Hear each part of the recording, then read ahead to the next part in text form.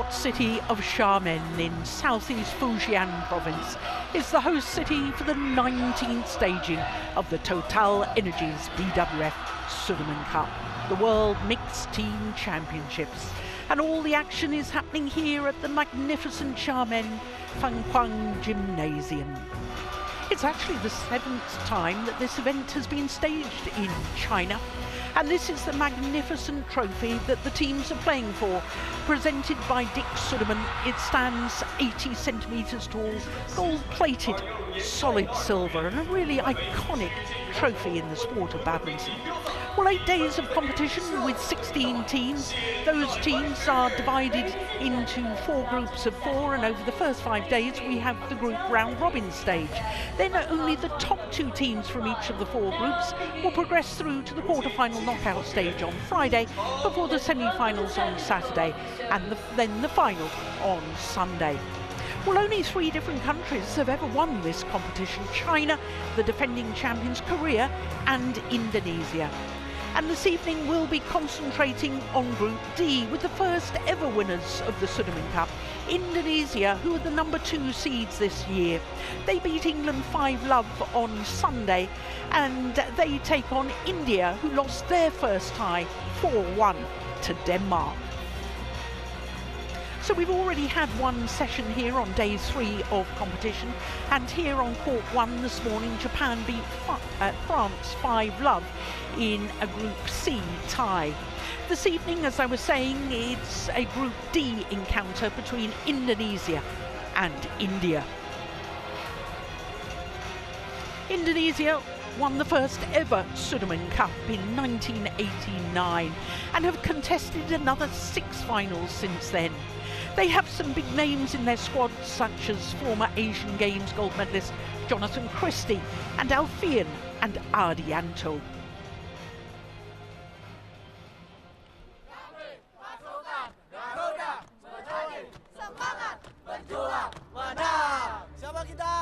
Oh, they look in fine spirit, don't they?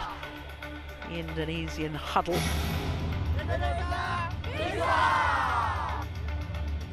India have twice reached the quarter-final stage, but have suffered a blow with the last-minute withdrawal of their top men's doubles pair, Ranki Reddy and Shetty.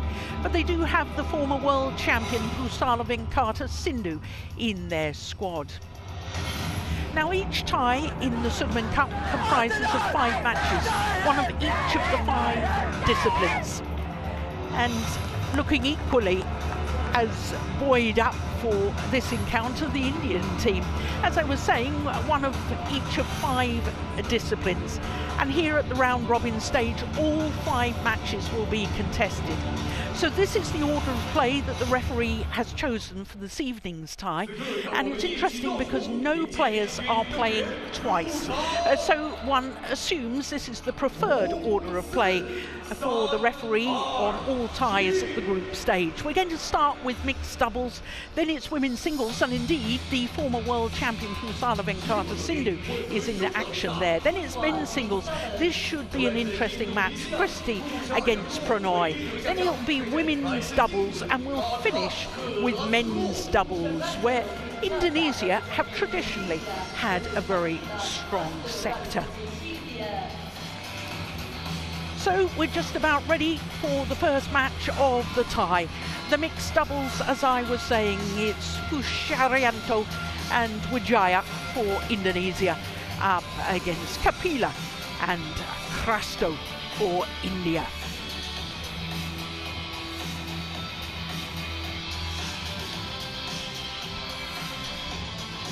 Well, for this Indian pair, they were in action on Sunday when India played against Denmark, and I was telling you that India were beaten 4-1 by the Danes.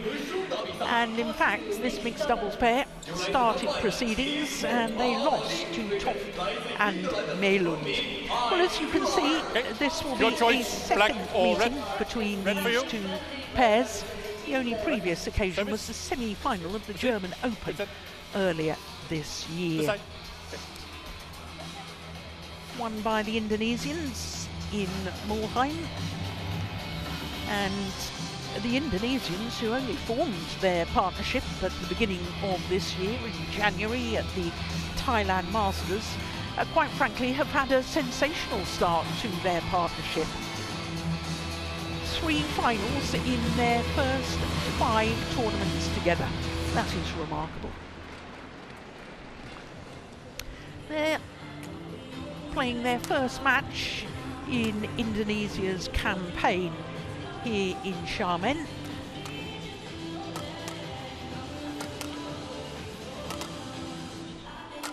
Dhruv Kapila, 25 years of age, from Ludhiana in the Punjab in North India. He's a tall athlete, 182 I've got him down as, at 6 foot tall. He formed his partnership with Tanisha Krasto at the Saeed Modi International events in 2023. That was November, December time. Well, she's been a very busy lady, because in the first tie against Denmark, she played twice. She won her women's doubles, but as I was telling you, lost the mixed doubles.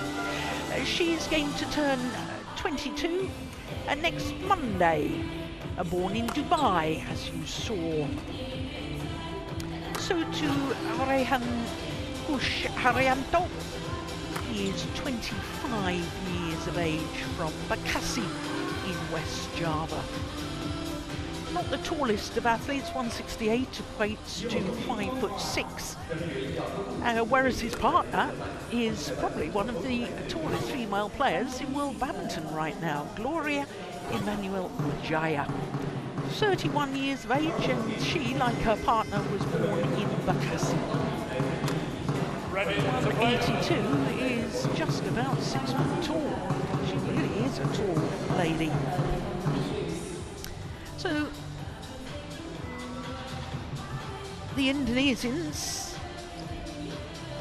will probably start as favourites in this, given the fact that they've been in 3 finals, winning 1 title. They won the Polish International Challenger event, having come through the qualifying earlier this year, then reached 2 finals in 2 weeks, the German Open and the Orléans Masters, both of those 300 events on the HSBC BWF World Tour.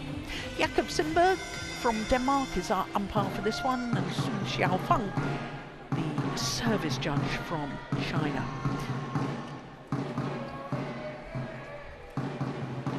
I'm Jill Clark, delighted to say that former Danish head coach Steen Pedersen is sitting alongside me.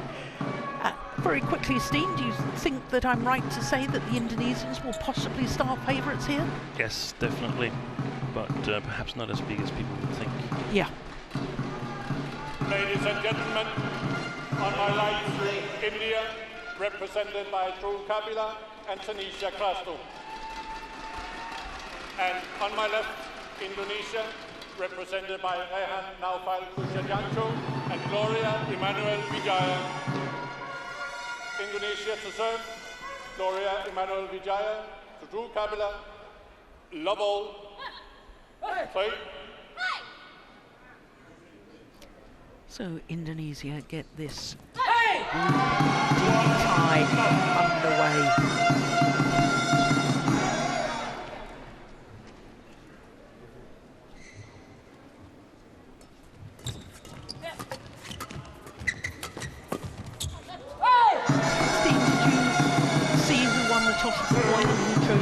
Yes, Wijaya and Kushayanto won the toss. I think they elected to serve more. Oh yes, the temperature. Yeah. And Castro and Kapila, after some discussion, chose this nice side to start. Well, they've had the luxury, the Indian pair, of having played already in this arena and on this court too. Yeah. Super.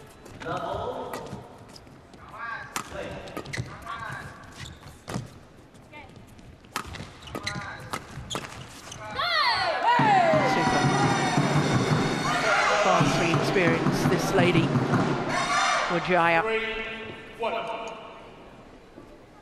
Yeah, I really got to tip a hat for Gloria Wijaya. She played in the national team with Hafiz Faisal and played a really good mixed doubles there.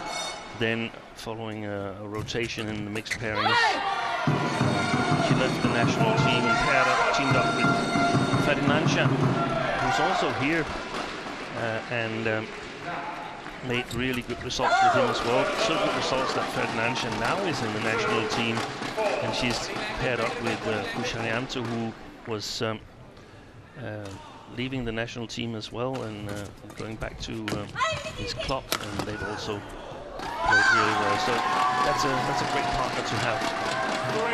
Yes, and just to emphasise your point, Steve, with Hafiz Faisal, she reached number 6 on the world ranking. With Ferdinand, she reached number 8 on the world ranking, and she didn't do too badly with Eddie Subaktia. That was her first partner. That's right, they got to number 11 on the world ranking. So I think there's a common denominator there. Yeah. And it's this lady that we're looking at. Class player.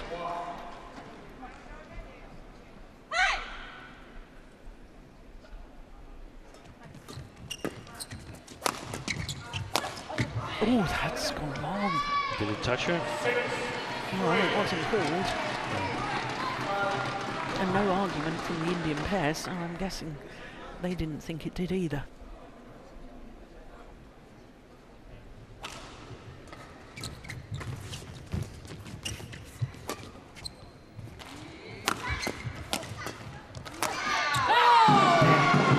Using her long reach to intercept.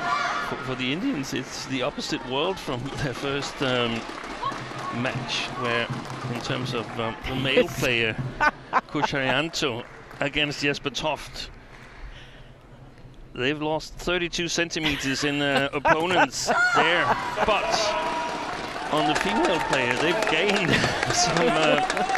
some reach on the front court there, the Indians. So it must be really difficult to settle in there. Trust you to come up with a stat like that, Steve. Very good. But I think actually it could be quite significant, because the style of Kusharyanto is completely different than Jesper Toft. Jesper Toft, very, very dangerous, and he hit the shot, his shots really well 2 days ago, and was super dangerous in the attack. So whenever Crasto and Kapila were forced to lift, they were in big problems. Here, I expect them to be able to survive 1 or 2 shots long, giving them better chances of turning rallies around again, switching momentum within the rallies. You've got to be careful though, and watch out for Wijaya with the good reach on the front court. But I think it fits the Indian mixed doubles a little bit better, this matchup. Oh, good defence there.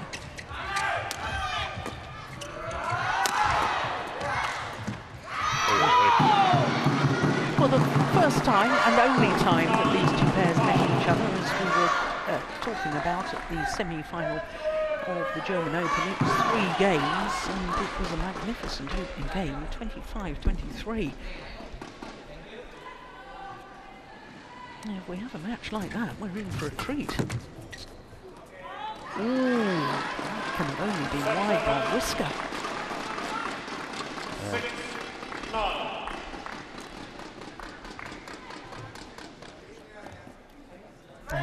It was a good call, so it was just wide. The thing is, it's only the cork that matters, and sometimes when we look at it from above, you see the entire diameter of the shuttle.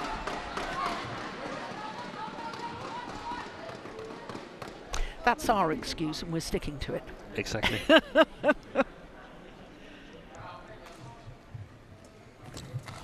Story, not excuse. Oh, that's nice. I like that defence from Kusharyanto. And it means that Indonesia have the advantage, of 5-point advantage, here at the mid-game interval of the opening game.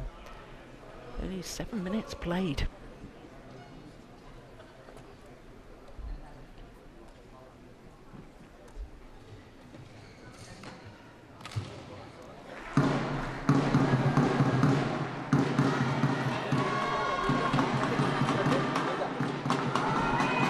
इधर से फिर तू आगे निकल हाँ receiving जल्दी करके side to side ready दोनों side to side ready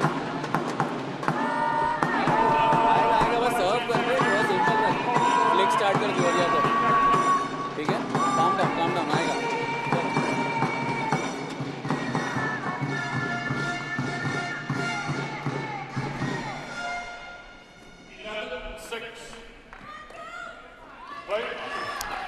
11-6 in favour of Indonesia in the first match of this tie. Oh my goodness. He's a tricky little player, isn't he, Xiamen? Takes after his father in that respect, doesn't he? Yeah. His father, of course, Trikus Arianto, was Olympic silver medalist with United Timor back in the 2000 Olympics. I'm sorry, Steen, I've reminded you of that again. Yeah, that's okay.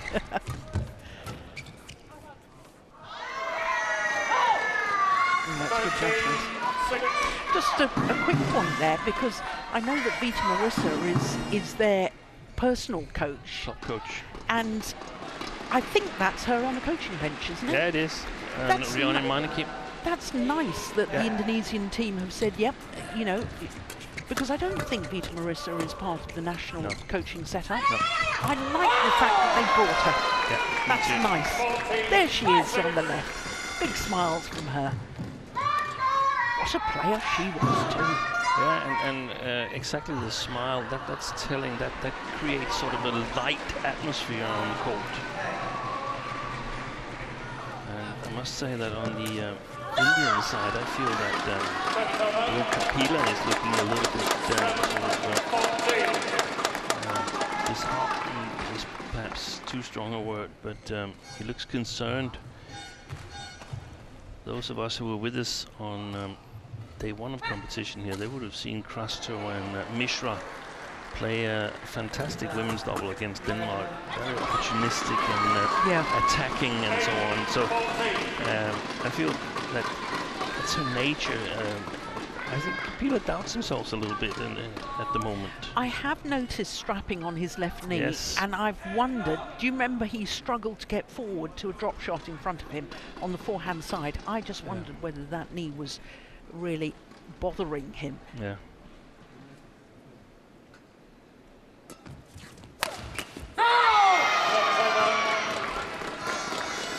And they really have little other options than to play him.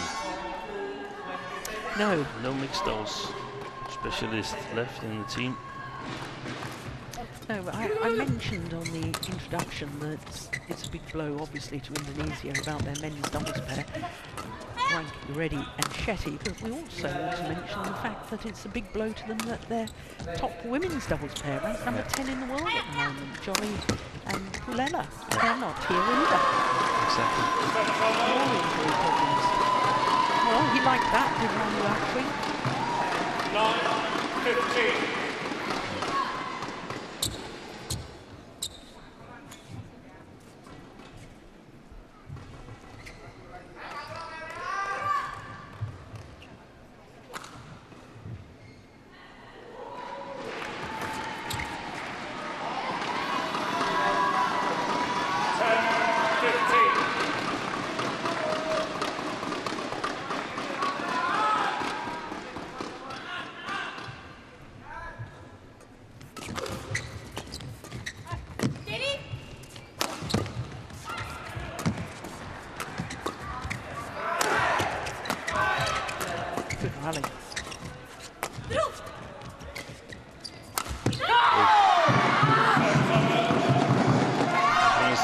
That we're looking out for when he has to jump Kapila and land on his left leg.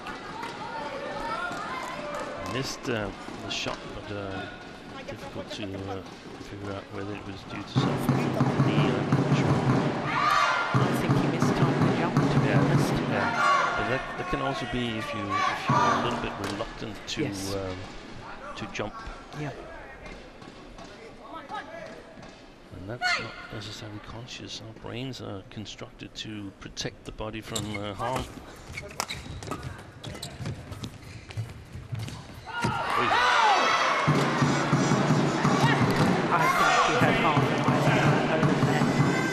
see where the gap was.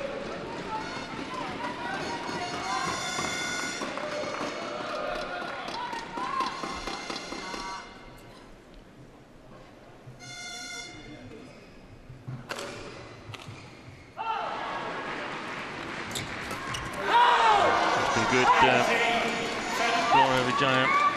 She's been excellent so far. I actually feel that she's become better playing the front court after she left the national team. Really? Yeah. And do you think that's Vita Marissa's influence? Possibly. Possibly. I think it is. Yeah. I mean, you shouldn't underestimate that you have a coach that has been there herself. Yeah. Whilst the national team at that time, as far as I recall, were operating with male coaches. So getting those small tips from a player that's been there and knows how it feels to stand there. And I don't know if Vita Marissa, she was a strong mixed doubles player, but she was also a great women's doubles player. So I wouldn't characterize her as a mixed doubles absolute specialist. No. Only mixed doubles. She was also a strong player from the backcourt. I think what I always admired about Vita Marissa was her tactical awareness. Yeah. And I think she's been able to impart that on Gloria Wijaya, and her net play has improved because she knows what to look for. Yes. And here they are at game point already. That's a fantastic start for Yeah. the Indonesians. 10 game point opportunities.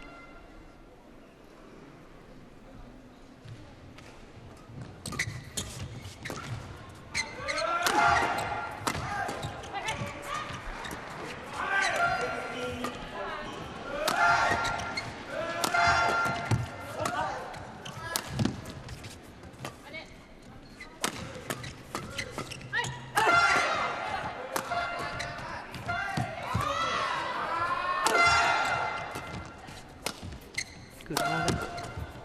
Oh! Absolutely brilliant. Crikey, we've got a bird's eye view of that, and I couldn't tell where that was going. Oh, that's magnificent. What a shot. Had his racket up so early, holding it, all options open. Superb.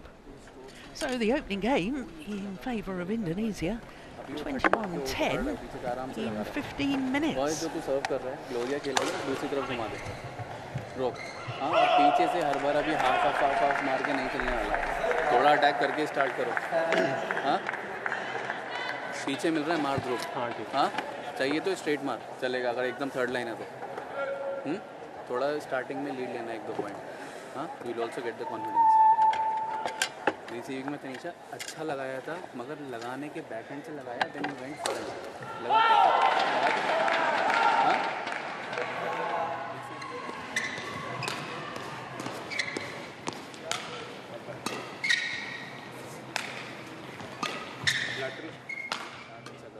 आएगा first strokes are important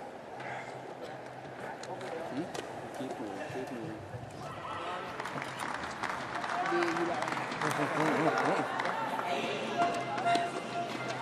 Terus ya, terus ya. Teriaknya langsung kenceng. Teriak aja pokoknya udah.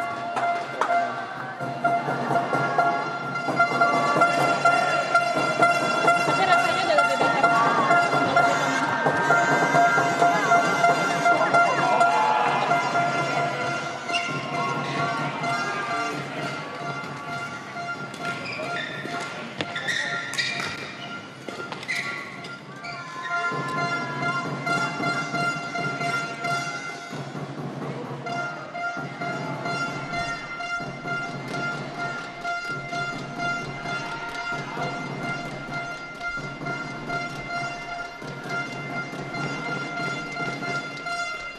So Indonesia won game to the good, 21-10 that opening game.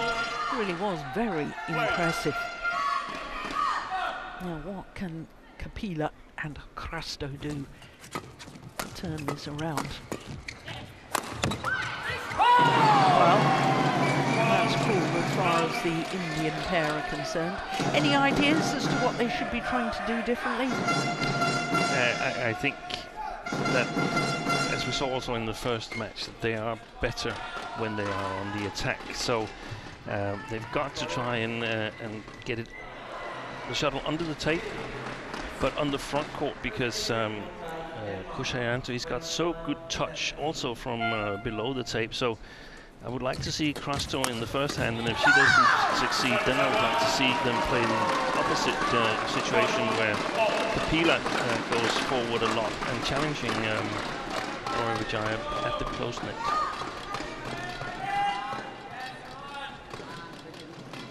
The problem is the Indonesians, then they could do the same to counter that and let Kushayanto play a bit more in front. That time it stays Kushayanto's side of the court. And who knows, perhaps the change of ends could also help the Indian pair a little bit. Can play the backcourt with a bit more confidence. That's brilliant.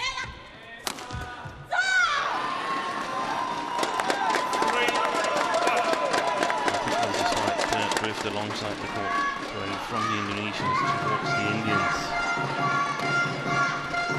That means that the long drives, long line, you can apply a little bit more pressure on them from the opposite side of the court. Yeah, well played. Wow. 4-1.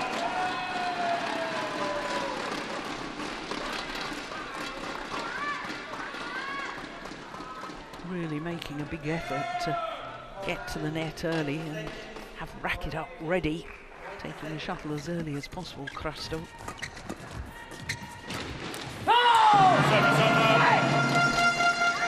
And to do that, she needs to perhaps take a step forward or a foot forward compared to her normal preferred stance, so that she's close to the net, and that leaves a little bit extra room for Kapila to cover. That's going to be interesting to see whether he can shoulder that.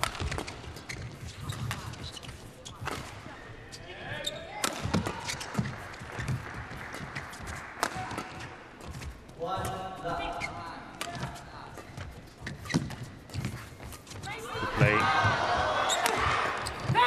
Beautiful block shot from Kushayanto, sets it up. 3-4.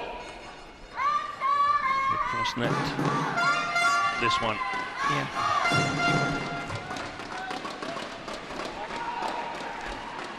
Well, as far as Gloria Vijaya is concerned, this is her 4th Sudirman Cup campaign, and would you believe it's a 4th different partner Is it? in mixed doubles that she's played with.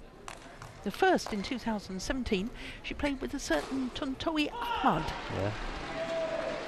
then played with Faisal, and then in Suzhou 2 years ago, she played one match with Ferdinandia and one match with Rivaldi. And prior to this campaign, she's never won a match in Sudirman Cup. Wow. That's a little bit surprising, but depends, of course, which matches you get selected to play. One of them was against India.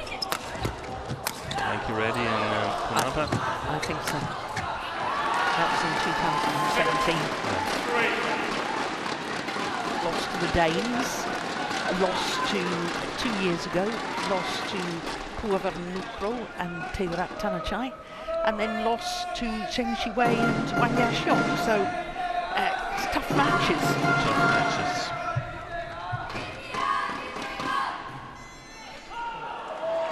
So it's fair to say that the Indonesians, they've been searching for a while, basically ever since Liliana Nasir retired. They've been searching for a top mixed double. Well, there's been lots of swaps around. You alluded to that earlier, didn't you, Steve? And it's interesting that Rivaldi and Mentari, who have been split, Yeah. were playing. They played the first tie of this campaign. It was very surprising indeed. Oh, that was indecision from Kapila. I actually think that perhaps the brightest prospect for Indonesia, they're not in the team, that's the new combination of Hidiatullah and Pasaribu. I think they've shown some really good signs in the World Tour tournaments that they've participated in so far. It's going to be interesting to see and follow them. That's a lovely drive by Kapila.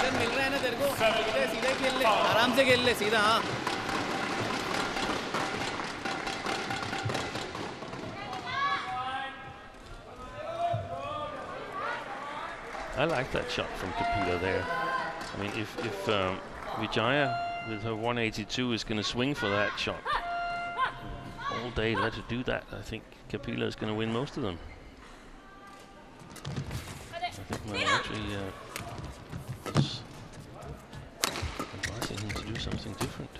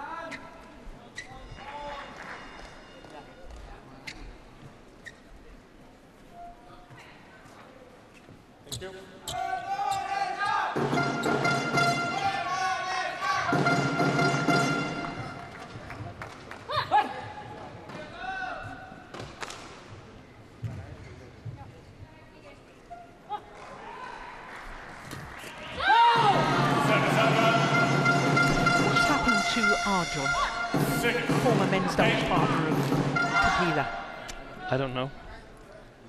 I'm not sure. He might have retired. He had injury problems, one after another, poor man. I'm just, my thought process was, is Kapila now concentrating 100% I think he on the mixed doubles? That was my thought process there. Well, is he playing with Pratik? No.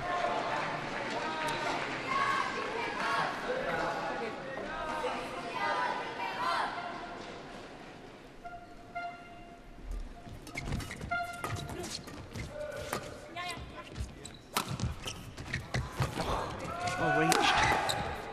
Yeah, I like that drive. Good shot.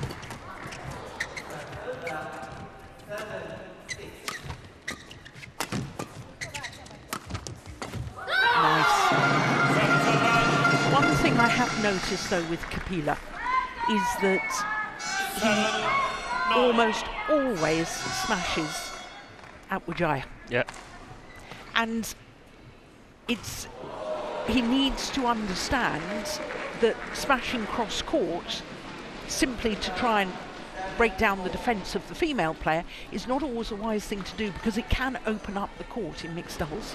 It definitely can, and he needs also to make sure that Kushayanto doesn't creep closer and closer to Vijaya's side to help her out. So once in a while you got to go totally opposite to keep the opponents honest. Yeah. And just to finish the discussion on the men's doubles, he hasn't played men's doubles for a year, right. Kapila, after checking the results. That was the I think it was the Thomas Cup last year.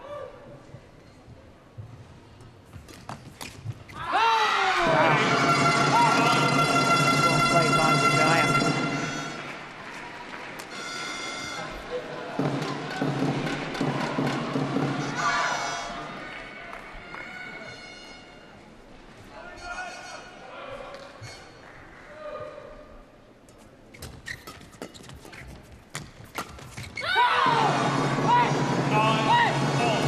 Done well here. 3 straight points to get that level at 9-0. Yeah, and I still feel that he's sort of walking around there, moaning a little bit about himself. Kapila, they had a good start, 8-5 up here, and that's when you really need to support yourself, because they lost the first game big. Yeah, there's the cross-court again, Yeah. and again. Yeah.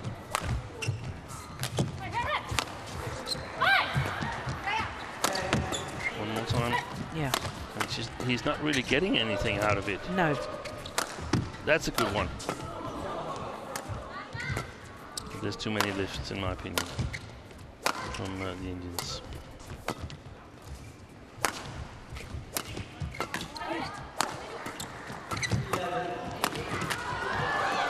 Brilliant! I don't believe it! This is fabulous! What a rally! Clearly the longest rally and the best rally of the match so far.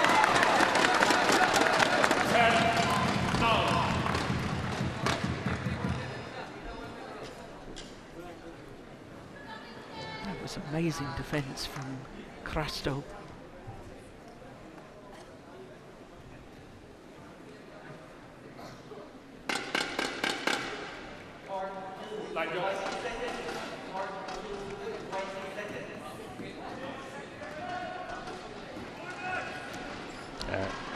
I'm looking a little bit at Manu Atre as well, because he's giving a lot of directions at the coaching chair, and he did also when it was 8-5, and I think that right now it's not so much directions, it's support, it's positive vibrations that Kapila needs.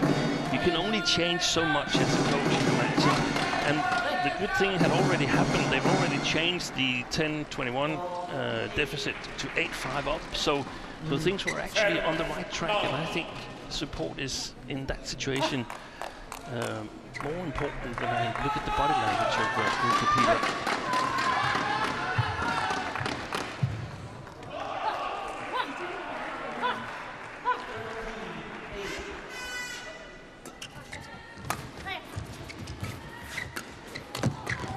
Wow.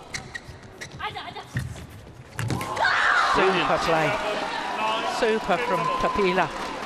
And it is India that go to the mid-game interval with the advantage, a 2-point advantage. That's a brilliant shot, that backhand, guided cross-court.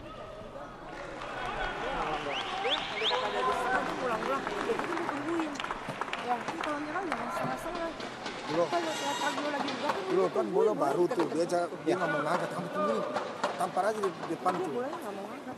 Nanti setelah bola bekas baru dia mau ngangkat, tapi kalau baru ini kamu tungguin di depan. Benar ya, pressing juga bagus. Kalau udah diajak rally, jangan kalau ngaku banget ceweknya. Kadang kan kayak ayo, suaranya tambah ayo. Sorry. जितना patient हम खेलेंगे उतनी अंदर बस ऐसे अभी होता बहुत अच्छा लगेगा।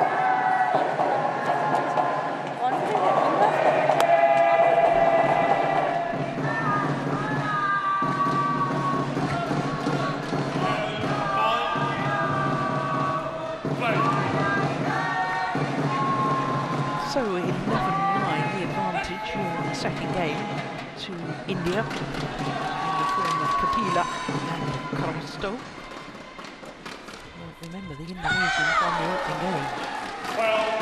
12-9. Going back to your coaching point there, Steen, you were talking just before the mid-game interval. You know, sometimes it's a very personal thing, the relationship between the coach and the players, and some players may want the coach to give something very specific to do and focus on each rally. So if that's what the Indians have requested, it was off balance when he played that, then one can understand it.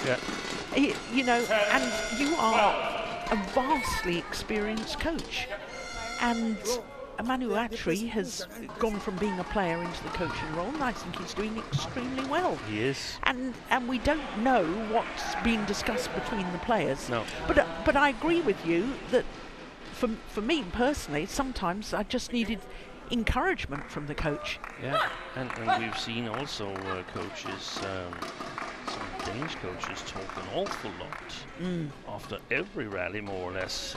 Both Kenneth Jonassen, when he was coaching Denmark, he's now in Malaysia, and talking a lot to the players.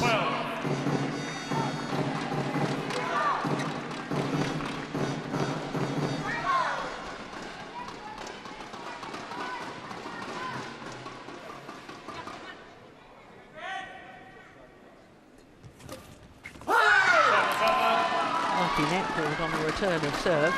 Well, maybe it wasn't so lucky. Practice skill.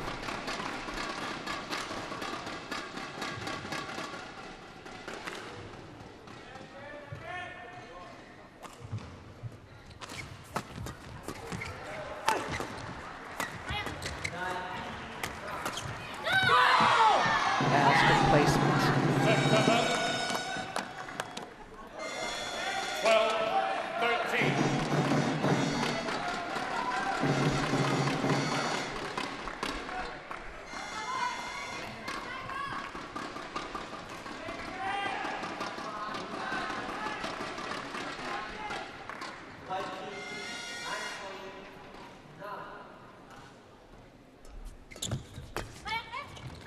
Oh yes, good placement again. 13 all.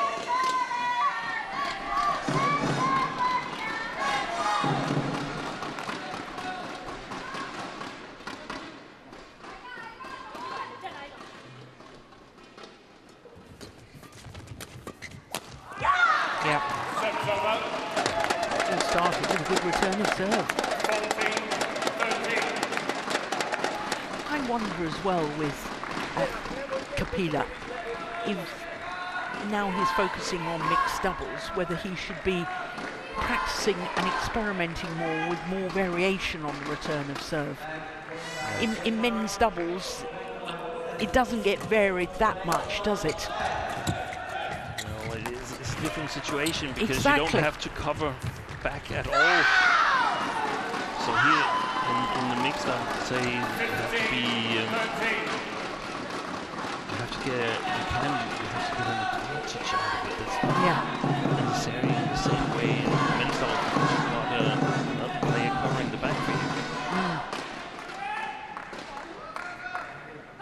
Getting advantages can be done in many ways. It can be done with accuracy and deception, but also variation. Now you read that. Quite brilliantly, Kapila. 16-13. Took it very early on the backhand side. That's a wonderful shot. Look at that.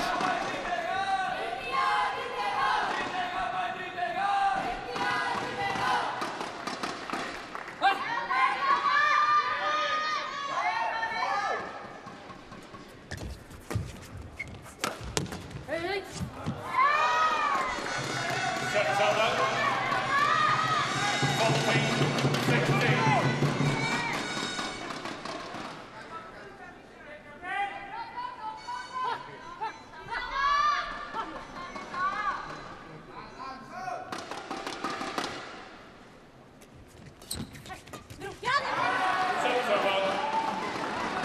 Yeah, he's not happy with himself. 14. But this is also a sign that he can't play freely to the backcourt. Xiamen. Otherwise, a flat lift straight would have been a great option.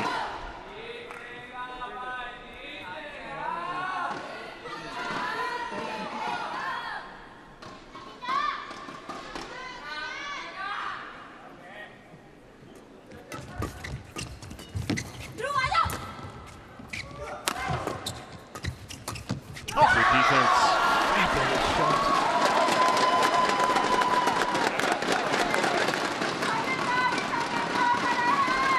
Well, if he was beating up on himself in the opening game, he certainly dug himself out of the hole, and he's playing magnificently now.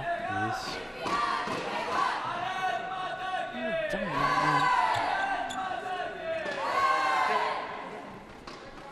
It's always a good sign when a player is perhaps below their best, that they can still, within a match, turn things around and get themselves playing well again. Yeah.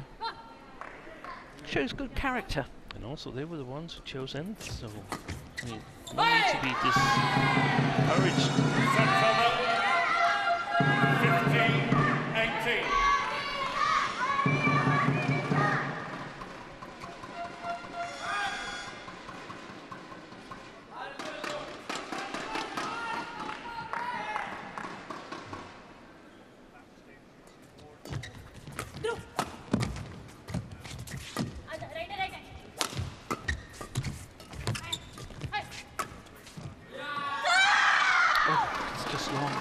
They're challenging. It's the first challenge of this first match of the tie.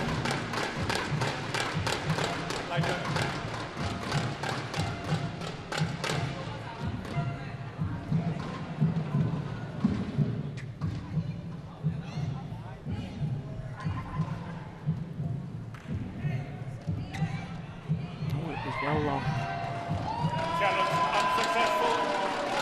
One challenge remaining.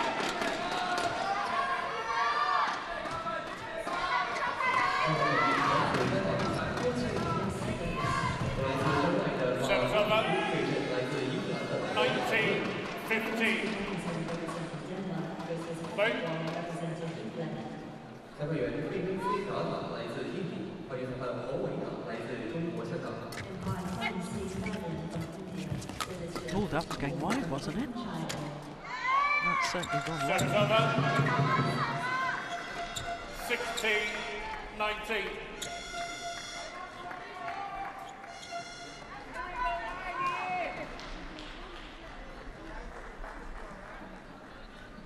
Thank you.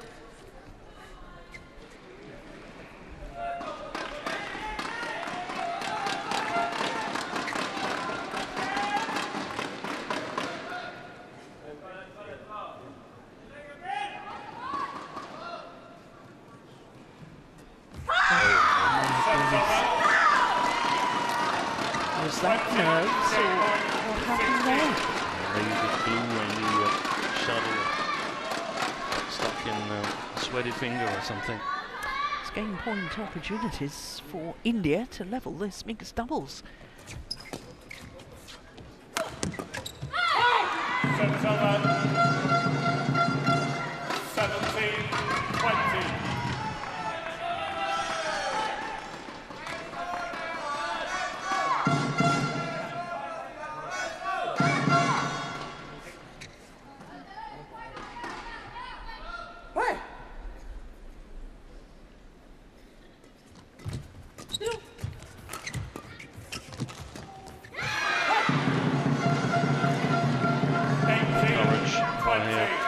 Giant. Yeah, that was more reminiscent of the opening game, wasn't it? She hasn't been able to do that so much in this second game. Dominate the net. First 4 shots are going to be very important here. Who gets the initiative? Who gets to play from above the tape? Good serve.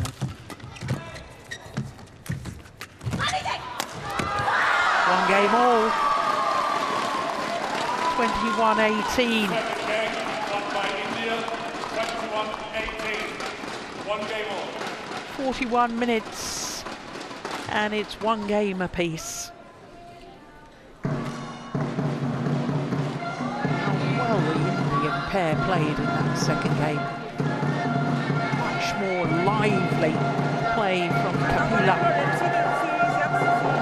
Retreated to a third.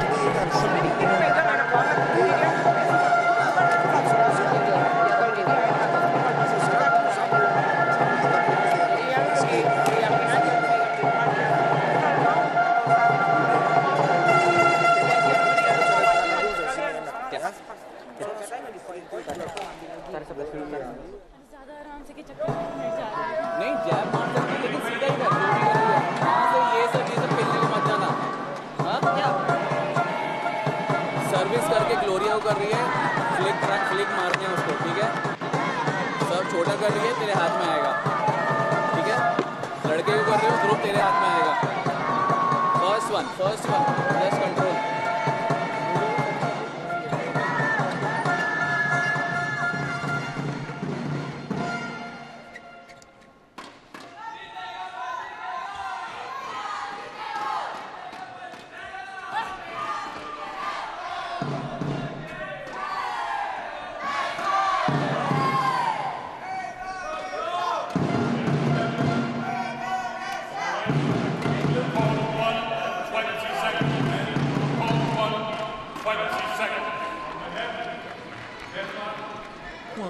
language of the Indian combination as they made their way back onto court was extremely positive. Yeah.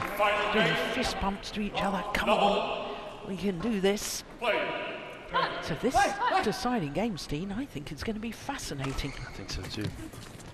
Wow, lucky netboard.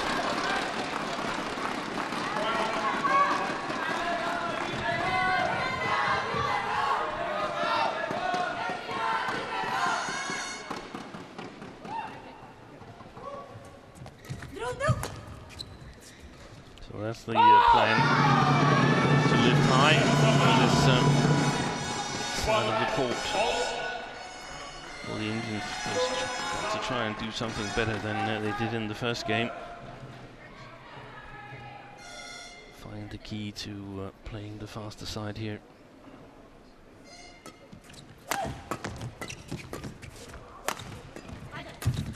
Nice.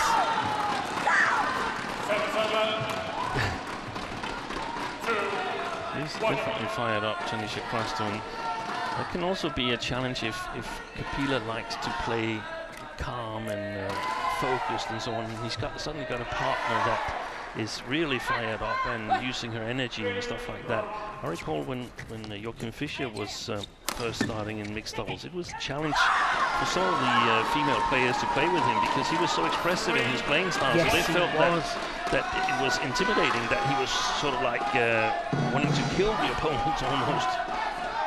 So it takes good knowledge in the pair and accept of each other's personalities. Ooh, something happened there to Crashton.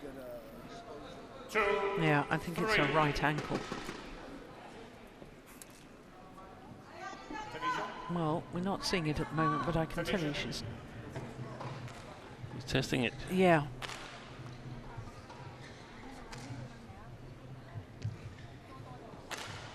Flick to the forehand. Oh, nice serve by Xiamen.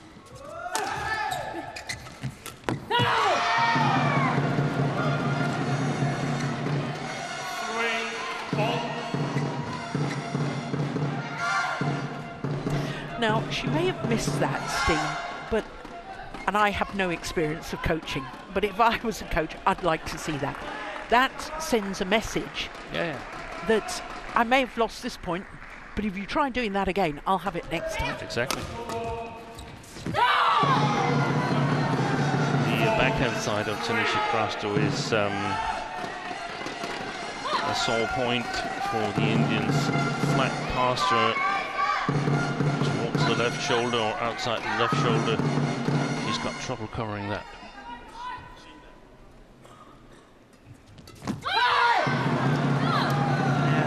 Those 3 quick errors.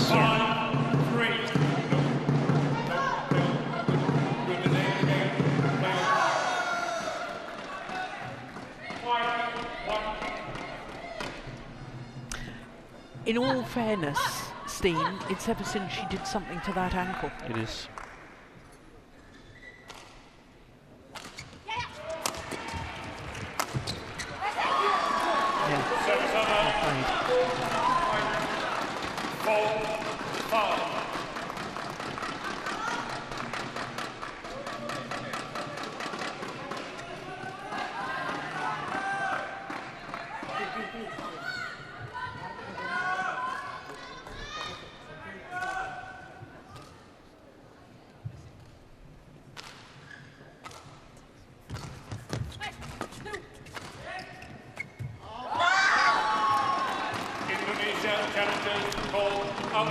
I think that may be a little rash to challenge that one. There's a Kirsty Gilmore challenge. Yeah. How many do you win on the far back line from where you are? The answer is, what did she say? She reckoned 10% or something? Yeah. I'm not sure it's as much as 10%. Of course, I'll be proved wrong right now. It wasn't dropping down from the ceiling at all, but it wasn't sliding over the back line either. That's the ones that can be tricky to judge. She was right, they were right. They were right, my goodness me.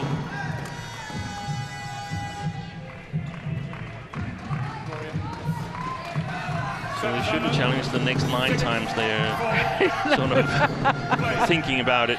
Well, I mean, it just goes to prove us wrong, doesn't it, Steve? Yeah. Good shot.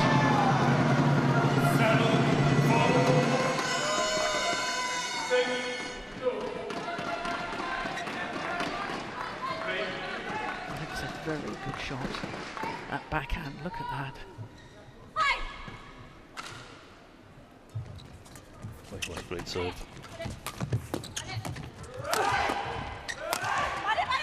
Oh, it's not steep enough. It's gone long of the back line. 5-7.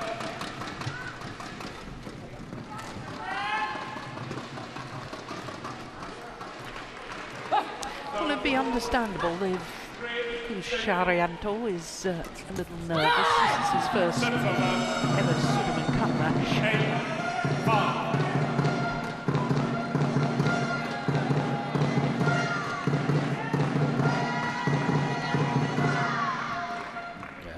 Leaving the national team, so you really want to Yeah. prove a point. That was well taken. So was that. 9-5. A full stretch. That, well, no, it was the one before that. From Xiamen.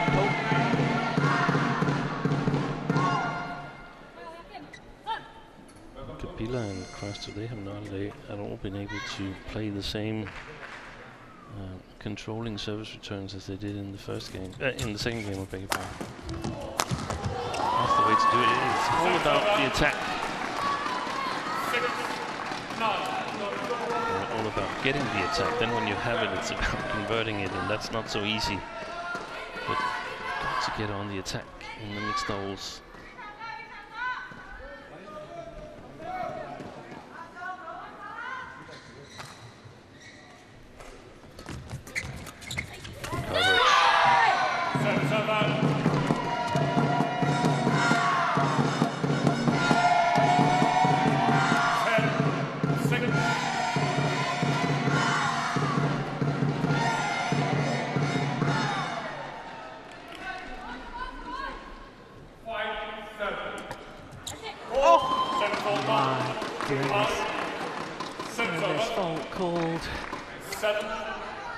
That's the second time she's been faulted for serving too high. All of the shuttle must be below the 1.15 metre mark, or 115 centimetres, whichever way you want to look at it.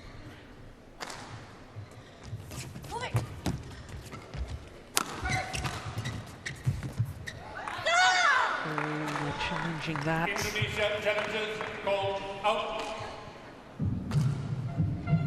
Now, I have been talking for the first couple of days about a bit of a sideways drift from right to left as we look down on the court, and that may have just taken the shuttle a fraction wide. If you pressure me to have a call, I would say wide. Yeah, well, we're a little late on that, Steve. We were seeing it. No, I think it was in time. Can we have a rewind and see when it was... I think it goes from when I started the sentence.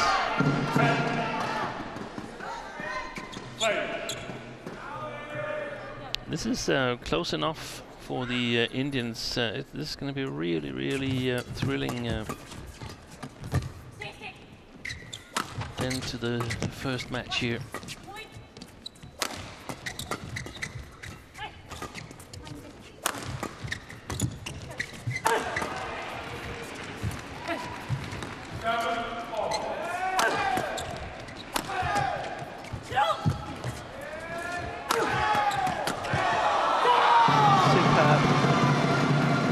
Rally, and it is the Indonesians who have the advantage, but it's only a 3-point advantage, and now the Indonesians playing with the drift, which is a little more difficult to control the shuttle.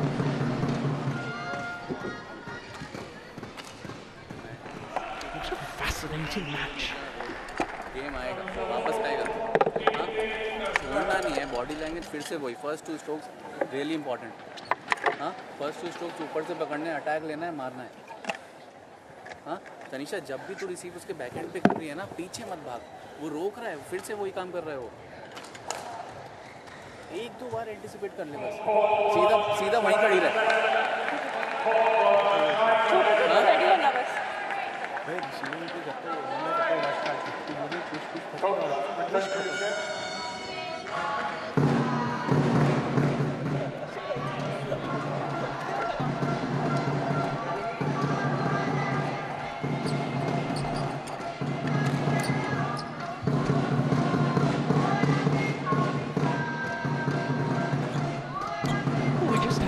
Glimpse of the former world champion Xiamen in the warm-up area. We saw her doing some pretty energetic warm-up earlier. And this match has gone the full distance and she's decided to have a bit of a sit-down.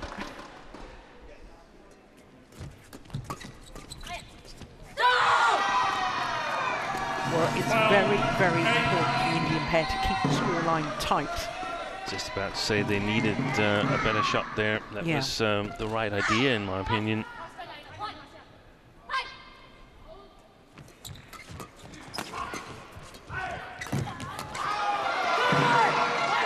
Yeah.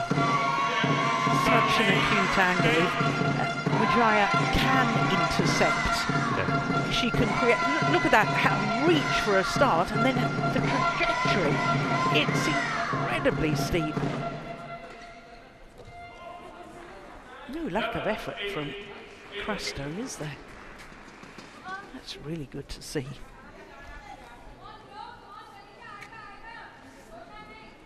Thank you. Vijaya's, in my opinion, much stronger in intercepting in her forehand side, so a lot of the Indian defense should go flat past her in the backhand side. That would give them the better chance.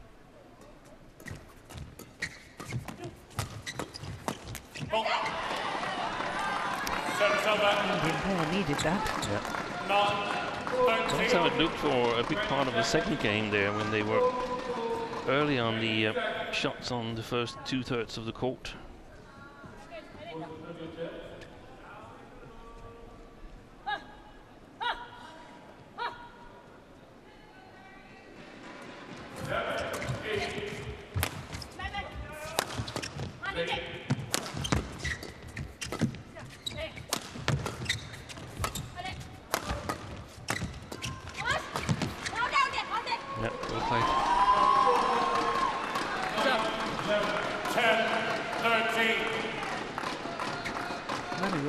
Looking more nervous than the players. Did you show your nerves when you were on the coach's bench? Occasionally, but I think I was reasonably calm. I've never been on a coach's bench. There you are. I can't make comment.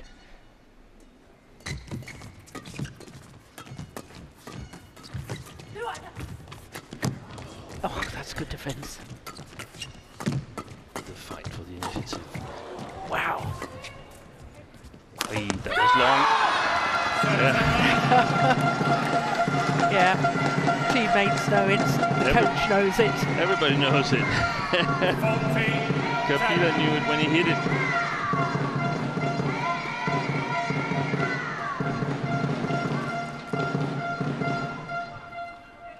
Well, we can all be wise after the event. Yeah, and it's also when you're trailing 13-10, then you don't want to let that one drop, and turns out it's on the line. Yeah. You still have an overhead shot and a good chance in the rally. But that's one of the things about nerves, isn't it? Your decision making goes off when you're nervous. Yeah. You make bad decisions. You have to try and look away from the score. How would I play if it was just one rally? It doesn't matter what the score is.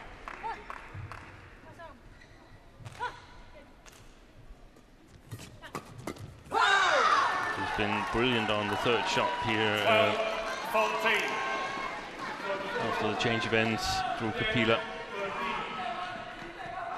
I don't know if you noticed, Steen, but there was a huge gulp of air from Xiamen. He's feeling the pressure. He's nervous. They're all nervous. Understandable. 15-12. It's always so important. The first match of a tie tends to set the tone for matches to come. Especially for India, missing their best men's double Yes. and women's double. They are perhaps the underdog but they are the underdogs in those two categories. So they've got fewer matches where they have a fair chance, so to speak.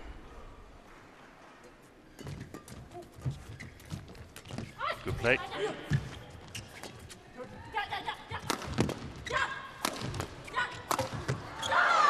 Lucky neck cords.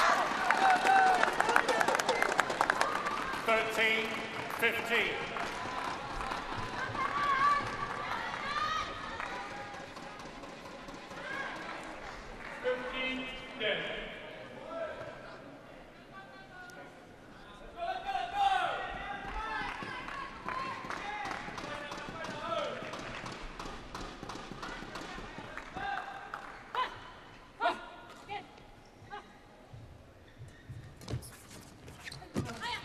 Super nice play into the net there again.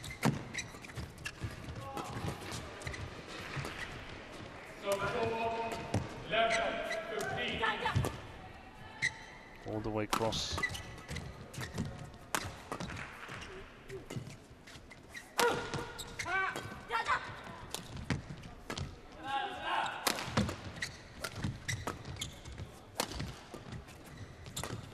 Screwing rally. Oh, that is a moment of magic from Tanisha Crasto. My goodness me, what a wonderful, delicate, beautifully angled shot.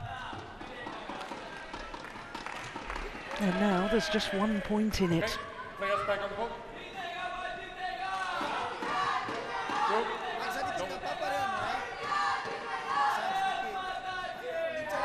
6 of the last 8 points.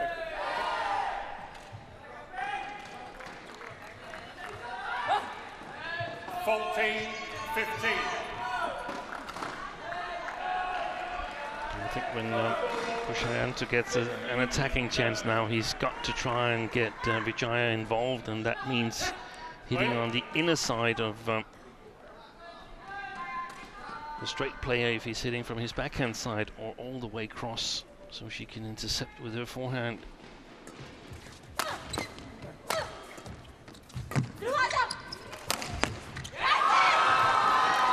Well, it works. Smashing on Vijaya cross-court again. But I still feel that he could be a much better player if he varies his attack a little bit more. Doesn't have to do that much there, Vijaya. She can just block it and move forward. 15 all. An hour and 1 minute into the match. 1 game all. 15 all now. The Indian pair into the lead. What a comeback. And she's dropped down. Vijaya.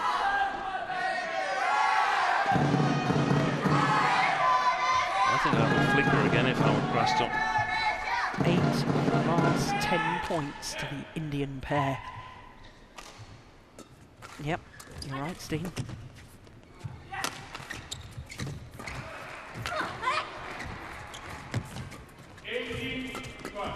It's going wide. Beautiful block. Unbelievable. Unbelievable.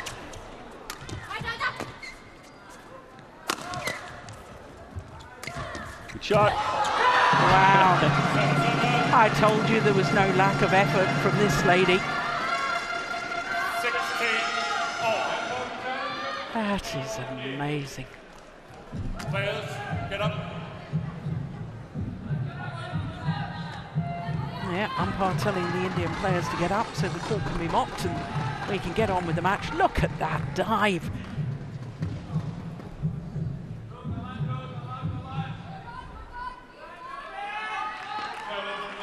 Well, you know what, Steen? I said at the beginning of the match, if this was half as good as the semi-final of the German Open, we were in for a treat. I think it's even better.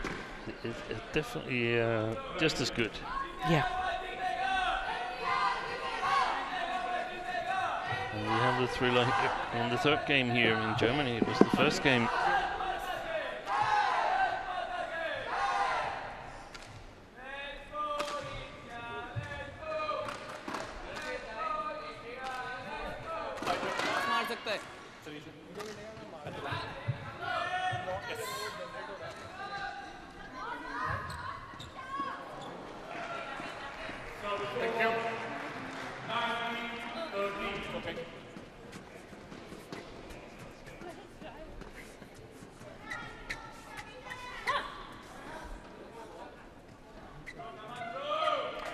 So 16 all in the deciding game. An awful lot of this is going to come down to who's got the nerve. What a match.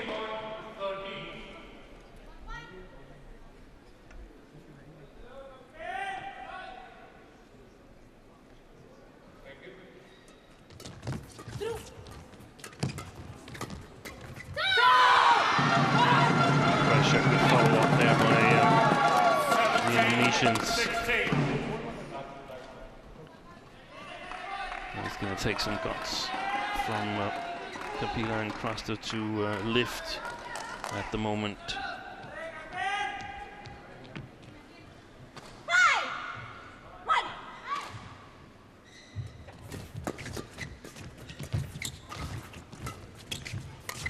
Nice. Yeah, of course, it's the error with the disguise drop. 18-16.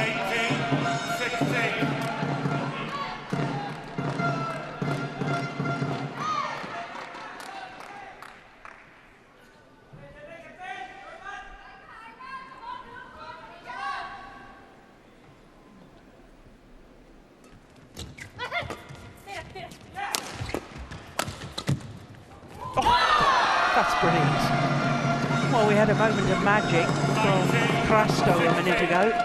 Now we've had a moment of magic from Wijaya.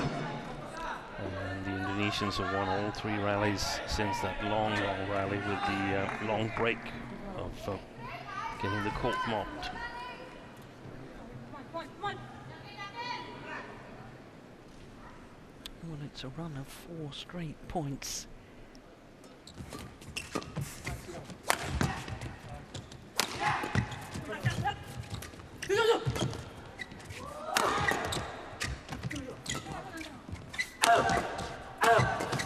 Oi, what a shot! Unbelievable. This is absolutely terrific. 17-19.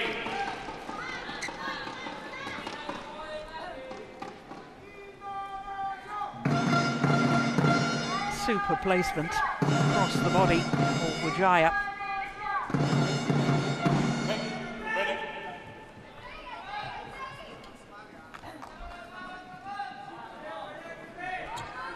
Thank you.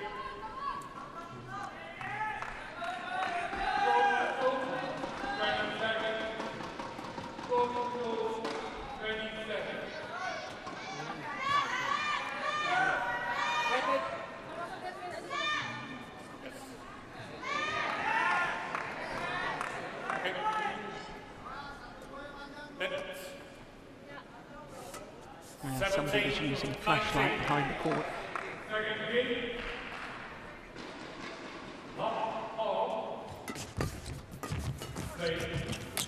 Super play. Yeah. Great coverage. 19. And that's what she showed in the women's doubles on Sunday, that ability to hunt the shuttle. Just 1 point in it.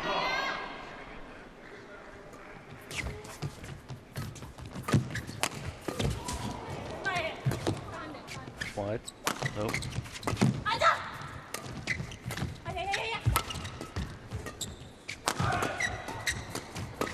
Fantastic play.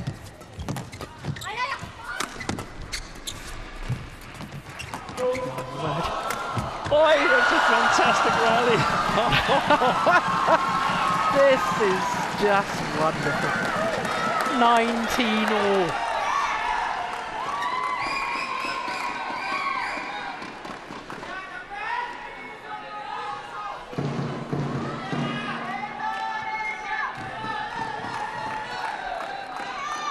Who's going to have the match point opportunity this next rally to answer that question?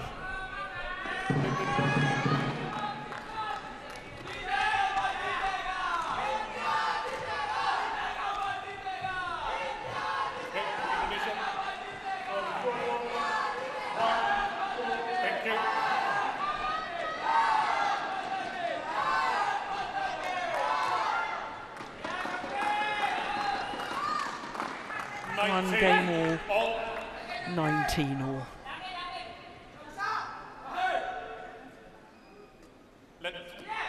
Oh, no, I thought you weren't allowed to put your hand up anymore. That was something that they tried to implement, but that's... Brilliant. Indian teammates celebrate, but they've not won the match yet. It is, however, a match point opportunity on a run of 4 straight points. Match points for India. And they've done it. What a remarkable comeback. 21-19 in the deciding game. An hour and 10 minutes of fascinating, wonderful badminton. And India off to the perfect start. Match won by India, 10-21, 21-18, 21-19. Well, the umpire just confirming that scoreline, having lost the opening game to 10. That really was a remarkable comeback. 21-19 in the deciding game on a run of 5 straight points.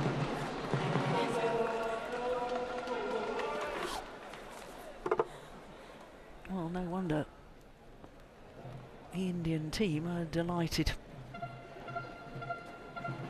Rackets in the air, celebrations begin.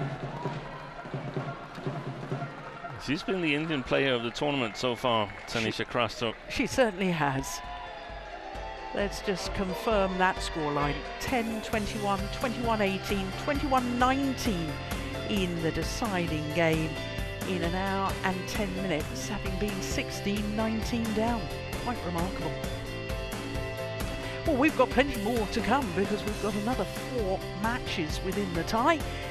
And the players for the next match are in the wings, waiting to be brought on to centre stage, because next up is women's singles. It's Wardani for Indonesia against Kusala Venkata Sindhu for India.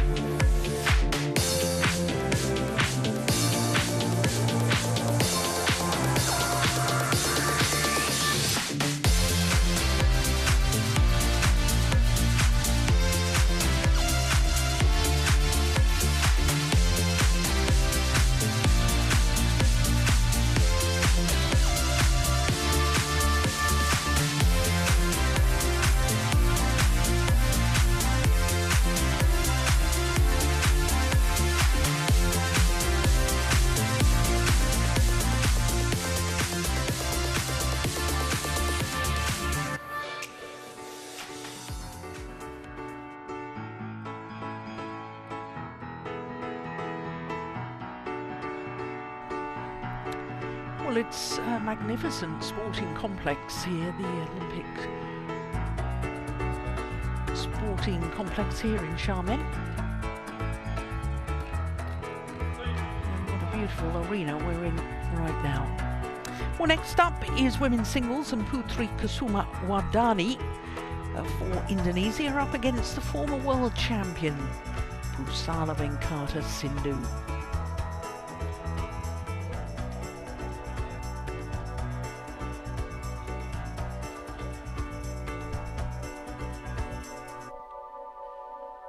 Well, this to me will be an interesting match because Pusala played on Sunday against Denmark and she lost for a first time in 6 meetings against Lina Kjærsfeldt.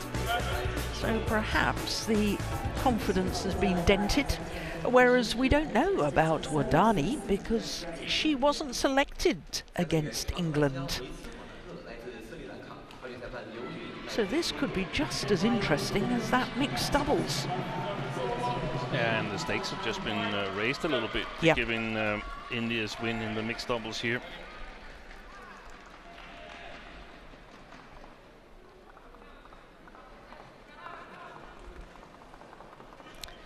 Well, this will be a 4th meeting between these two players, and of the previous 3, the Indian former world champion Pusala Venkata Sindhu has won 2 of them. The last time was at the Asian Games in Hangzhou. 2116 it was, at those Asian Games.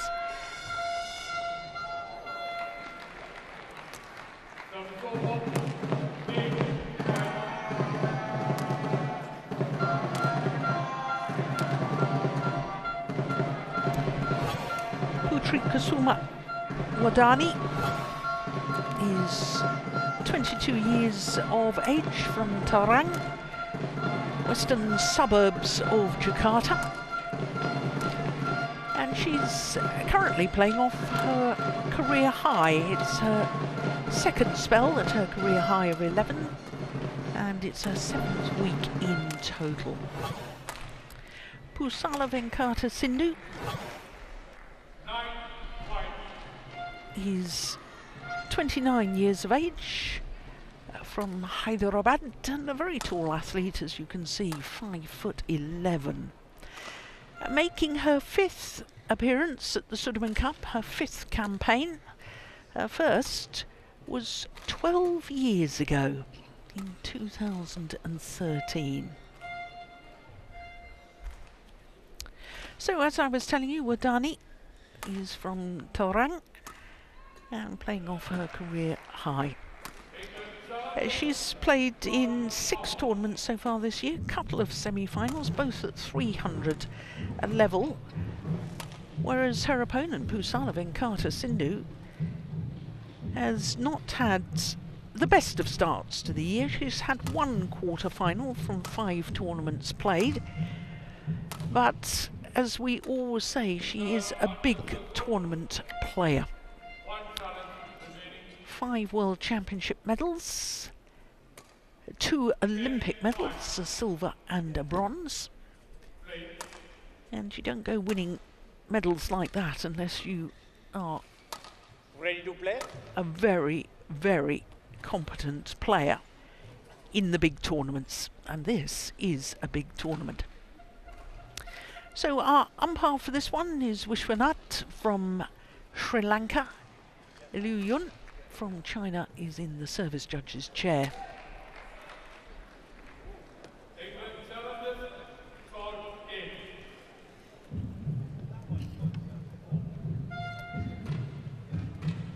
Well, another reason I think this could be interesting is because I think that Putri Kusuma Wardani has been playing extremely well over the last 12 months or so, Steen. Yeah, she has. And like you mentioned, her place on the world ranking indicates it.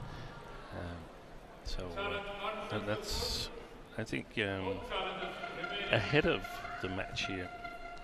Kusuma Wardani was the favourite, but I think it's more 50-50 now, given the pressure that the 1-0 to India has added.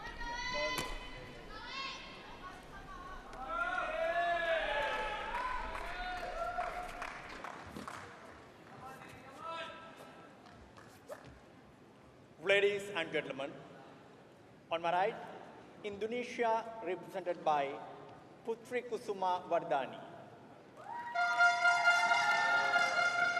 And on my left, India represented by Pulsaravi Sindhu. Indonesia to serve. Low ball. Play. So the second match of this Group D tie. Service over. 1 And love. all the pressure on this young lady. A 22-year-old from Indonesia.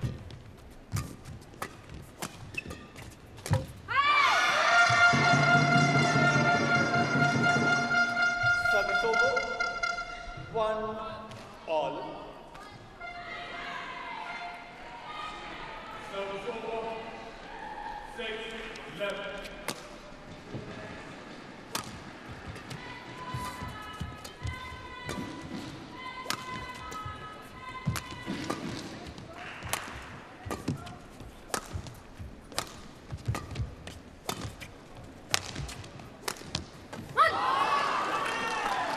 Style-wise, Steen, what should we be looking out for with these two players? 2-1.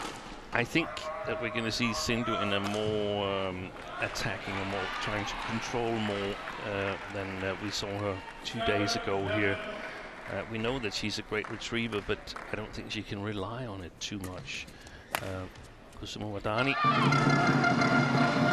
relies a lot on good shot making, good shot quality. She's not as quick on her feet as many of her Indonesian compatriots, but she moves economically. She's got good footwork, but not super quick. Very accurate.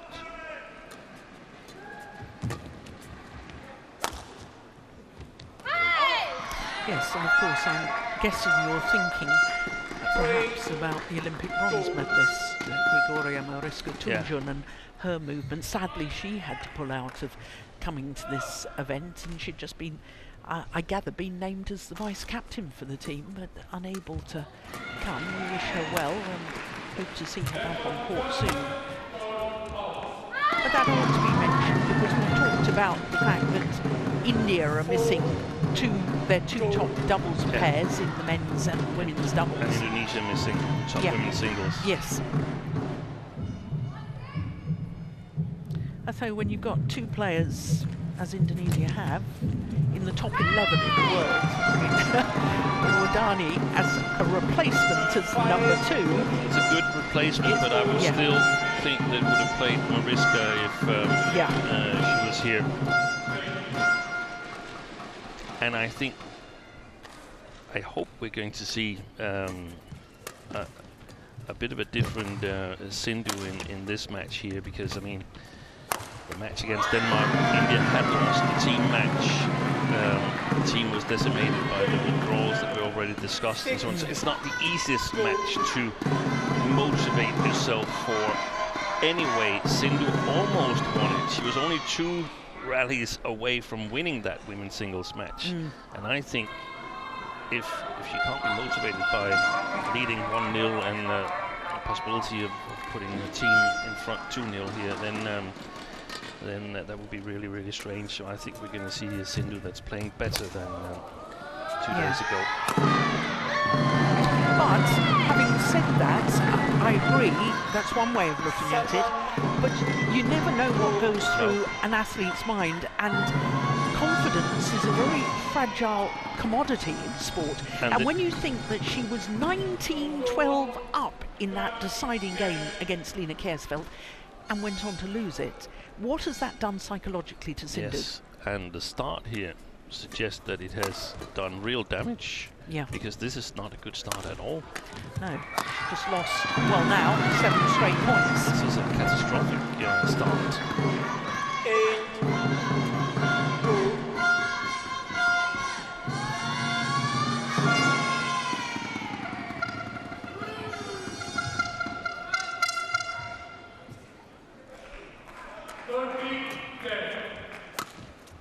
That's a beauty. What a super shot. But it also starts with the service return. It's a very weak service return. No pressure, no deception. at all, leaving all initiative for Kusuma Wardani.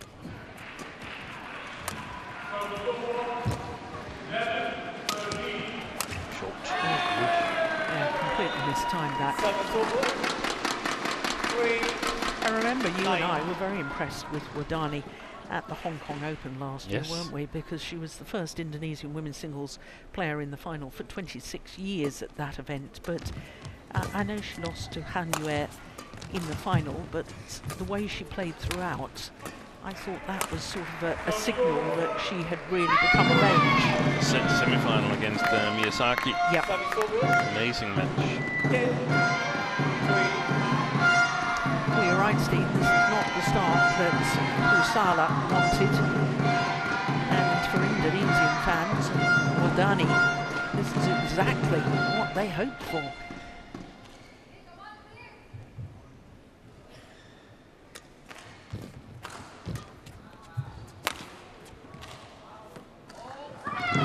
In the long forehand for Sindhu. Saw that 2 days ago. Well, having been 1-2 down, she's won 10 of the last 11 points, Wardani. And an 8-point advantage at the mid-game interval, only 6 minutes played.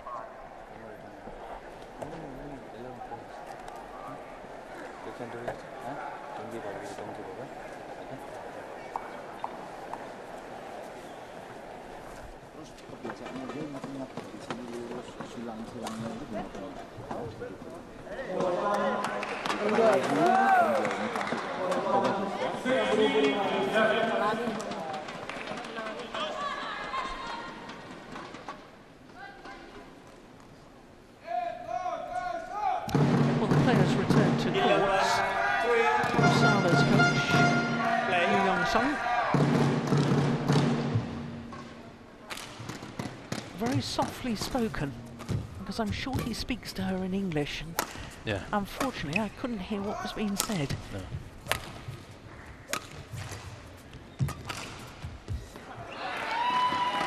Well, one thing we know about Sindhu Steen is that she's shown in the past what a great fighter she is, and she needs every bit of that fighting spirit right now. Yeah, I think she needs to try and up the pace without playing too risky close to the lines of the net. Wow, what a return of serve. 12-4.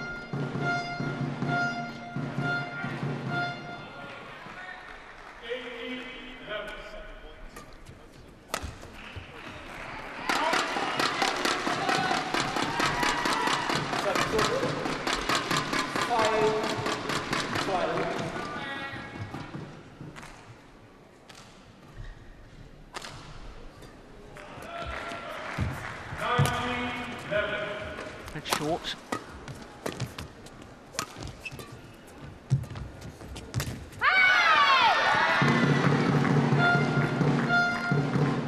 Service over.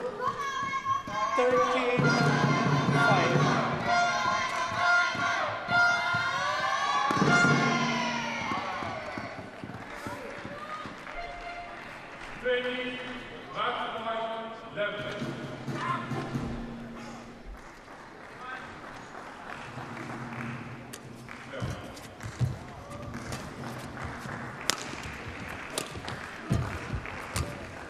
Oh, that's nice.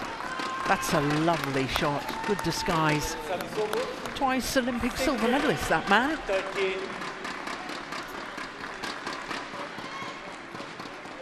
With Lee Dong-soo.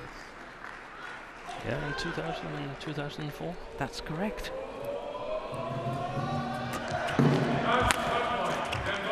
Oh. That's a super smash.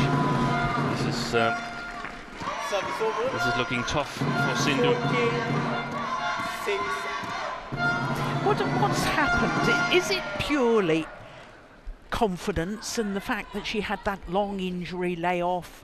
You know, you come back, a lot's happened in her personal life. She's got married, she's extremely happy. You know, maybe I don't know. I mean, so much of sport is about confidence, and if that confidence is gone momentarily, it is tough. Yeah, it's very hard to try and diagnose what exactly it is at the moment, but the shot quality is not where it should be, and the movement is not where it should be either, as far as this first game is concerned, at least.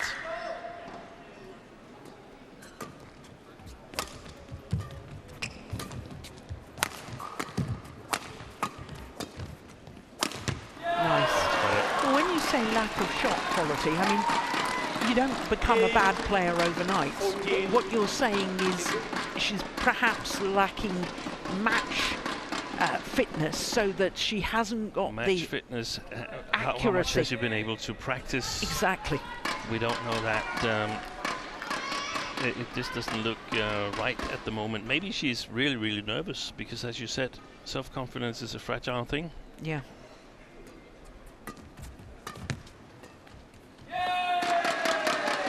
When we talked about the Indian team, yeah, they have withdrawals, but they have the former world champion, PV Sindhu, and maybe she's not capable of carrying the team at the moment. Maybe she needs to focus on just playing as good as she possibly can in every single rally.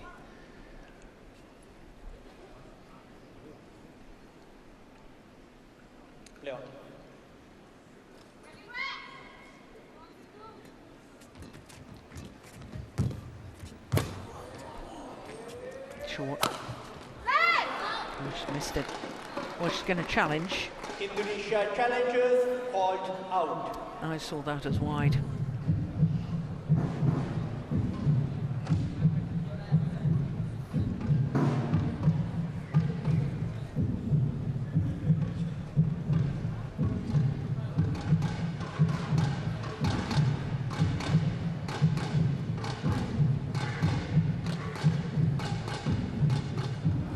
Indeed it was. Challenge unsuccessful. One challenge remaining. 10-14.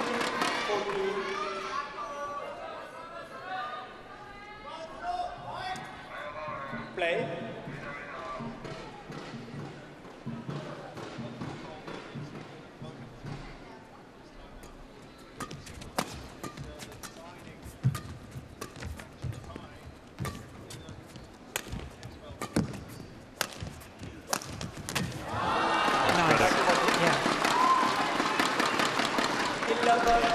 Go back to your point there, Steve, because of course every sports psychologist, every coach will say just focus on one point at a time, don't think about the team situation or whatever.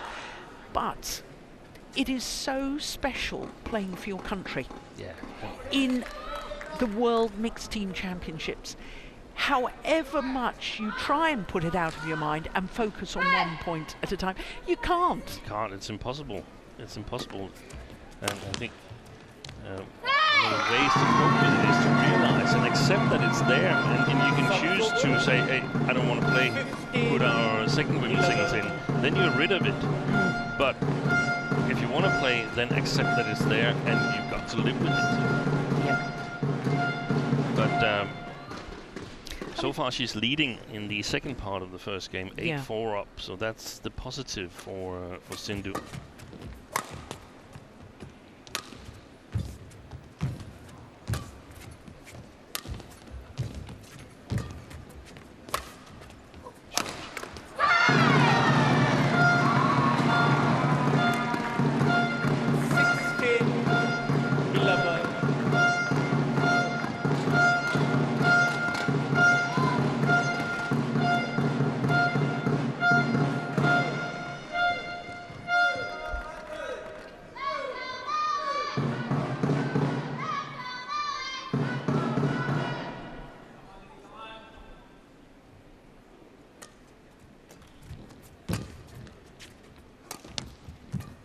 Oh, that's a good shot. That's a beauty. 17-11.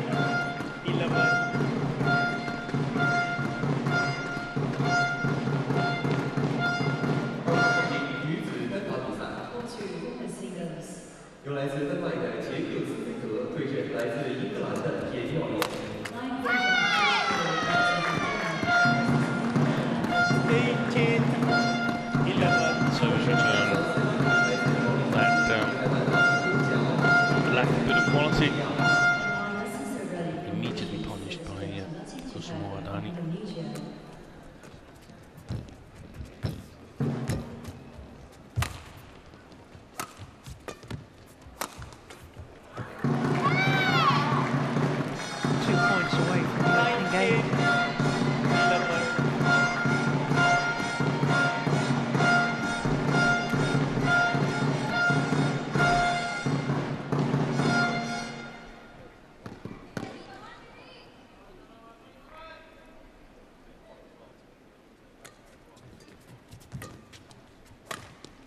Yeah, the movement there from Sindhu was awkward. Yeah. For that round the head position. Game point opportunities for Indonesia's Putri Kusuma Wardani.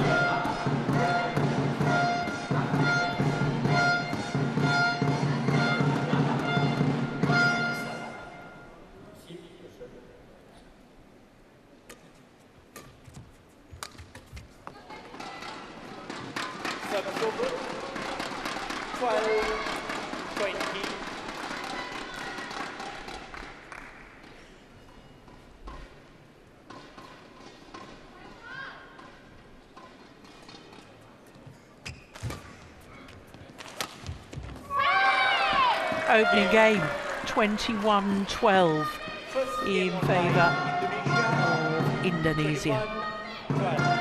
Umpire confirming that scoreline, 21-12 in 16 minutes.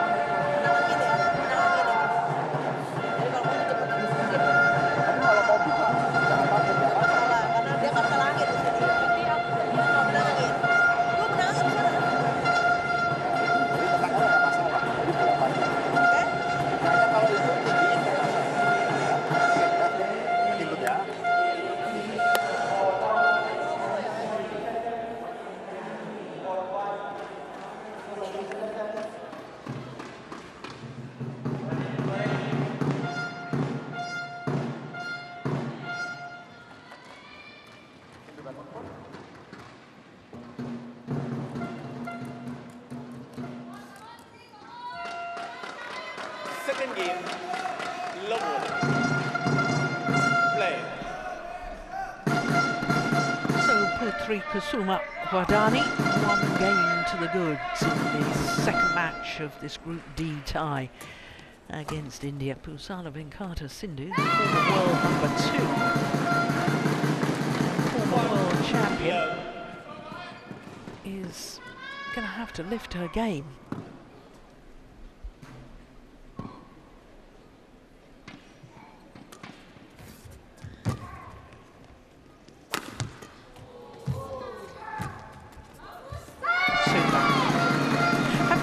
I was quite surprised that Iman Tohari, the Indonesian coach, spent so long talking to Wardani because, to me, she seemed to be playing so well. That's right. But I guess it's about the playing conditions that now she's playing up against the drift. England represented by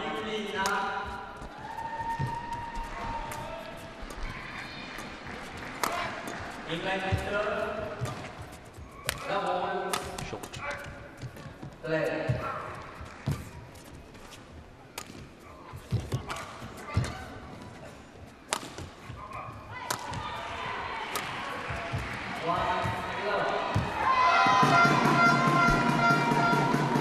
Yeah, now to me those little touch shots are an indication when you're not really match fit. Because when you're under pressure and you've got to play the touch shots, the net shots, and the little delicate guided shots.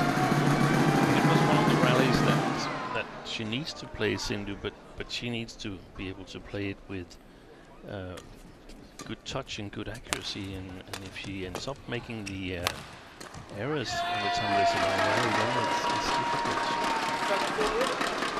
Now playing the side where she's playing with the drift, she needs to put some pressure on Kusuma Wardani in the early stages of the rally.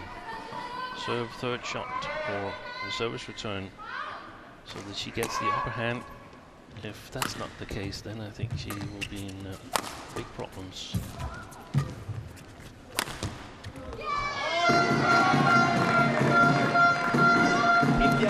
Well, that's a very dangerous challenge in my opinion. We were talking about that in the opening match, the mixed doubles, about challenging the far side of the courts, the back line from where you'll play.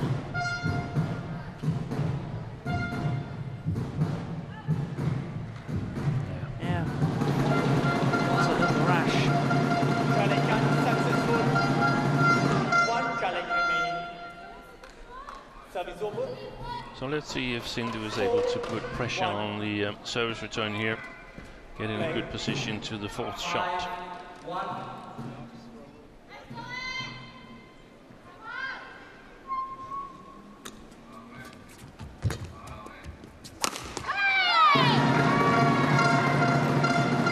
That's the opportunity. She wanted.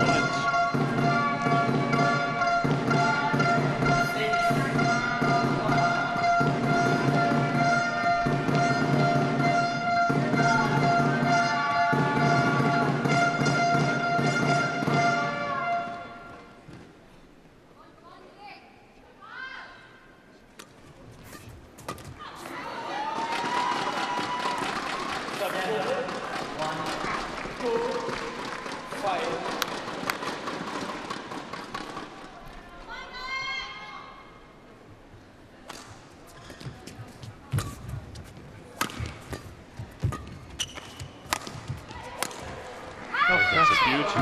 That's a fabulous shot. Was that one of your rebound shots? Watch the overhead here. Does she just sort of clip over it? Yes, she does. Ooh. Yeah, I thought that was looked a plumb. little bit wide. I thought it was plumb on the line. Yeah. That was also my initial reaction, but from that angle there.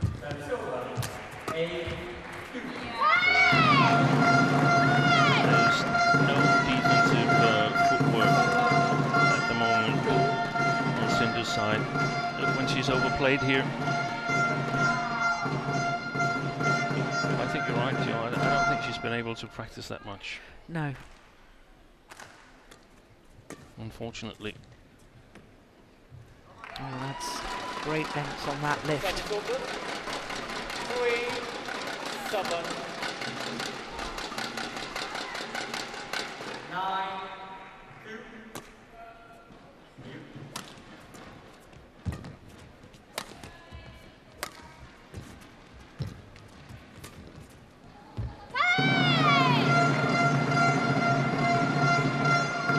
Service over. 8-3.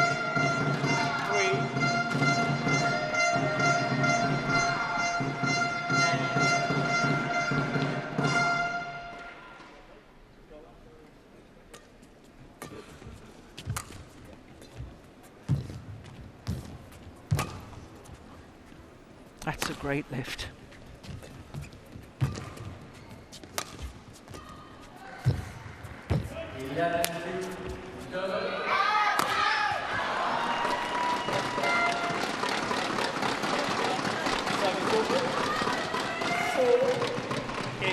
I'm sort of bereft of ideas, Steen, as to what to suggest for Sindhu. You know, it's almost...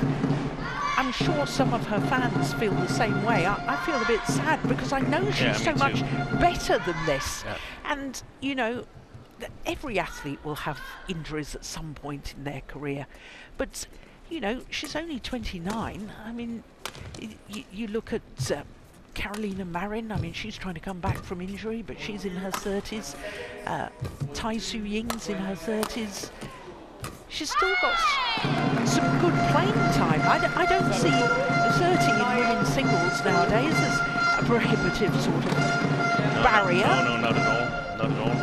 But she's been on the World Tour for a long time, 11 years at least, as far as I recall. I think didn't she get a bronze medal in 2013? That's 12 years since. She did indeed in Guangzhou. Yeah. So she's been here for a long time, and I mean, I hope she hasn't been able to practice fully ahead of this tournament. That's the reason. Yeah. Service over. 5-9.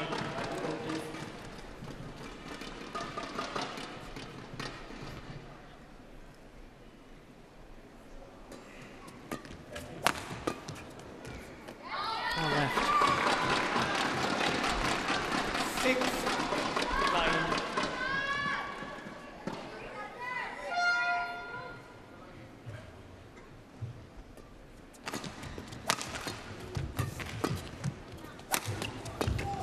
That's it.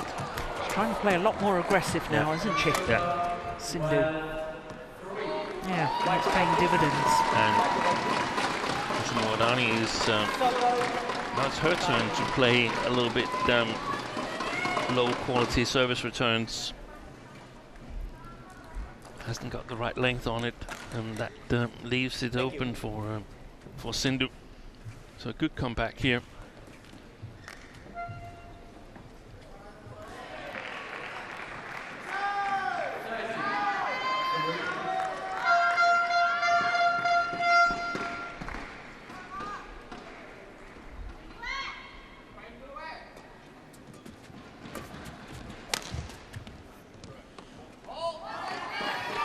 Well, there's a challenge here from Wardani.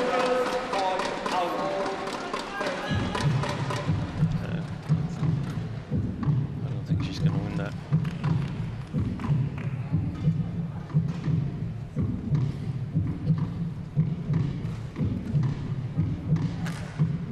No, indeed.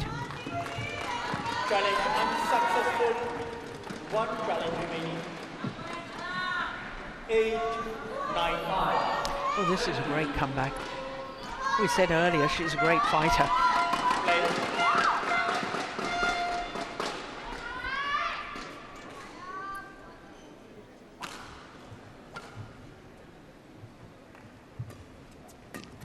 Shot.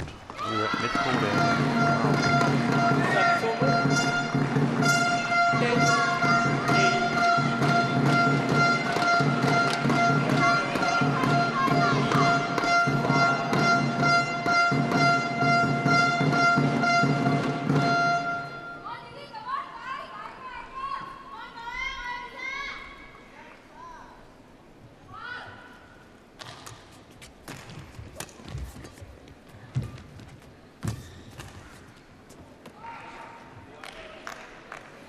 Unsighted.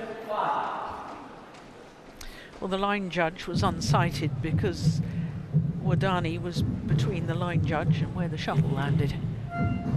So nobody will lose any challenges here. It's the umpire who's asked for Hawkeye to adjudicate for us.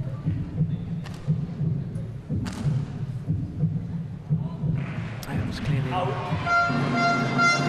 so it is the mid-game interval, and it is Indonesia in the form of Putri Kusuma Wardani that has the advantage.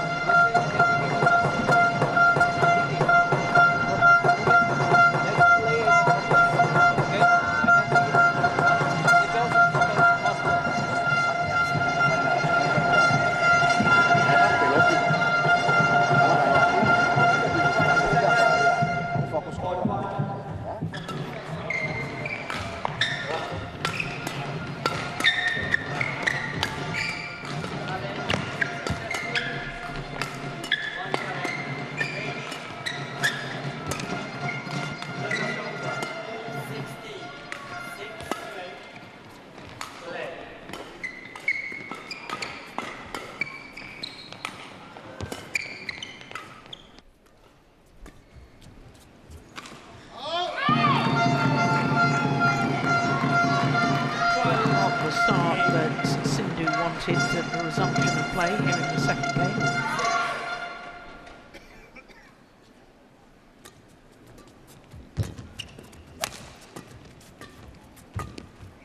Oh,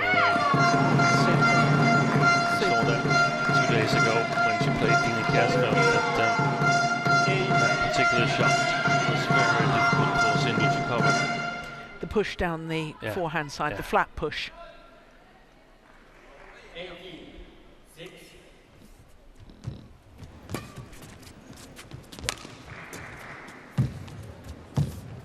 Wow, what a brilliant net exchange. Super.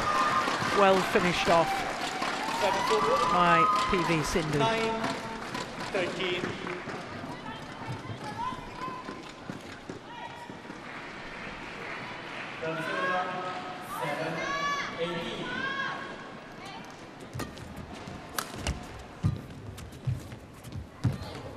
Oh my goodness, how did she get that back? There it is again. And it set up the rally.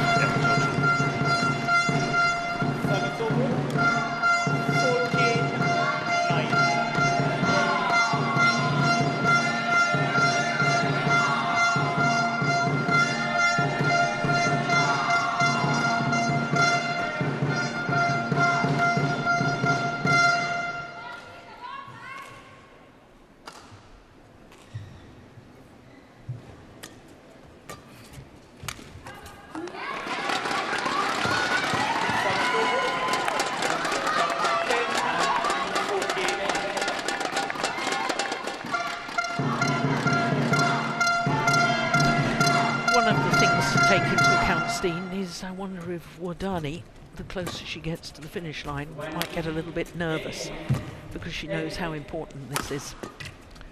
Yeah, that's a possibility. But, oh, that's just wide. She's got one game in the bag. And to become nervous, I think Sindhu needs to be in some kind of striking distance. Yeah.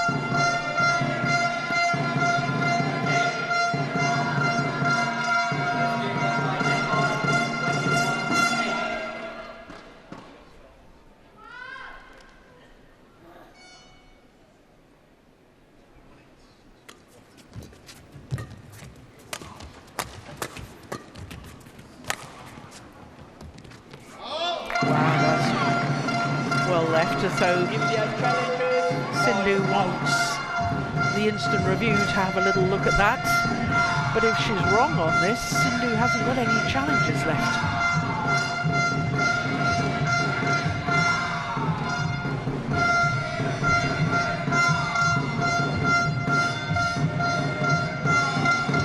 And she is wrong. No challenges remaining.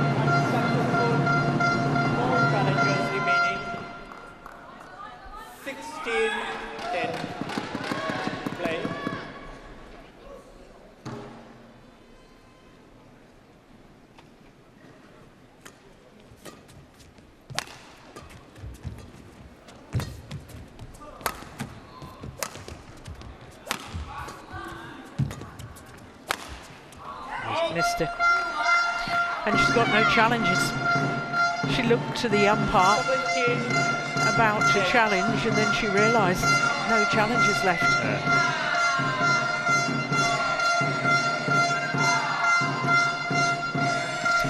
I take your point, Steve, because I think you're right. Wardani will not get nervous if she's got this sort of a lead. No. 7-point advantage.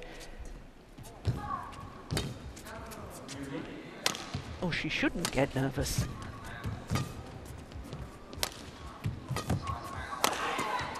Nice block. Good defend. But then Sindhu shouldn't have lost from a 19-12 advantage. That's true. Against Kasfeld. Yeah. That's true, but I think she's feeling very, very uncertain of herself at the moment. Well, confidence is not a commodity you can go and buy off the shelf. No. It is something that has to be earned. And the more that she plays and the more that she gets used to the match play again and match fitness, perhaps that will build confidence. I mean, of course, it could do the opposite. Maybe she's lacking confidence. These two matches have so far been the wrong medicine. Yeah. You've got to sort of break it up and think that every match can be a turning point towards the better.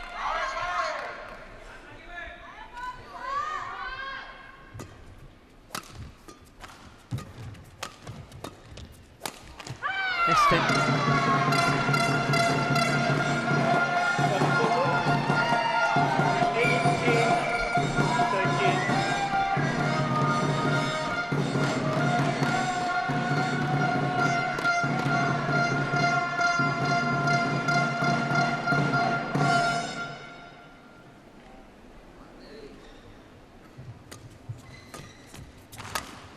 Oh, glorious backhand, glorious. And now 2 points away from levelling this tie at 1 match apiece.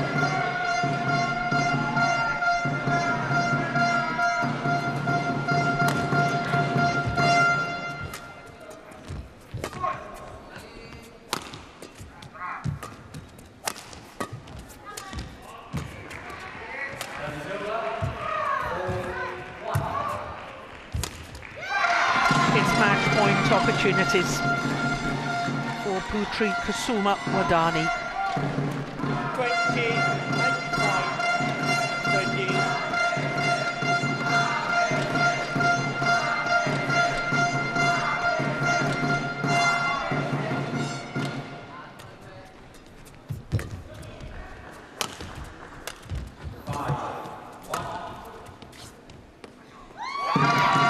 And another wonderful backhand from Wadani, and it is 1 match apiece in the overall tie, because Wadani has beaten the former world champion Pusala Venkata Sindhu in 2 straight games.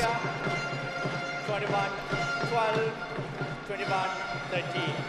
21-12, 21-13 confirmed the umpire. 38 minutes for the victory. Oh, that was very impressive by this young lady.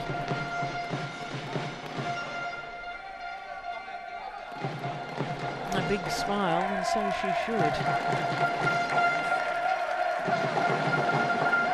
Wonderful match by the Indonesian.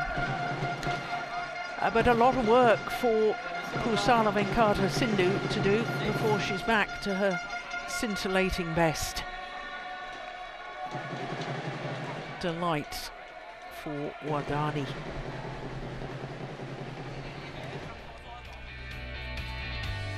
Confirmation of that scoreline: 21-12, 21-13 in 38 minutes. Well, up next we've got men's singles, and Jonathan Christie, the former Asian Games gold medalist, up against Pranoy, who's been a top 10 player.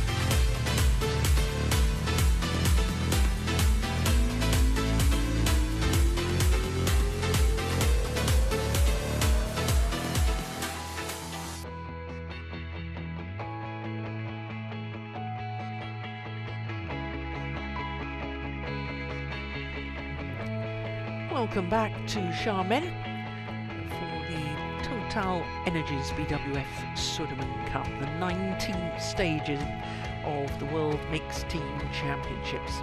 This is a Group D encounter, and it's 1-1 as far as matches are concerned. It's the best of 5 matches, as you can see, one of each of the 5 disciplines. And up next, we've got men's singles and Jonathan Christie against Prannoy.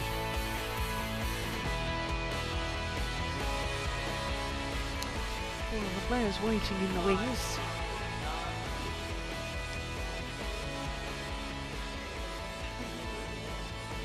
And surprisingly, considering that Prannoy won a bronze medal at the Asian Games, last Asian Games, which were played in 2023, so about 18 months ago, or maybe almost 2 years ago, and Jonathan Christie, who was a gold medalist in 2018 at the Asian Games. I'm quite surprised that it's been 3 years, over 3 years, since these two last met. Prannoy, of course, also a bronze medalist at the World Championships 2 years ago. So this could be a fascinating encounter. Jonathan Christie against Prannoy Hasinasanil Kumar.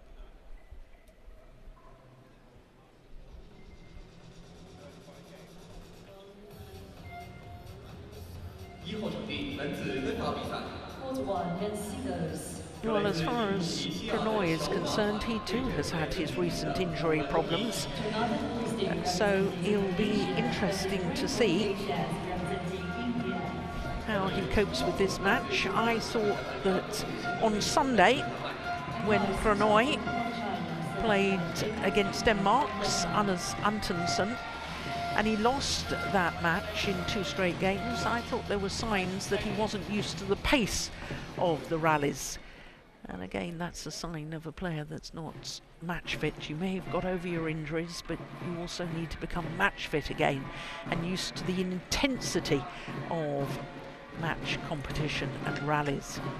Well, this will be a 10th meeting between these two players, and as I was telling you, the last time they met was over 3 years ago. There we are. That was confirmation of that. Quarter-final of the 2022 Malaysian Open Super 1000. Black, you win toss. They sack. In fact, Jonathan Christie has won the last 3 encounters. Yeah. Yes. It's twice gone to 3 games, and the interesting thing is, whenever the match has gone to 3 games in the past, it's been won by Prannoy.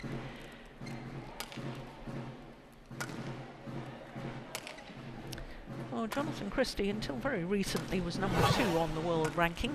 This man, Prannoy, until relatively recently, was number 6 on the world ranking. He's 32 years of age now, Prannoy. Brought up in Kerala, on the southwest coast of India. About 5'11". And Prannoy, I was telling you, played on Sunday, whereas this man, Jonathan Christie, is playing his first match of the campaign. Named as the Indonesian team captain just before he travelled here to Xiamen. 27 years of age, All England champion last year, and reached the final of the Indonesia Masters earlier this year. That was a Super 500 event. So the Indian coaching bench, once again, interestingly, as happened in the match against Denmark when Prannoy played against Antonsen, Lakshya Sen, the Olympic semi-finalist, on the coaching bench. Indra Wijaya on the coaching bench for Christie. I can't really keep up, Steen. Maybe you can help me out with, there seems to have been changes in coaching staff in Indonesia. Who's the singles coaches now? Because Iwansia went to India. He was in charge of the men's singles. That's right. Up until the end of last year, I think. Yeah, the one in charge of the men's singles is Mulyo Handoyo. Of course it is. Coach. Yes. Alongside Malev Mainaki. So I think Indra Vijaya was yeah, they were with the he's with the junior players, but apparently also involved in Jonathan Christie. Right. Well, we briefly saw our court officials, Su Xiaopeng from China in the umpire's chair, and Jakob Sindberg from Denmark is the service judge.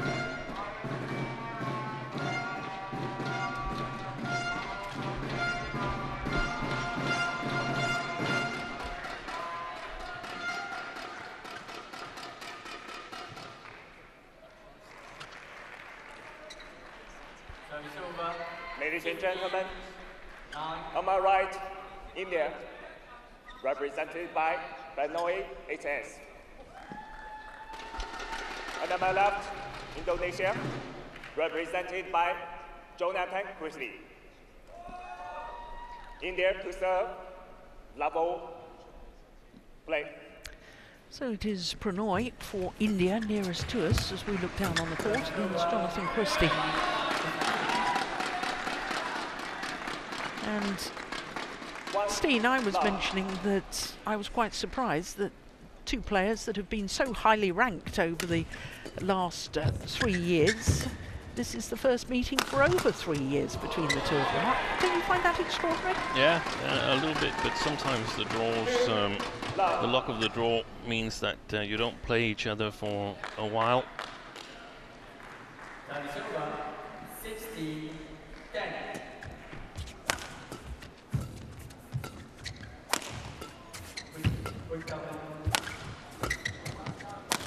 Missed it. There's one thing more that surprises me and that makes me quite certain that the thing that surprises me is that Pranoy is playing this match. Lakshya Sen has got 2 wins the last 2 times he played Jonathan Christie, and that makes me quite certain that Lakshya Sen is not fit to play, and he's nursing an injury. Otherwise, it would have been obvious to let him play. Well, it begs the question, what is he doing here then? Why isn't he at home getting treatment and rehab? Yeah, maybe he's aggravated it, or yeah, of course that's re-injured himself during practice.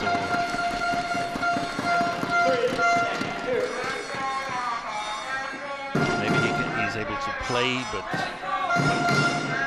not as good as he would like to. Yeah.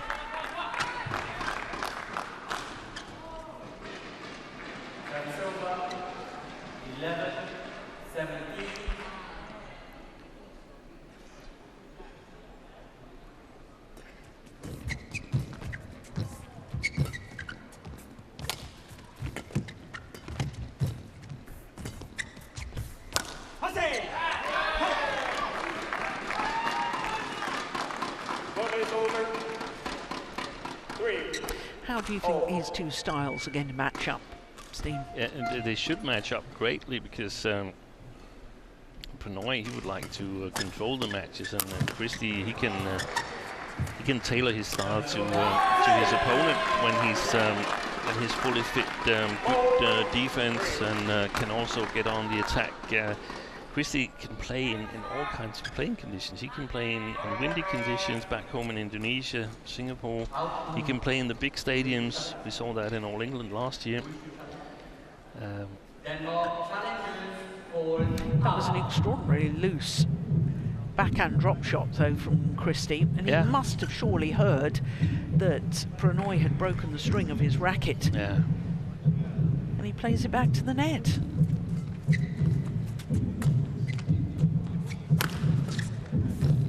The thing is, with Christie, when he's a little bit off his best, then there's some openings in his game, because you could say that all parts of his game needs to function for him to be a top 5 player. if one of them breaks down, if he's not capable of moving as well as he would like, Christie, then he doesn't really have a strong enough attack to compensate for it. To be moving quite well there, though.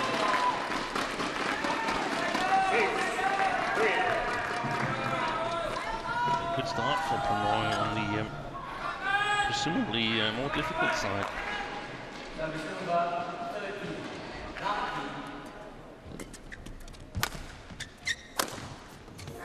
Nice.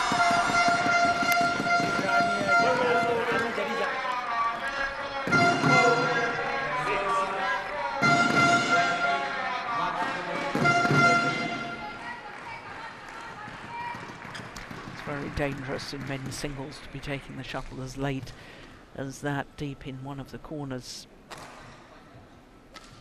Very difficult to get back in time for the next shot.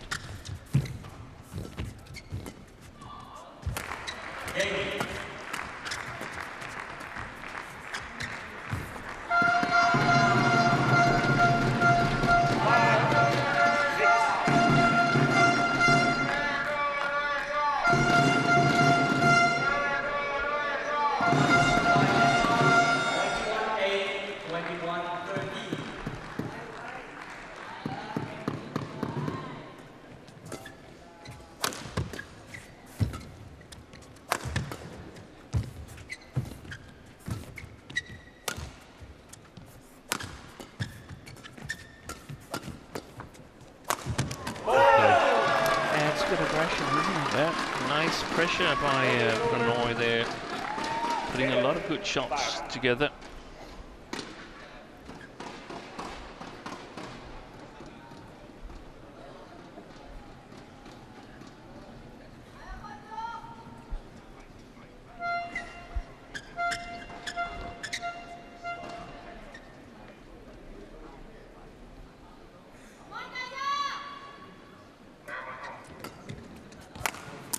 Oh, string's gone with Christie's racket, hasn't it? Oh no, maybe not. Yeah, there it was. Service over. 6-7. Yeah, the string's already gone. He played that winner with broken string. That's amazing.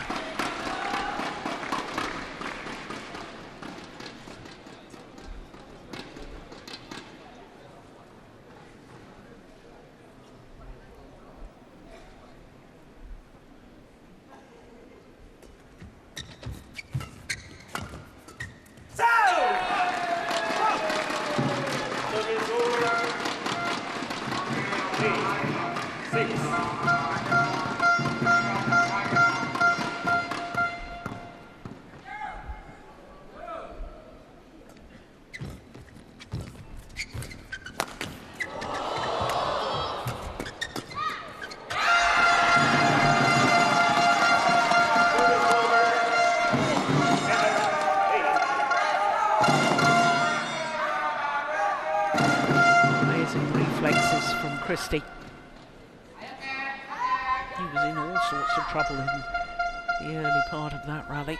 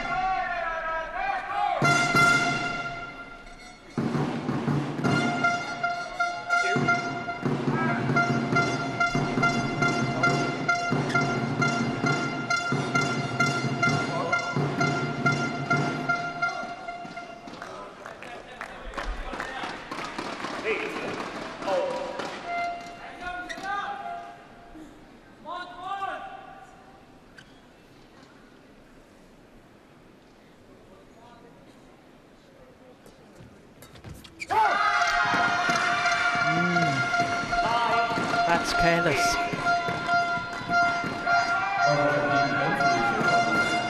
3 straight points from Christie, who takes the lead. That's a good flick.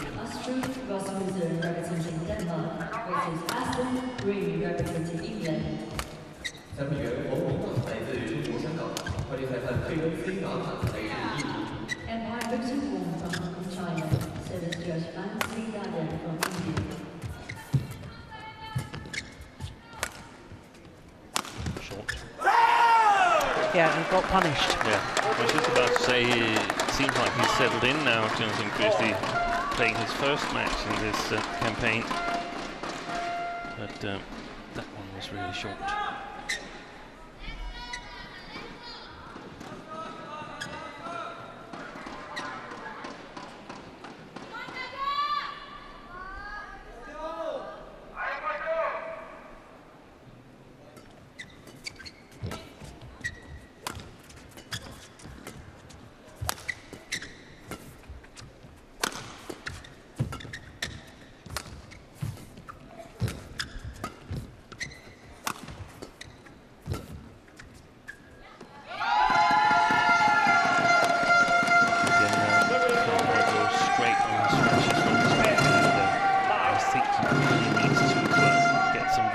On that shot, otherwise it becomes too predictable.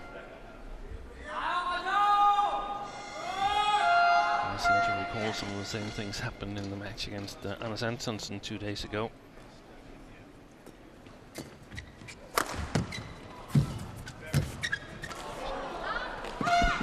Well, he's challenging.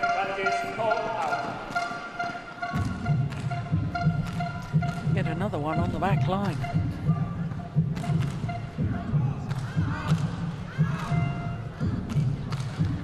Virtually all of our challenges today have been on the back line. Yeah. They're trying their luck. Players. This one looks close. No, it wasn't. No. So it is Jonathan Christie who has the advantage at the mid-game interval.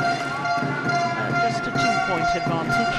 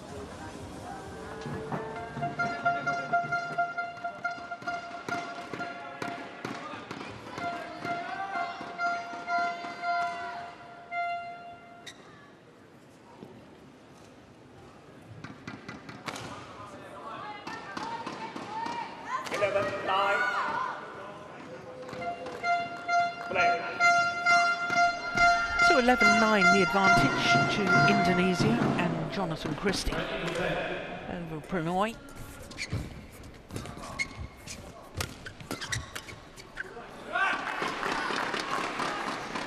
Service over. 10-11.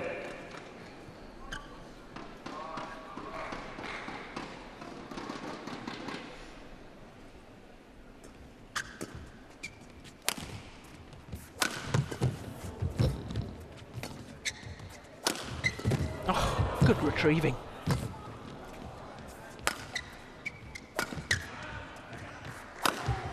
Oh, that's a wonderful smash.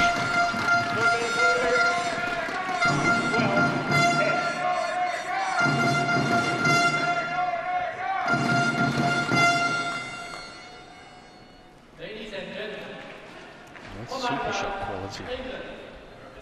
A little bit of marking.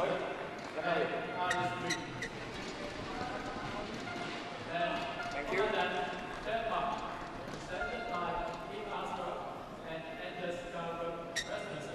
12-10.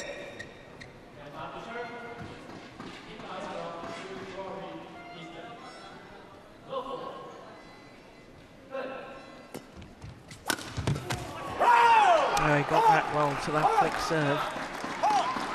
Yeah, look at the body language of Prannoy. Yeah. He's fired up for this. Yeah, I like that. So do I. Like that. Something needs to be done.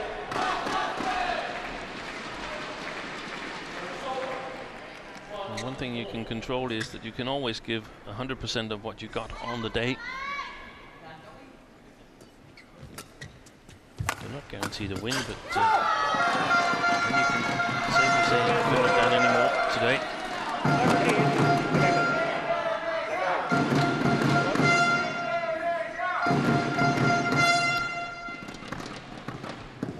Every athlete should be doing that on every occasion they step onto the sporting field. Yeah.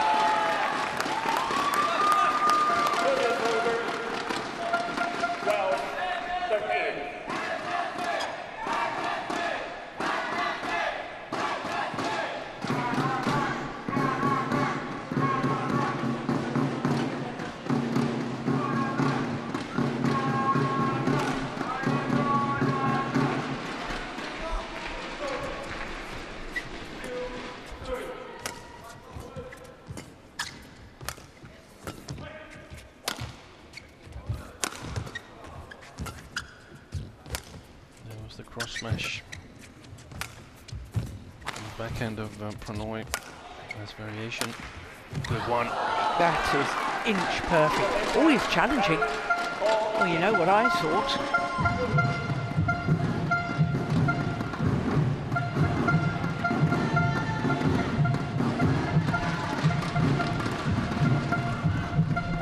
Yeah, my initial reaction was the same. Instant review will tell us for sure, and it was absolutely inch perfect.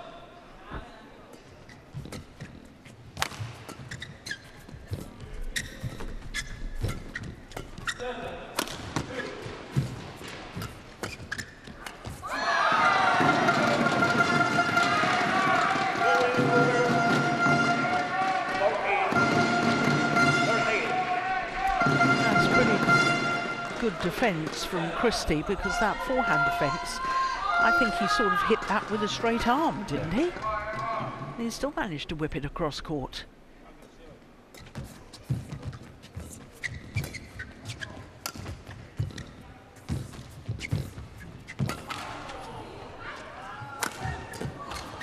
Great defence. A short, yeah, got what it deserved.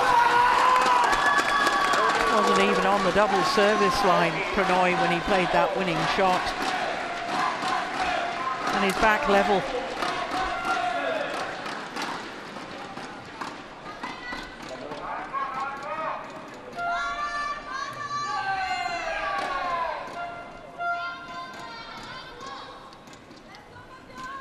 And again, urging himself on. Prannoy.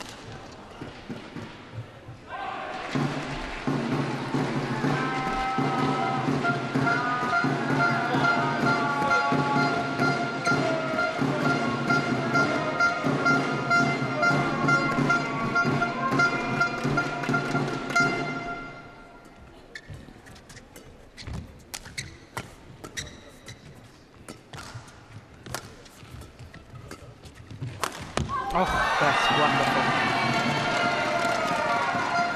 He is such a physically strong athlete, Jonathan Christie, and his movement with those powerful legs, the way he can just sort of glide backwards in court, crouch movement, and yet as he's landing there, his body movement is going forward in court again.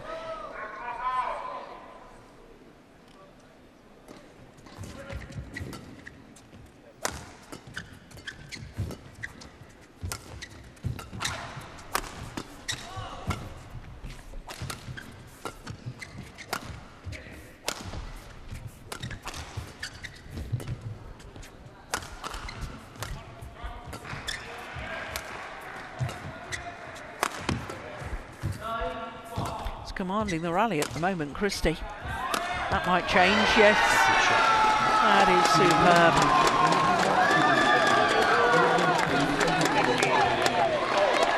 I think this could very well be such a match that Pranoy needs to sort of lift his game with the team sitting behind the court cheering him on.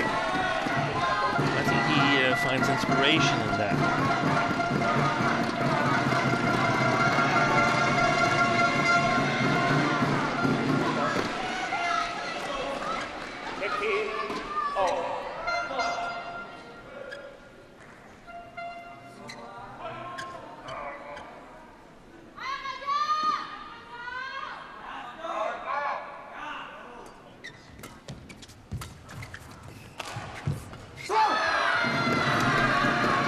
Looked to me as if he changed his mind there.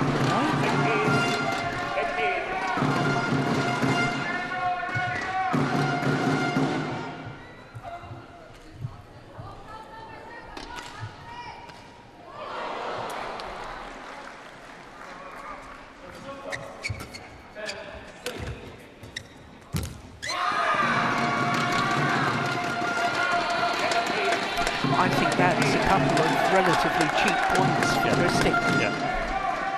Just when you thought that Pranoy was lifting his game and looking more confident, how quickly things can change.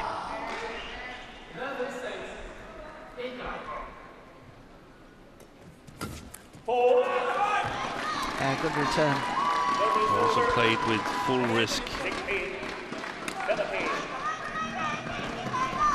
Do you say that in that you like the fact that he went for it, or is that not necessarily? No, not okay. necessarily. Also, given the last couple of points that we've seen, I feel that he's got to go a lot for the control in the rallies, Pranoy. Otherwise, he might be struggling in defense.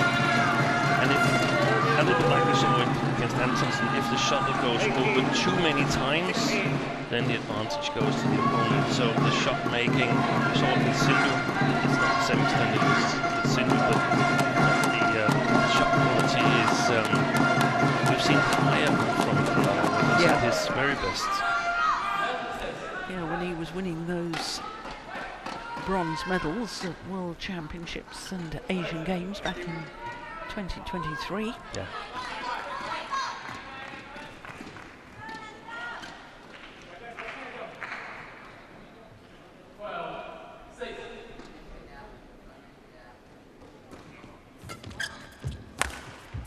Missed it.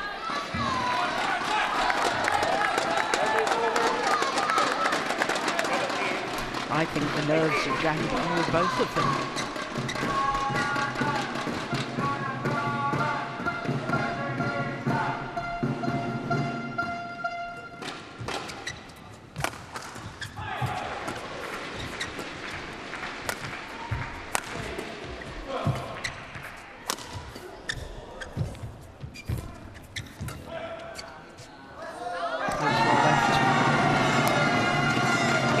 The drift, Pranoy. 2-point advantage and 2 points away from the opening game, Jonathan Christie.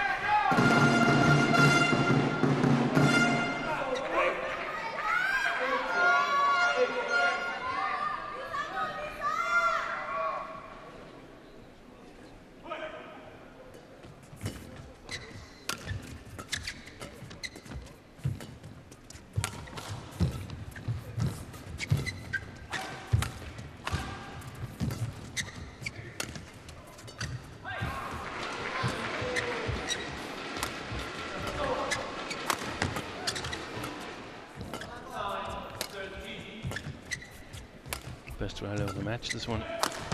Missed it.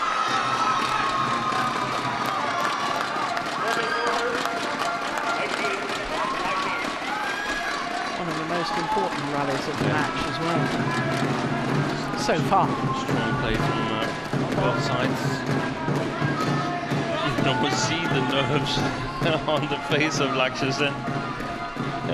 But isn't that great to see that, you know... It's much tougher sitting outside. You can't do anything, really.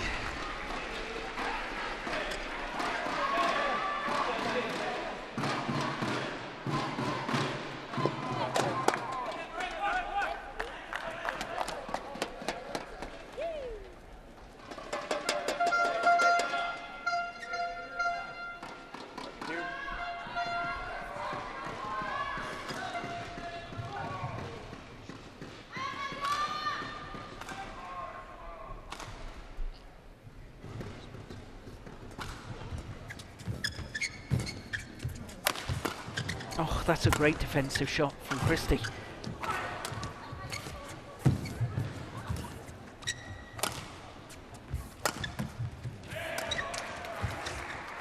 This is a good rally as well.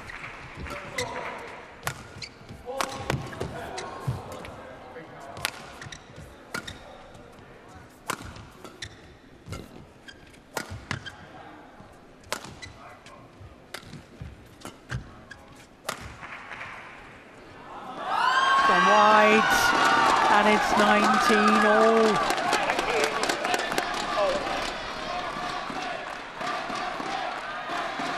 Those last two rallies, they weren't too shabby by Pranoy there. Also in terms of shot quality, really, really nice play. Longest rally so far, 34 shots.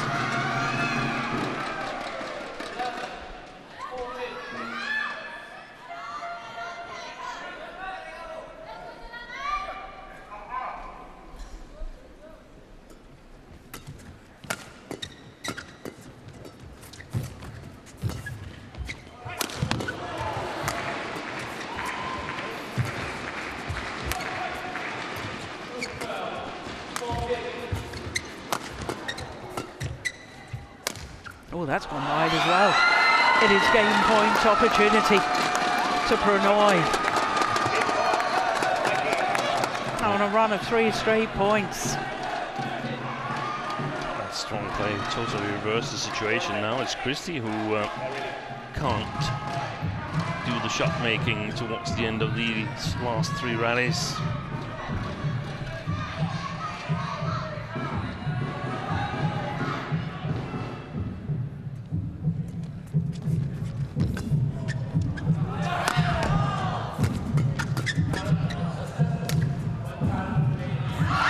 Opening game to Pranoy and India. 21-19. What a thrilling opening game. 27 minutes for game number 1. And Pranoy winning 5 of the last 6 points.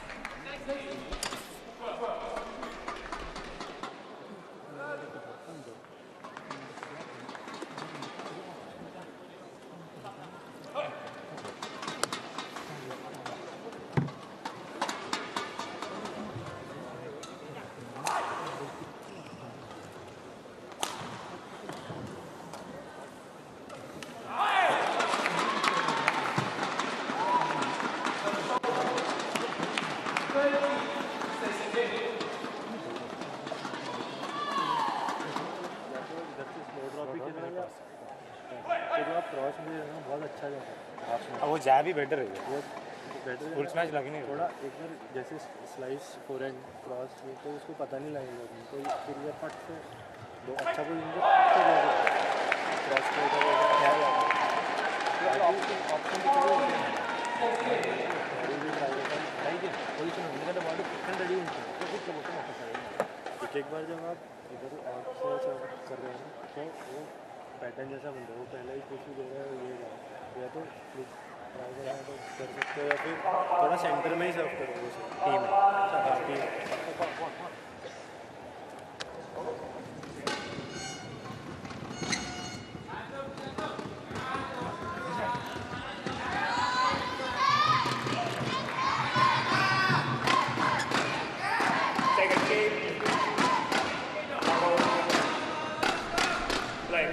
Oh, what a fabulous opening game. The men's singles in this Group D tie at the Sudirman Cup. Pranoy coming from 16-18 down in that opening game, winning 5 of the last 6 points.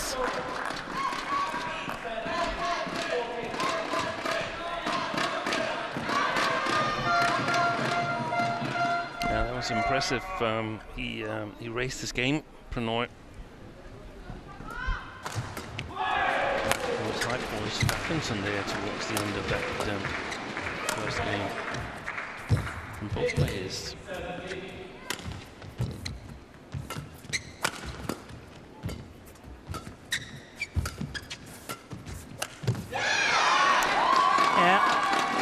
pressures on Christie here.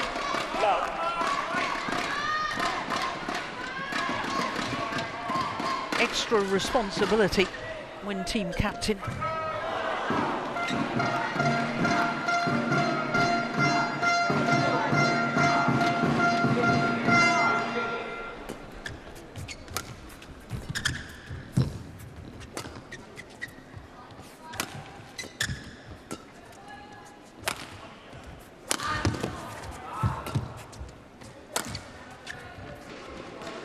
Just wide, that's very well left. That's that little bit of sideways drift from right to left. Just took that one wide.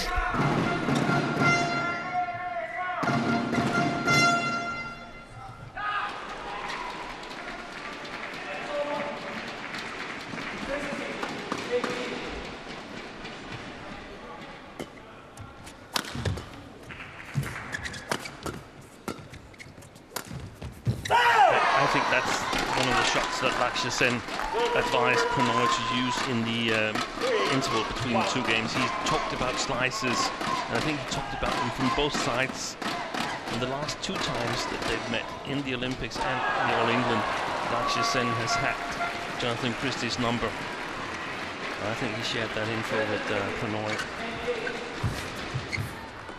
Slicing it in front of Christie, disrupting his defensive action.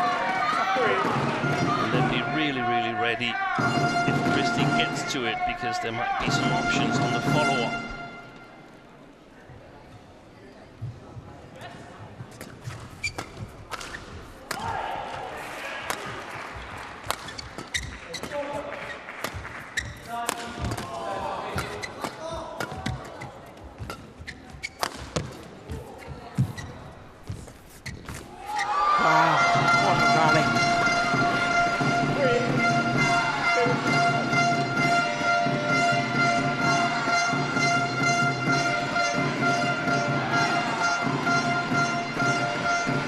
Take it that low in men's singles at the front of the courts. And Pranoy paid the price. Thank you.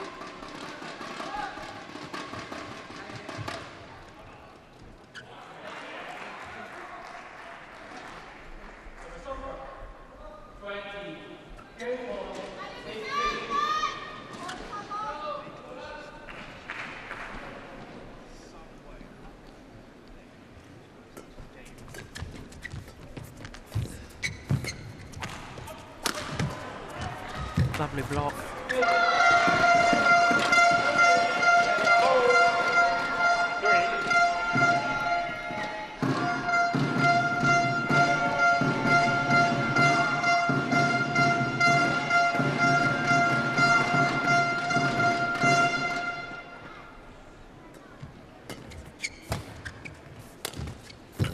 There it was again. Yeah. I suspect you're absolutely right on that, Steen.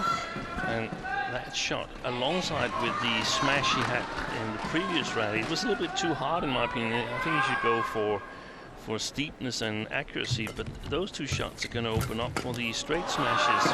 We know he's strong, Pranoy.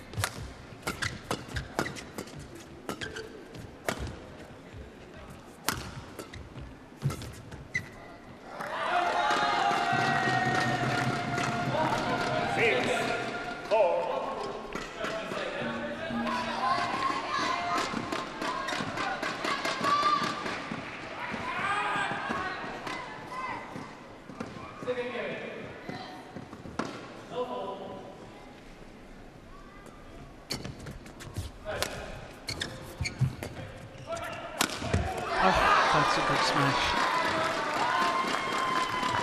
Service over. Powerful movement back in court. Watch this from Pranoy. Nicely done. Oh, wonderful to watch.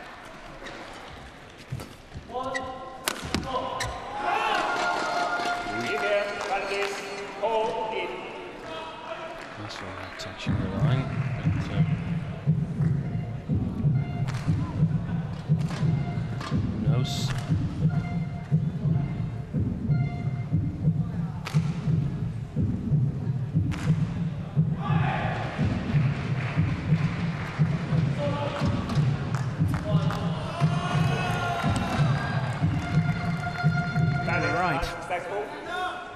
One challenge remaining.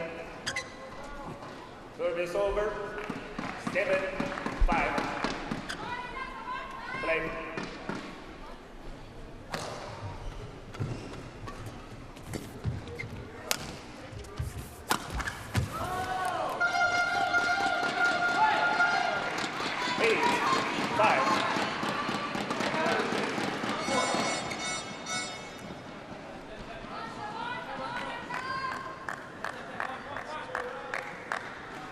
Do you sense that Christie is beginning to just get a little edge in this second game? I know there's a 3-point difference, so that suggests it. But yeah, it seems like that. And yeah, I'm wondering why that is. It seems like he's playing better on the near side here. I was surprised that he chose the far side to start with. I thought maybe to get a good start, but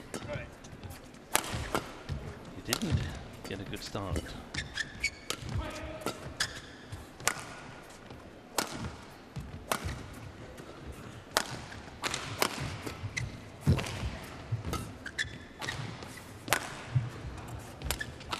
Wide. Do you remember on Sunday when Pranoy was playing against Stantonson? Pranoy was, I think it was 9-5 up in the second game, and then I think his pace dropped a fraction, but it made a big difference within the rallies. Yeah, and I don't think he can play at the pace this rally was played in and score points. No. I think Jonathan Christie is too solid in that pace.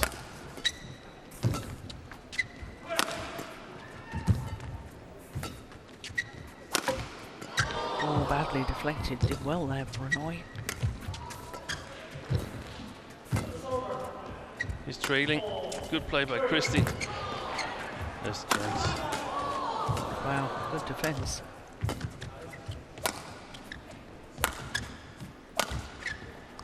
This is a grueling rally again. And he looks tired, Pranoy. Yeah. I saw a little sign of that a couple of rallies ago. That's gone wide. And immediately asked to towel down after the rally.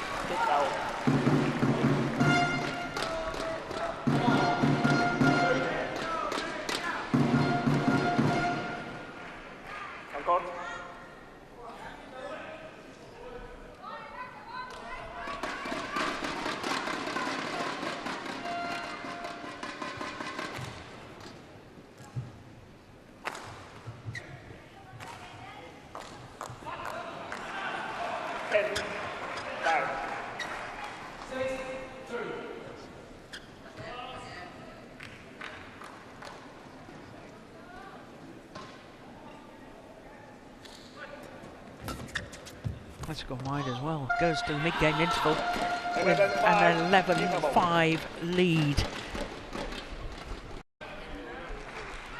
Was that 6 straight points? 5 straight. 5 straight points. But considering he was 1-3 down, 10 of the last 12 points. Yeah.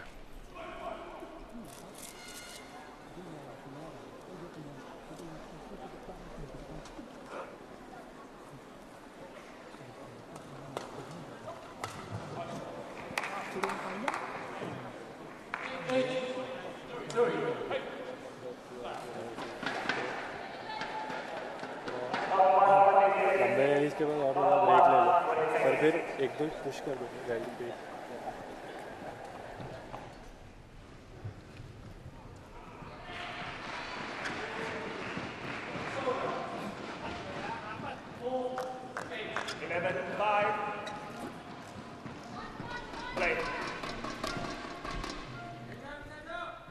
So it'll be interesting to see Prannoy after that 2-minute timeout, another error on the return of serve. He's struggling, isn't he? He's going through a bad patch. Yeah. He committed a string of errors as well in the first game, but came back brilliantly. So I wouldn't rule out that he can do the same, but it's 6 points now. That's a big deficit. Yeah. 12.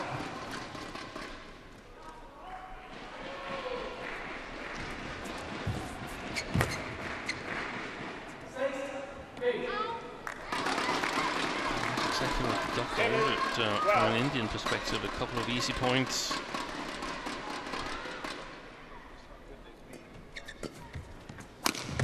Wow, that's a fabulous smash.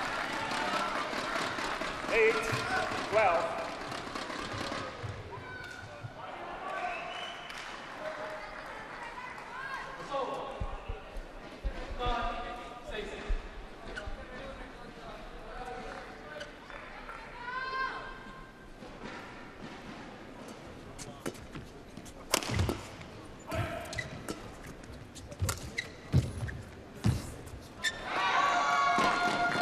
Service over. 13, 8.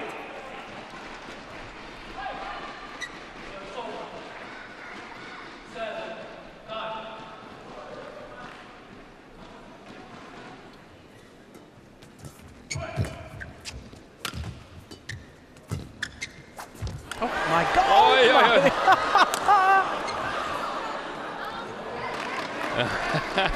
Completely fresh-aired it. They had players last night that were losing sight of the shuttle in the lights. Completely misses it, has another swing at it and gets it back over. That's fantastic. It was a full swing. Closing each of his eyes. Jonathan Christie. What went wrong? Good shot. So now he's played 5 magnificent rallies, or 3 magnificent rallies, and 2 relatively easy mistakes from Christie. He's back in it, Prannoy.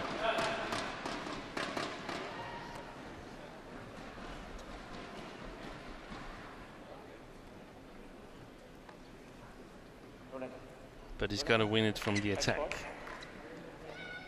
I don't think he can play too patiently, the Indian. Got to conduct the rallies.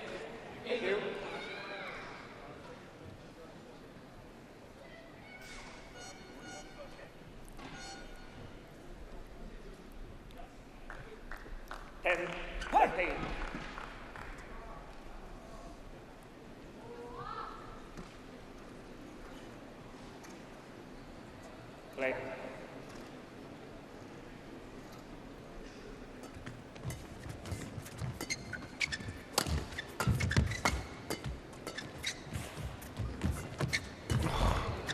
Lovely skills at the net.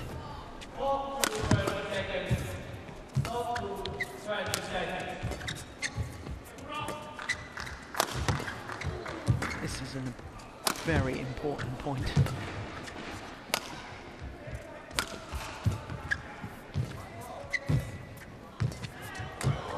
Wow, that is sensational from Christie. How on earth did he control that?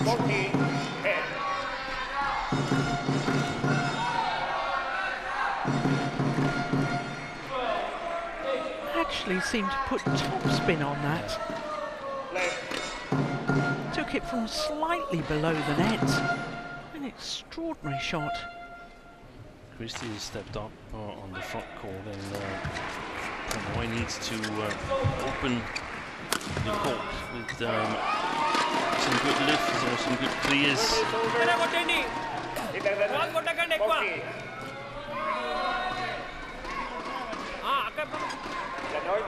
Might not be the overall strategy, but as a bluff in a rally, really get some pressure on the backcourt of the Indonesian.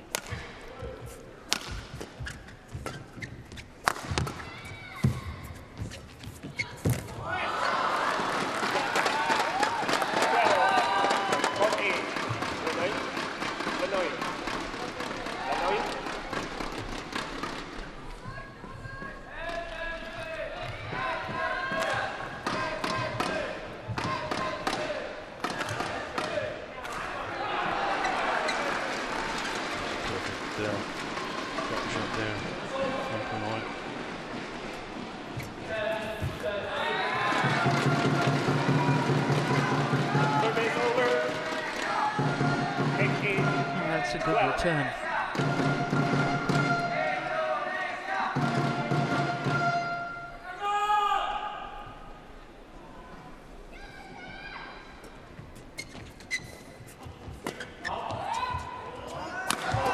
Wow, he gets correctly.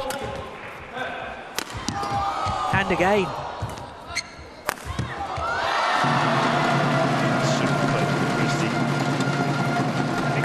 Well, hitting it down the backhand side didn't work, hitting it down the forehand didn't work, so hit it straight at him.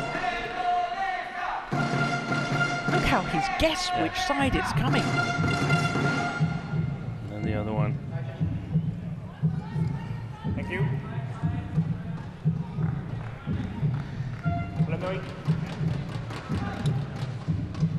Illinois. Meeting as confirmation. If you want to ask me confirmation.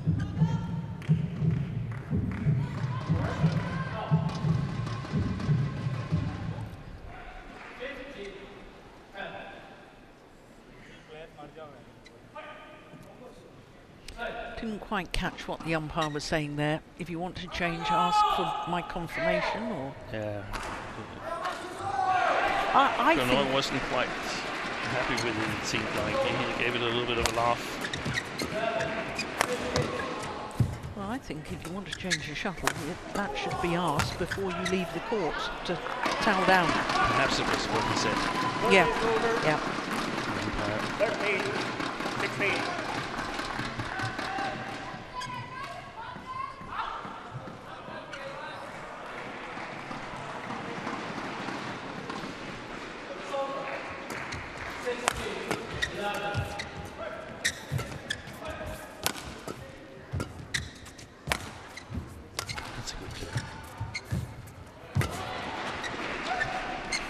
That's a wonderful lift.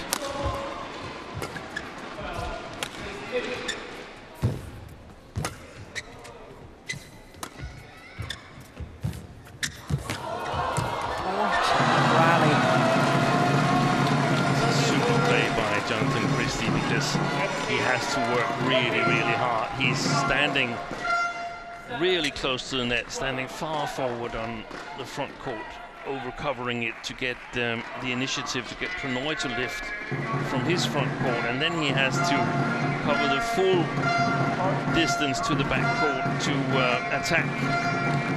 So physically he's kicking it up a gear like he has been for a while, Jonathan Christie.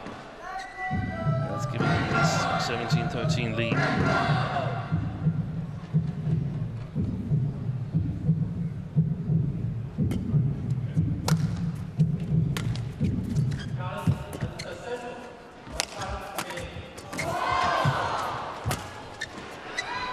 Short. Yeah. Wonderful net play from Christie, forcing the short lift. Look how tight that was, and the shuttle tumbling. No wonder Pranoy couldn't get that lift to the back of the court. 18, 13. Beautiful balance and poise as Christie comes forward to play those net shots.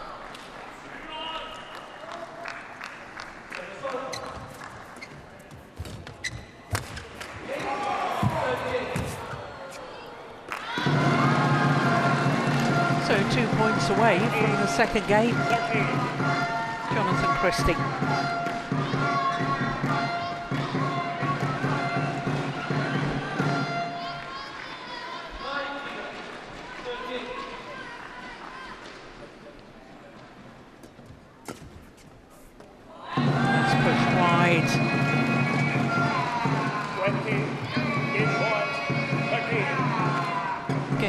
Opportunities, 7 of them for Jonathan Christie to level this men's singles at 1 game apiece.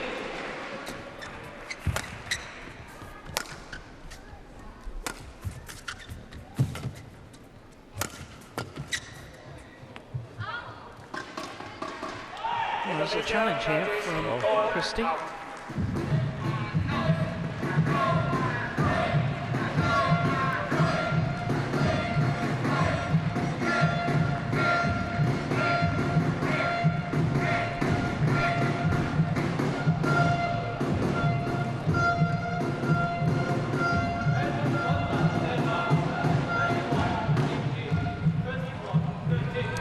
long.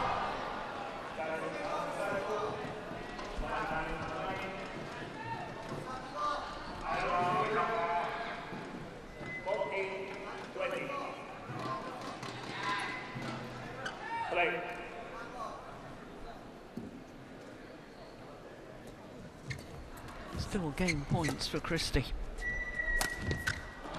And he converts on his second.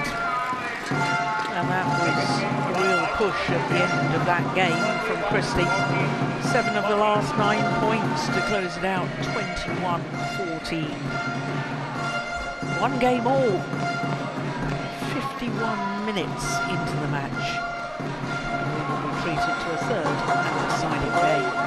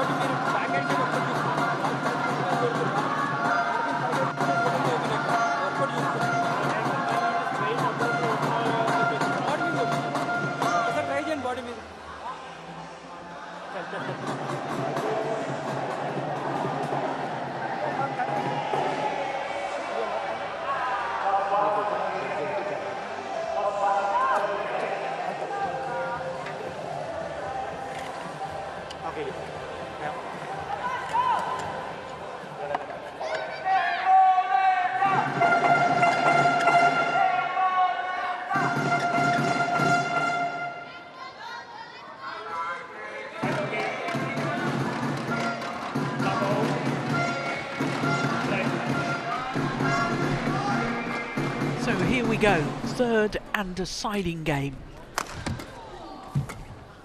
Oh, the string's gone.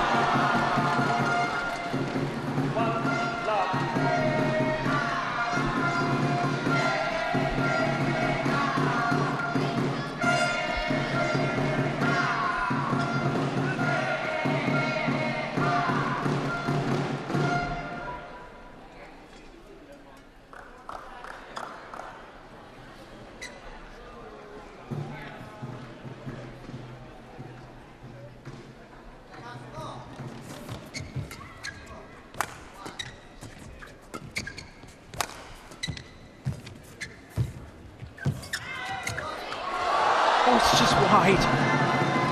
My goodness me, that would have been extraordinary and that landed in.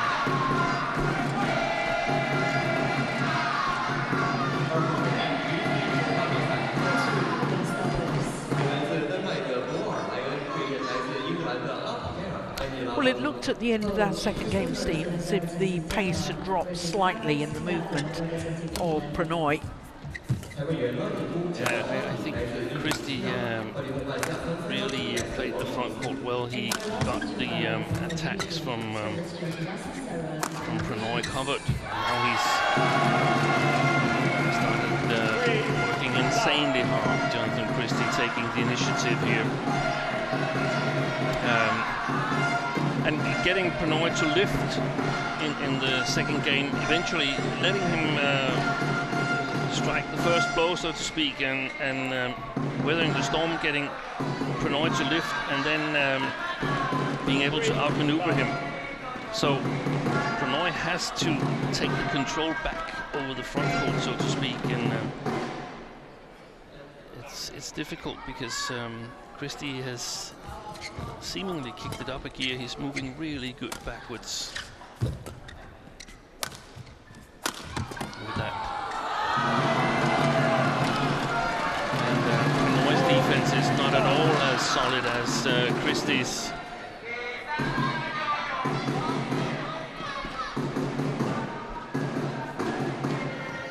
So the same balance as Christie.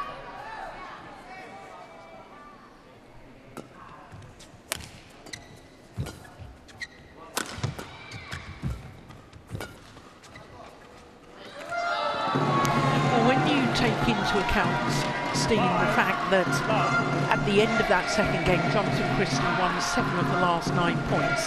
Here he is, 5-love up. Yeah, 12 of the last 14. Yeah.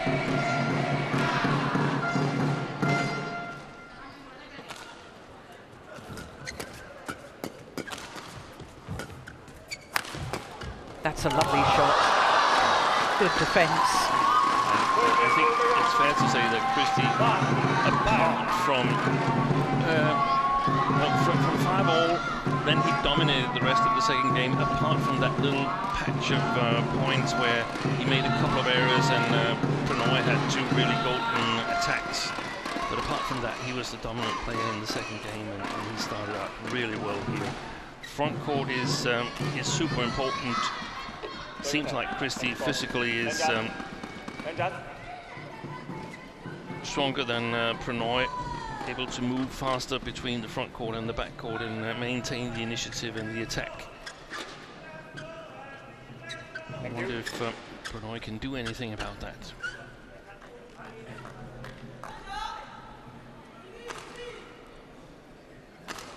Leo.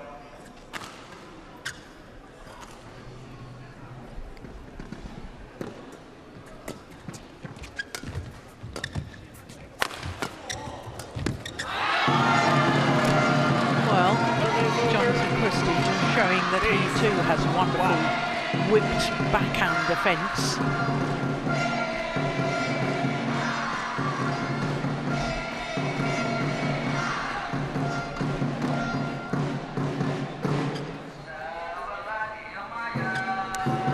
Well, do you recall me saying earlier, Steen, that of the previous 9 encounters between these 2 players, it had only been to 3 games twice, and Pranoy won on both occasions. Yeah, that's true. He's got to come up with something extra here, I suspect.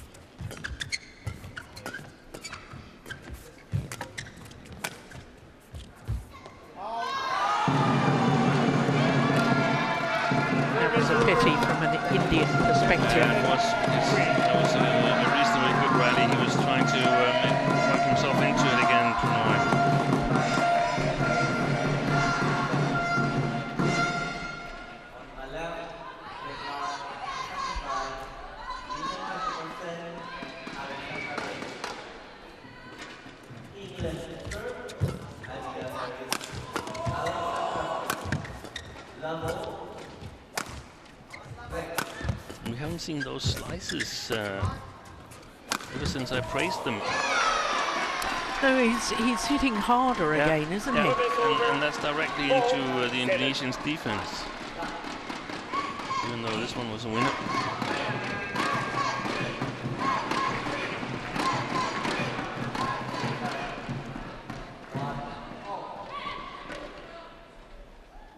Thank you.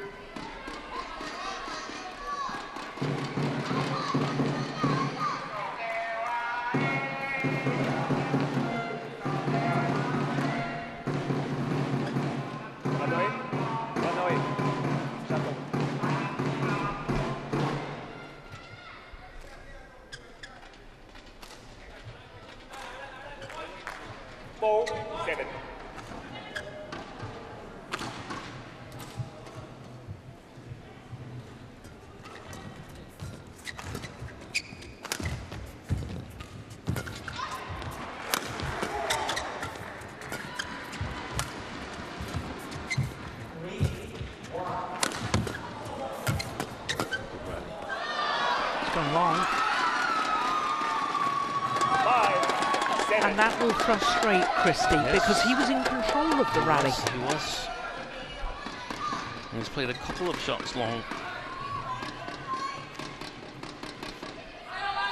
Here in this third game.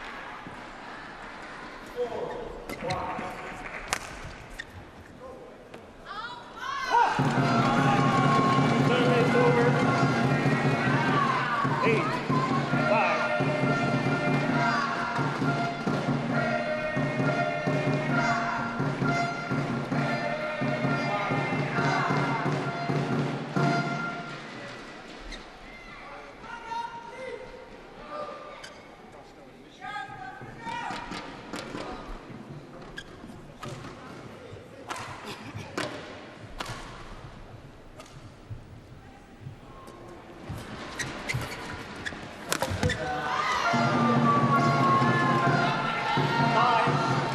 Yeah, now you see shots like that from Pranoy. To me, Steen, he hadn't really built the rally. And whether that's nerves that he just wants to get on and win the rally, or whether it's a lack of match fitness, maybe even physical fitness if he's dropped his pace a little. That was terrific to me. Service over. 6, 9.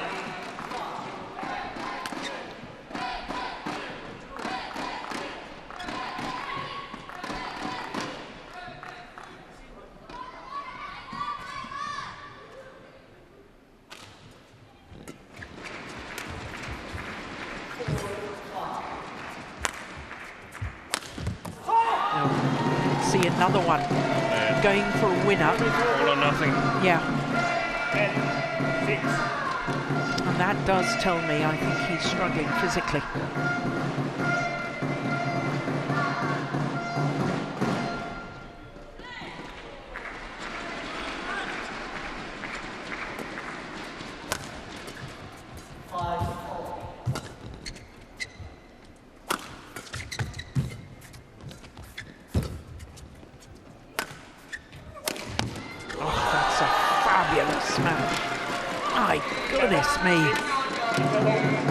Absolutely threaded that down the line. And look at his movement first as well. Super movement back into court. And the accurate smash straight down the line. And it is Jonathan Christie that changes ends in the deciding game with the advantage. A 5-point advantage.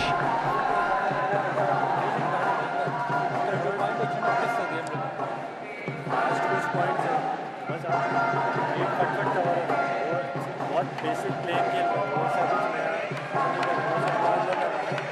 आपको मिले अपने last set में जैसा था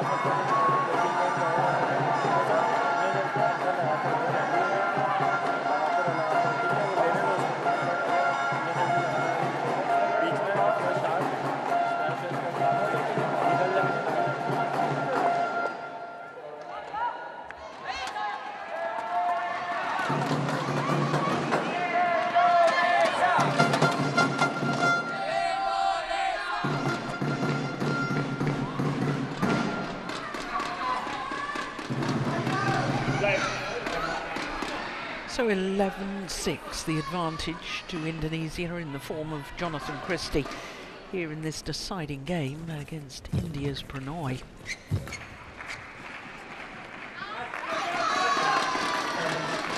Service over. 7-11.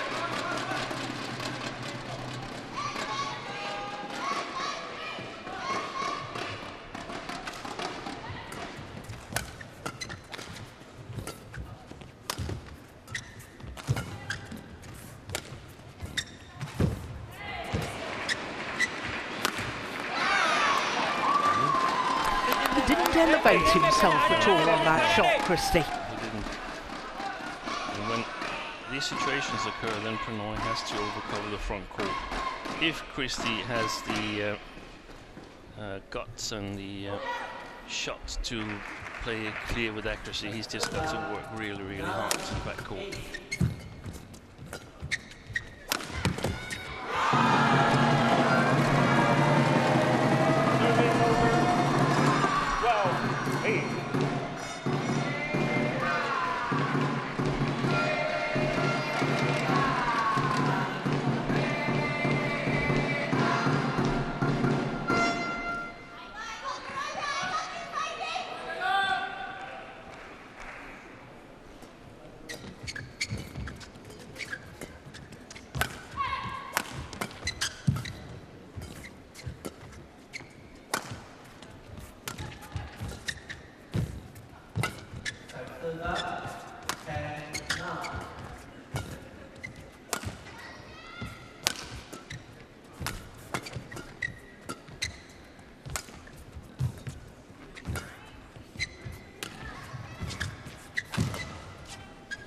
turning into a big point.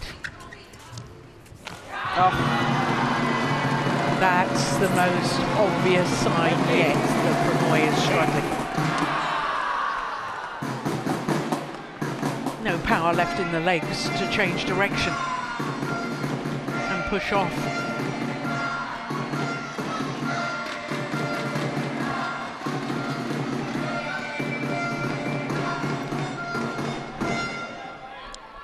Longest rally so far, 37 shots. Mental pressure because he senses that he cannot win the long rallies. So he's got to play a little bit sharper, and that means that it becomes a lot all or nothing.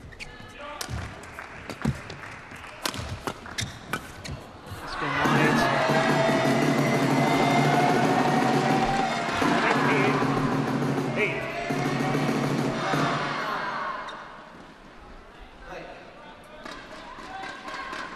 Well, Christie has built a very healthy lead here. 7-point advantage.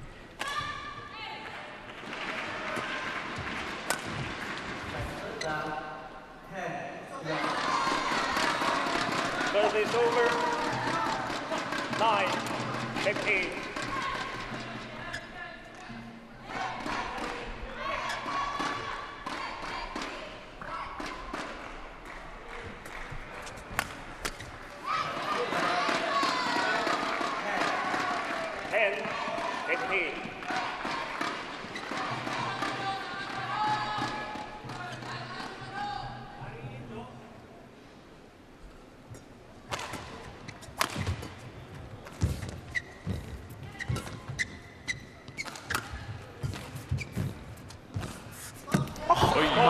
Goodness.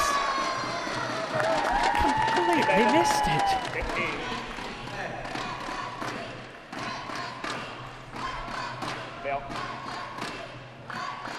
That was a perfect net shot. From Pranoy. Yeah. Indeed it was.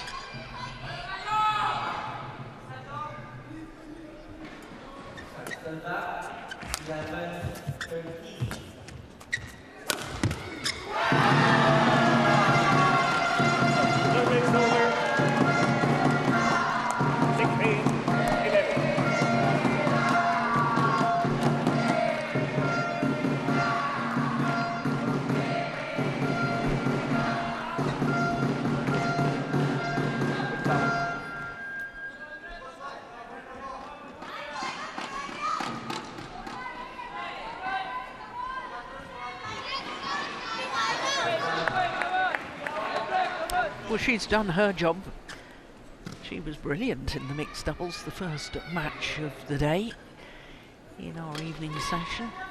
Tanisha Crasto, now front row cheerleader. Yeah, she'll be happy with that one. Service over. 12-16.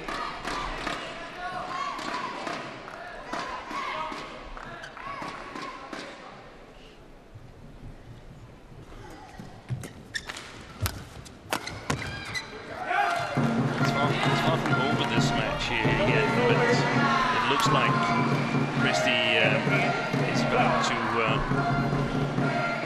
pull through. I think it's been a positive match anyway for Pranoy.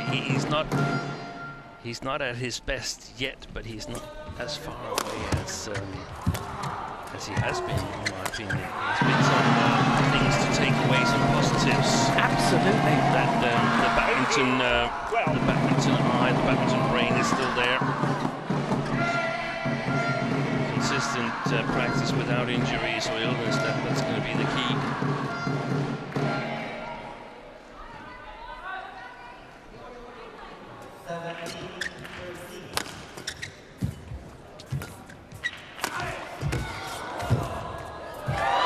Yeah, outmaneuvered. And that's clever play from Christie.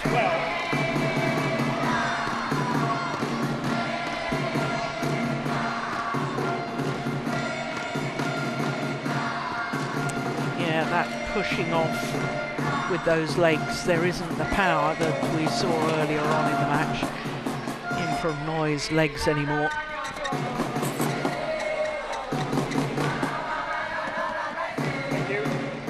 They're having a party, the Indonesian team. You gotta love it, haven't you? The team spirit.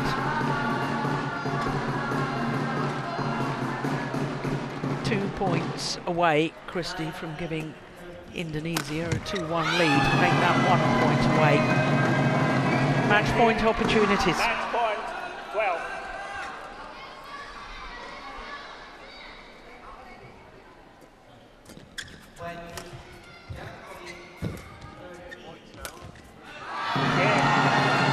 Tame ends the last few rallies from Pranoy. But as Steve was saying, an awful lot of good things to take away from this match today for Pranoy. Battling back from injury. And there were glimpses of the Pranoy at his very best. But you've got to give huge credit to Jonathan Christie, coming from a game deficit before winning in an hour and 13 minutes, 21-12 in the deciding game. Yeah, that was impressive, the way he raised his game after the first. And Indonesia need him if they're to go far in this tournament. Absolutely. Job well done by Jonathan Christie. This is the final rally. As I say, it was a little bit tame. The attempted cross-court drop, finding the nets. And look at that, I like that as well. There's no big celebration from Christie. He knows there's a long way to go in the tournament yet. But he's come from a game deficit, 19-21, 21-14, 21-12 in the deciding game in an hour and 13 minutes. Well, coming up next is women's doubles. Maya Sari and Ramadanti for Indonesia, and Kongjung Bang and Mishra for India.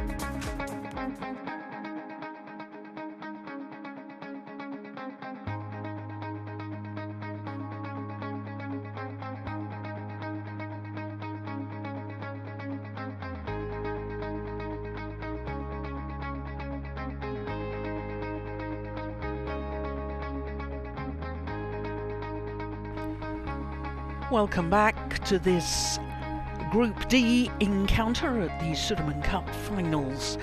And next up is the women's doubles, and for Indonesia, Maya Sari and Ramadanti, and for India, Kongjung Bang and Mishra.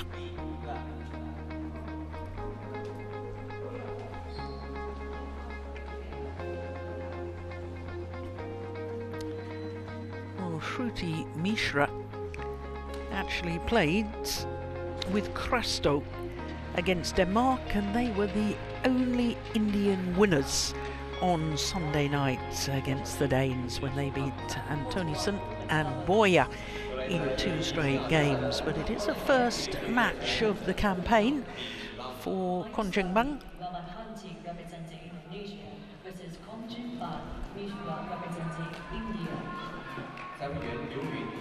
So the players make their way onto courts, and I can tell you that this will be a first ever meeting between these two pairs. The Indian combination. Only really over the last year, maybe year and a half, that they have been playing World Tour events, and mainly they have played the Super 300 events. So they did play the All England Championships, their first ever Super 1000. So that confirms what I was telling you. Okay, let's toss. Red and black. Okay, so you're black. Black. Service with the server. Shoot it yourself. So the Indian pair have chosen to serve. This side, okay.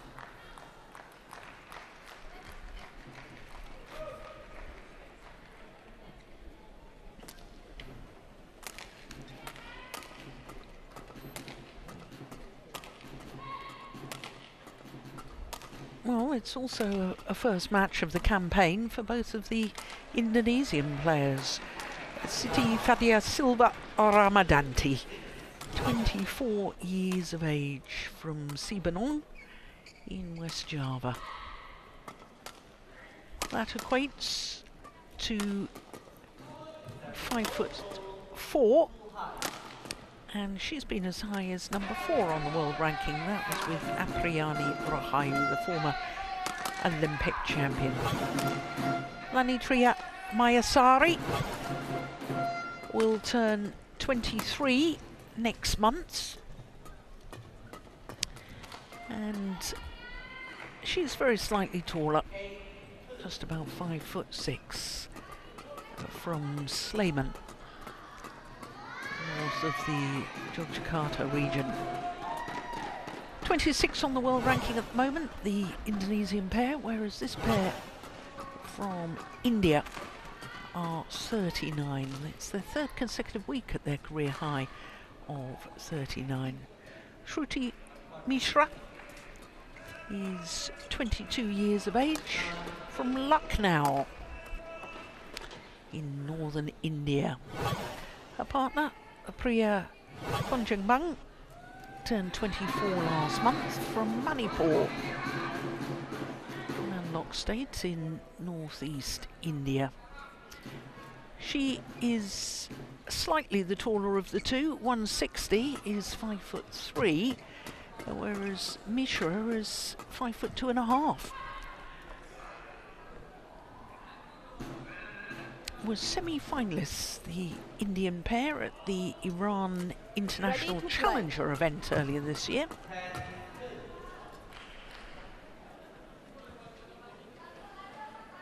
Last year they did win the India International Challenger event. So our umpire for this one is Yu Yun, and service judge Vishwanath from Sri Lanka.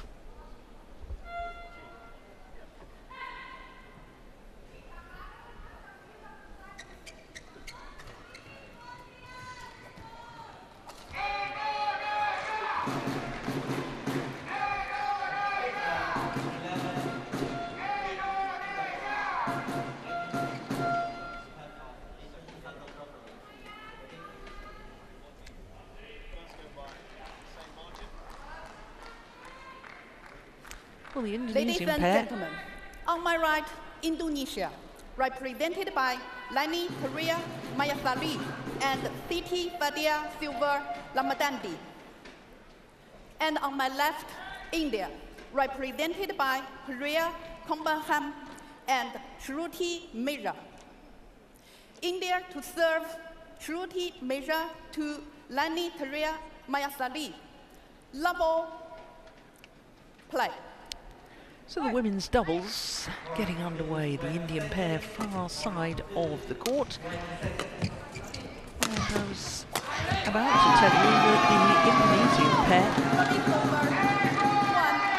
Mayasari and Ramadanti, won a title already this year. That was the Thailand Masters. It was their first World Tour title, as a combination in only their 4th World Tour event and their 6th tournament together. That's just wide. Incidentally, Ramadanti was also in the final of the mixed doubles at that Thailand Open with Ferdinandsia. They must have lost that, because otherwise she would have been the 2nd female player to do the doubles double after Xiamen from Hong Kong. I'm glad you were paying attention last night. Yeah. I could see that was a quiz I'd signed up for there.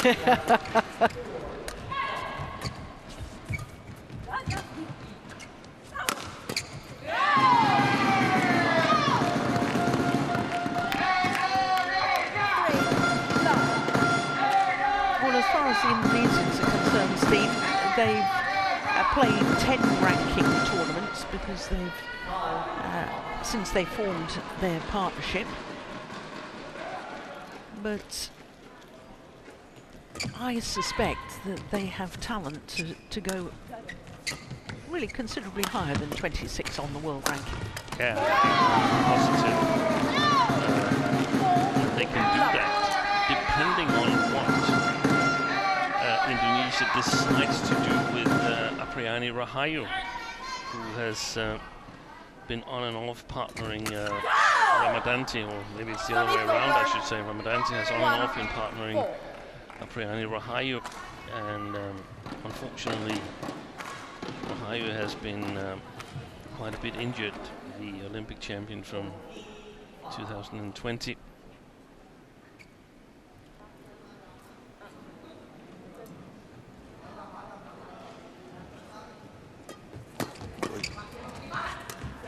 Strange serve from Panjindong.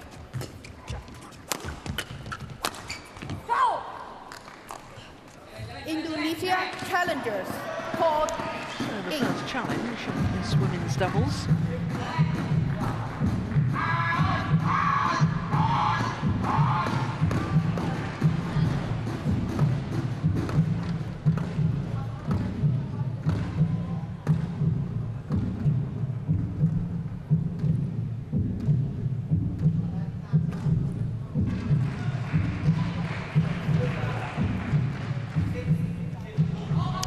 They were right. It was well long. Correction. Oh, goodness.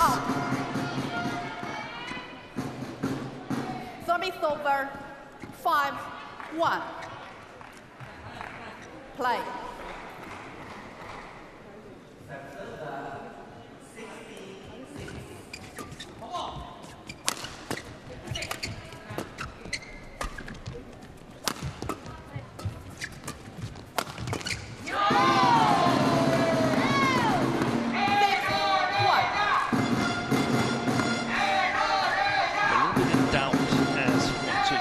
Of this Indian women's double here. We saw Mishra 2 days ago against the Danes play really well, supported by Tanisha Kroster, who played a magnificent game. And from looking at their results, we might have situations that we've also seen previously in this tournament that they're playing well, but they're not used to playing a position of this caliber. The regular World Tour players. On the other hand, they've played even matches against Kasto and Ashwini Ponnappa in December, and they played even matches against Louis and Tsang from Hong Kong, whom we saw yesterday play a relatively good match and definitely show progress. So I feel that we get to see here some of the aspiring women's doubles to get onto the World Tour in the bigger of the tournaments, the Super 750s and Super 1000s. Yeah. Oh, clash of rackets.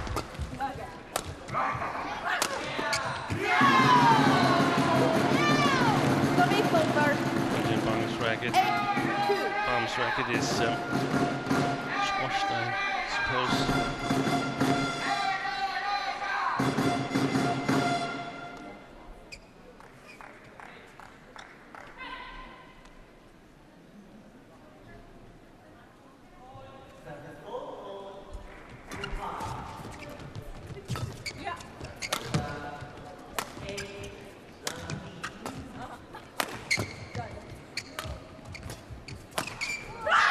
play. Yeah.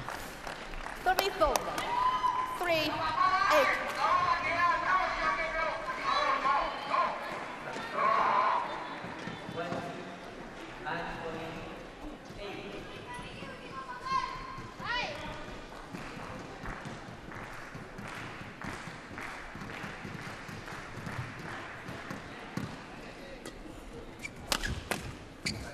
That's a lovely defensive shot from Mishra. Oh, it's just gone long. That's a pity. 9-3.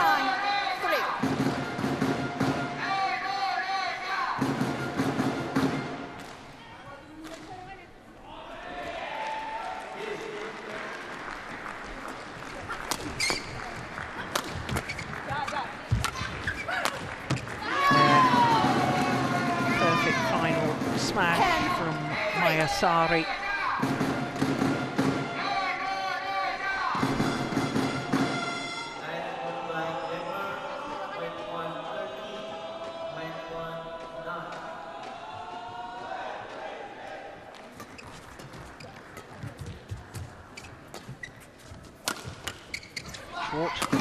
Yeah, got what it deserved into the mid-game interval with an extremely healthy lead, the Indonesians, an 8-point advantage with only 7 minutes played.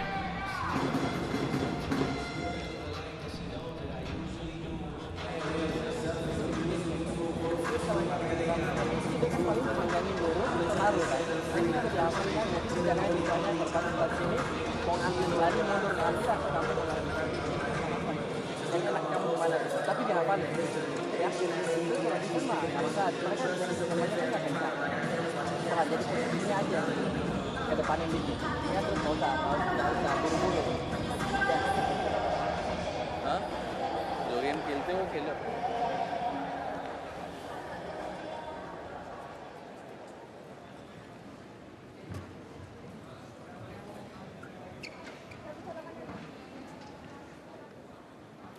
11-3.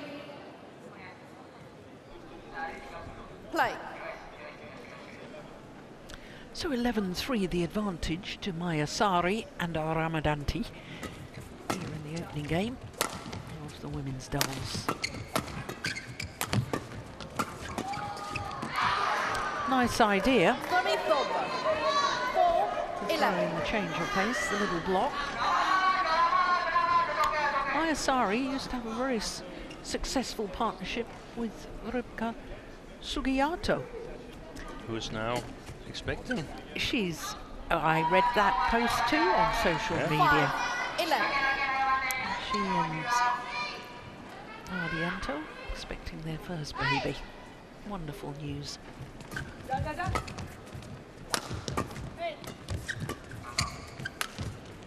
Some good badminton genes passed on. That's well played from Mishra. 6-11.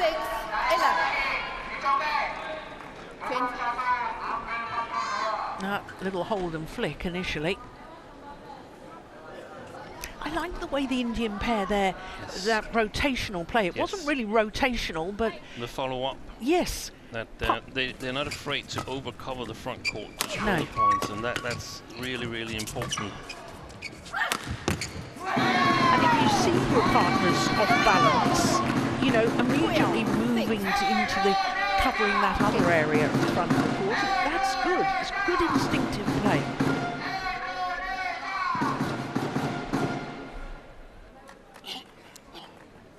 Quick. And it's a really good start or building block to have that aggressive offensive attitude towards women's double. I think we're going to see that physicality is not yet there, and the sort of the basics probably not either. That takes some time to get that into your game. You can see in the defense they take some big chances. They still have some big swings, the two Indian women, but it's just a matter of practice. Yeah. Good shot. A little bit of sideways drift. So slight curve on it.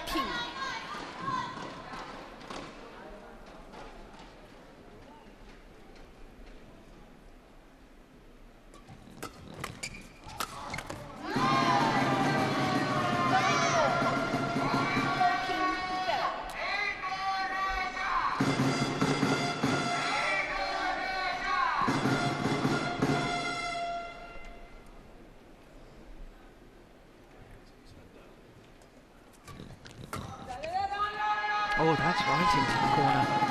That's great placement.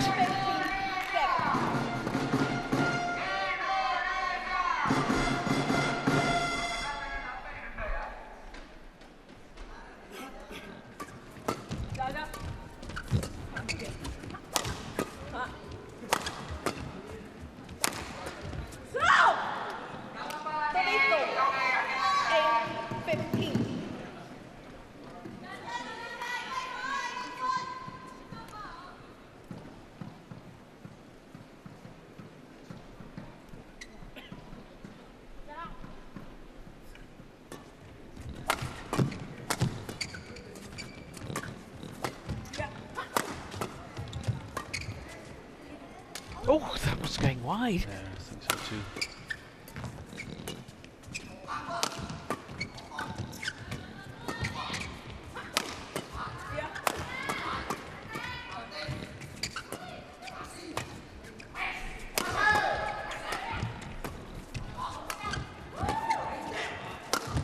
Oh, that's a good one. That's fantastic.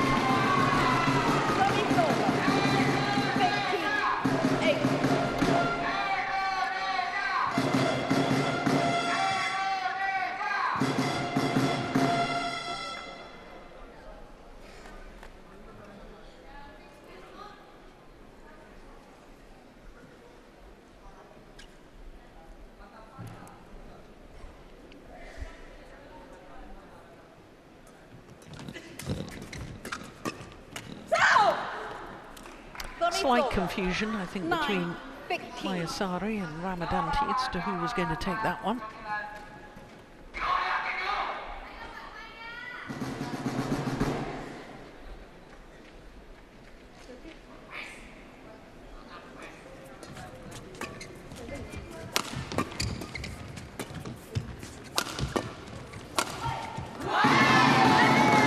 That's lovely placement, isn't it? Towards the right hip.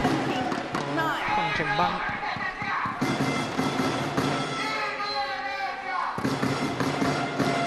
Lovely.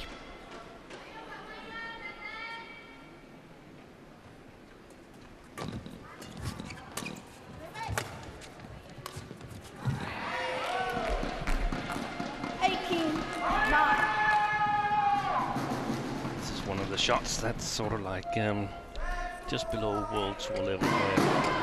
It's basically a good idea, but on the World Tour against the best players, this is very rarely a winner, so you can't afford to make an error on it.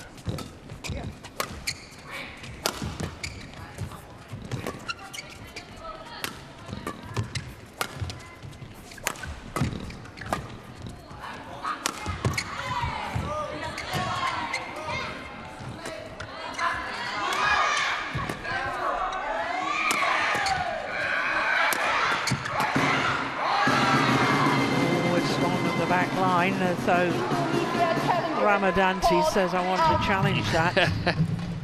I saw that as clearly. Yeah, I agree. Not you haven't been too sharp this week, have we, Steve? On the old challenges. I think I've been very unlucky at some occasions.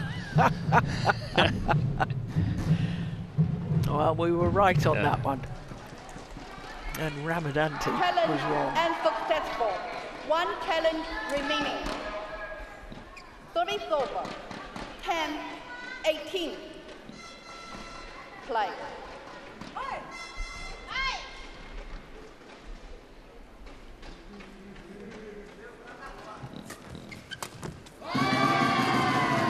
Service over. 19-10.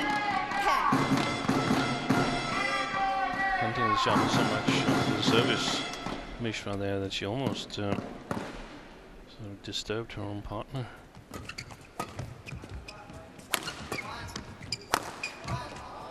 That's gone wrong with the back line. And it's game point opportunities for Indonesia's Mayasari and Ramadanti.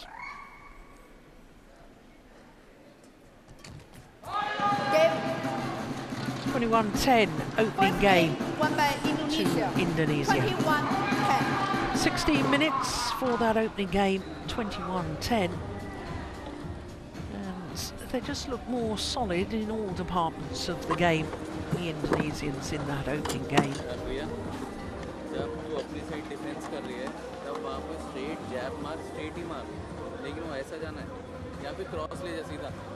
क्योंकि आगे वाली just वहीं खड़ी है और वो बहुत ऊपर नहीं कर रहे थे डिफेंस स्ट्रेट वाला जो है हाँ तो एक अगर मार भी रही है सेकंड वाला घुमा के इधर एक जना कंटिन्यूस खड़े होकर ड्राइव मत खेलो उनके साथ हाँ वो इंडोनेशियन में बीच में पकड़ेंगे वो पूरा थोड़ा घुमाना पड़ेगा हम लोगों को घुमा के थोड़ा ट्राई करो स्टार्टिंग से अभी अटैक लेती है तो थोड़ा जल्दी रोटेट करना एक एक जना आगे पीछे मत रखना coba nggak tahu ini nggak tahu kesana itu coba belakangnya tuh anginnya semana nggak tahu coba tapi main normal aja ya.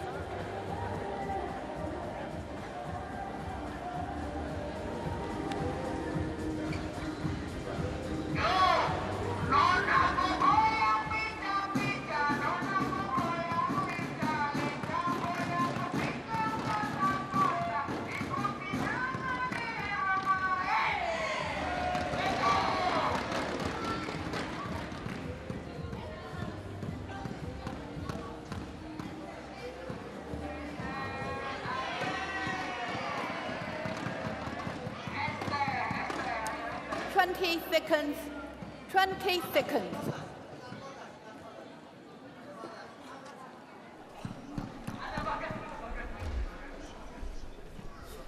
Second game, level play. So one game to the good, Mayasari and Ramadanti of Indonesia.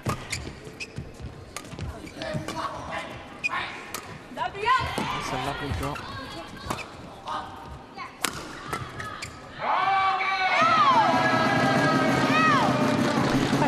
In summing up that opening game, Steve, that I felt that the Indonesians were just a little more solid in all departments of the game, which makes me wonder what can the Indian pair do to try and disrupt that solid play.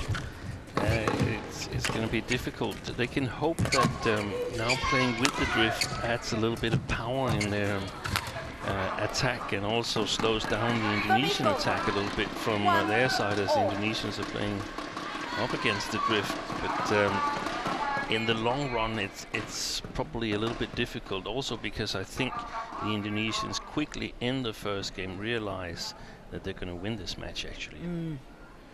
So I would expect the Indonesians to have a couple of extra gears if needed. Well, that wasn't the best of serves. Bang.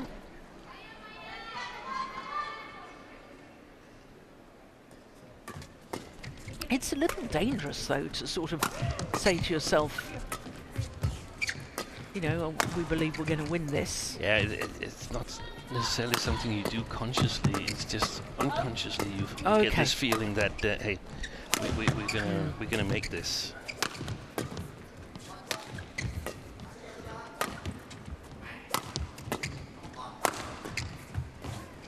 Sometimes it's wrong. But you get this good feeling that the opponents have trouble scoring against you, and you can relatively easy score your own points.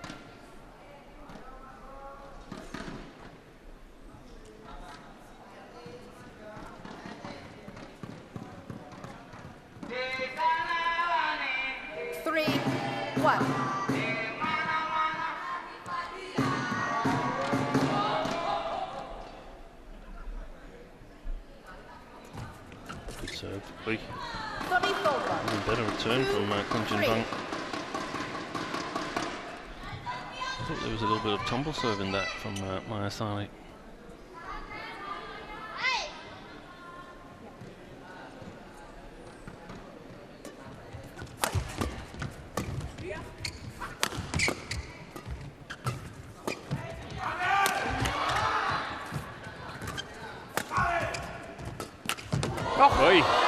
Wow.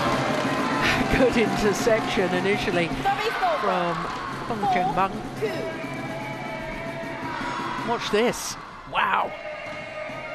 But Ramadanti was alert to it.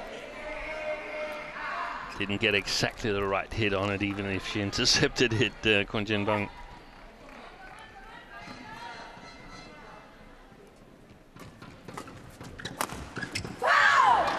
Short from side. And we talked about it yesterday. This is one of the situations where, if I were the Indonesian coach, I would like them to play 99.5% and really try and win this as big as possible, to send a message to the other pairs, other nations in the tournament, and to practice to play as close to perfection in each rally.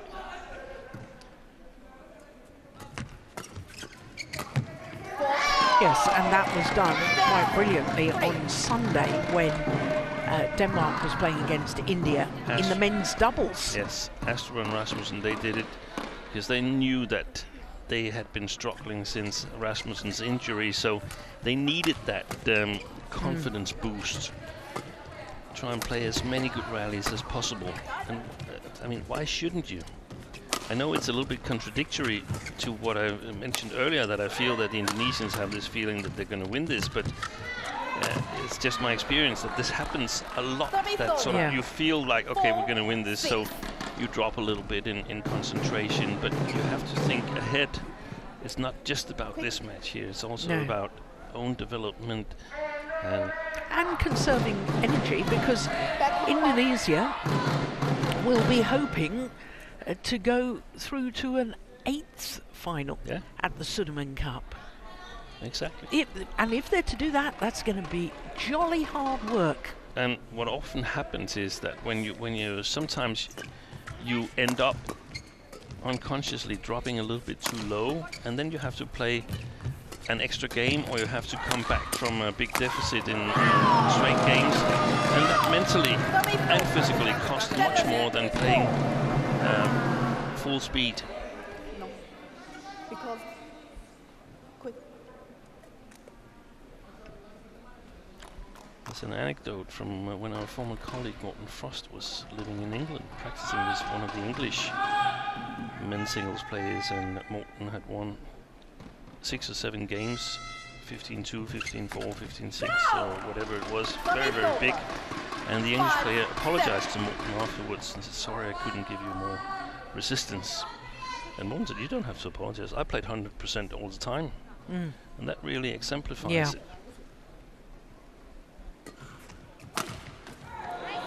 That's a super smash. Oh, well, they're challenging. I obviously thought it was good. With you.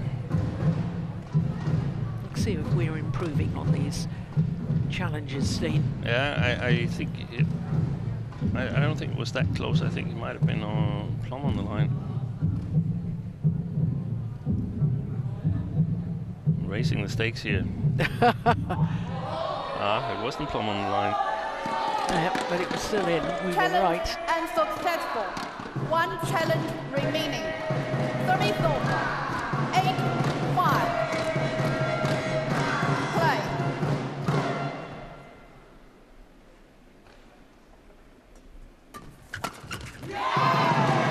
She was very quick on that, Ramadanti.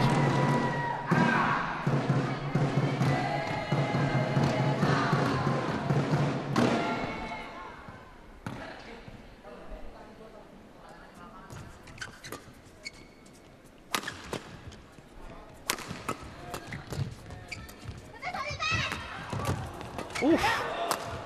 It was mighty close to touching the net. Good rally.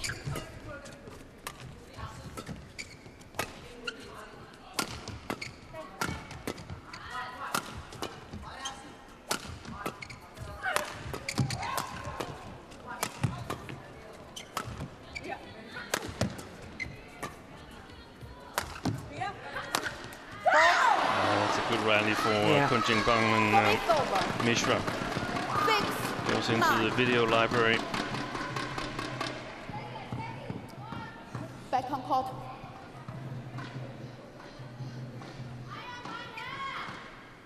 Change.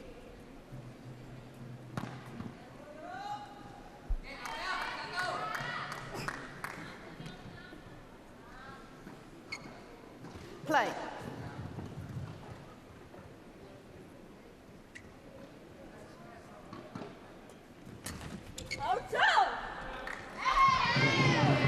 India challengers. It's probably a little bit closer than the one before. I don't dare to call this one. I'm going to call it in.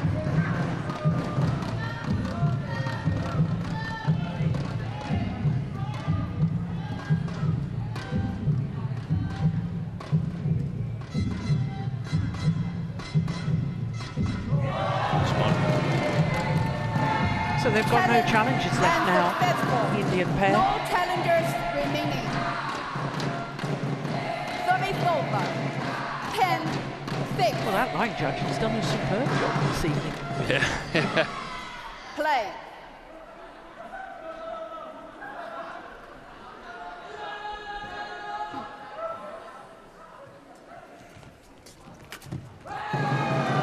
So to the mid-game interval.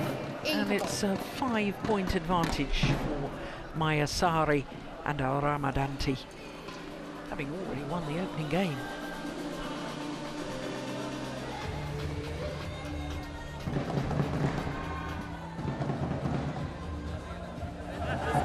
Easy मारने को मत दो, एक jump में मार रही है, लेके जाना तो पूरा एक में लेके जा, या फिर छोटा छोटा खेलो, उसको लेके जाओ दूसरी वाली को, वो एक जंप में अच्छा मार रही है, उसको दूसरी वाली के ऊपर ज़्यादा खेलो, रिसीविंग ड्रिबल लगाओ, स्पेशली ज़्यादा हाथ में मत रिसीव करो, सीधा मार रही है, ताकि soft Khelo.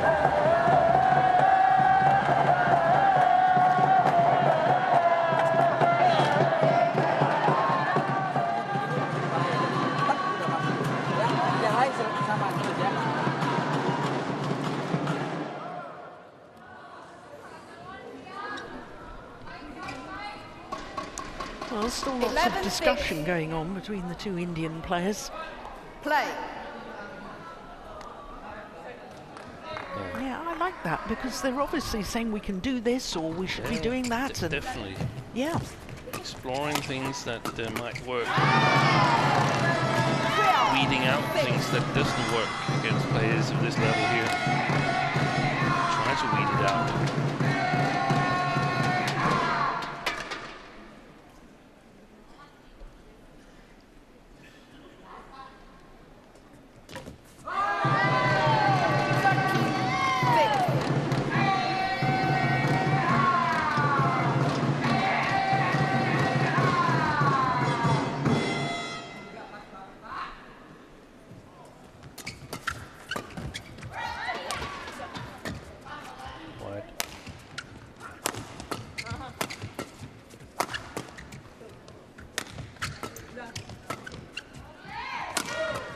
Oh, that's a lovely block. What a super shot. Not only the technical skill, but the vision to see that's where the gap was. Check back. Played it absolutely brilliantly.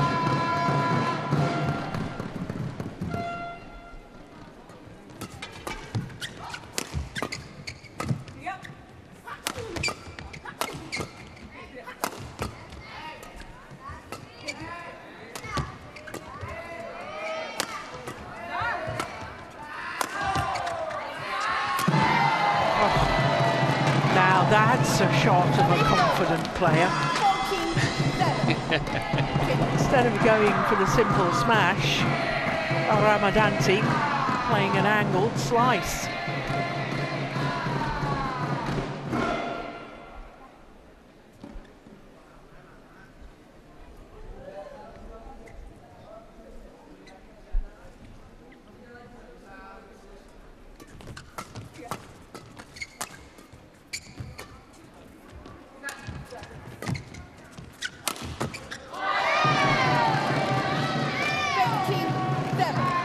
Maintaining a good level, Ramadanti and Mayasari, and you can also say that the drift alongside the board hasn't really helped Mishra and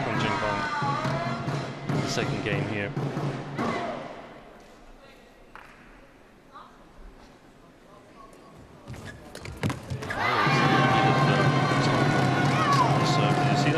I did.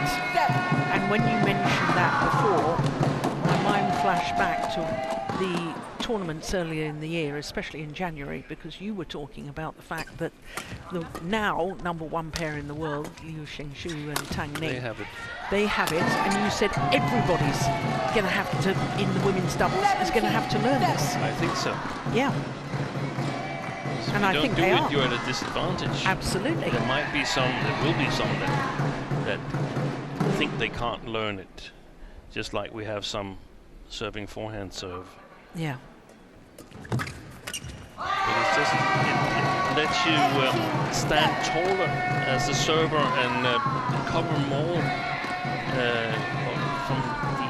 on the third shot. Let's watch it again.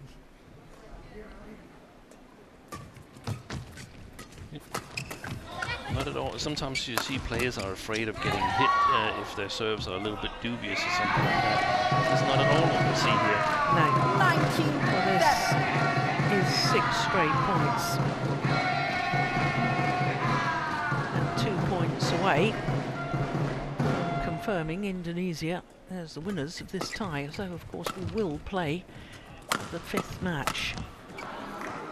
All 5 matches are always played in the group stage. It's only at the knockout stage once the tie is decided.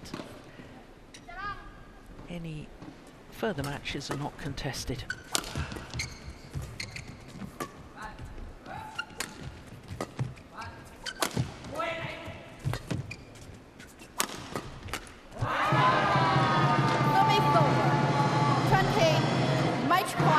So match point opportunities for Mayasari and Ramadanti.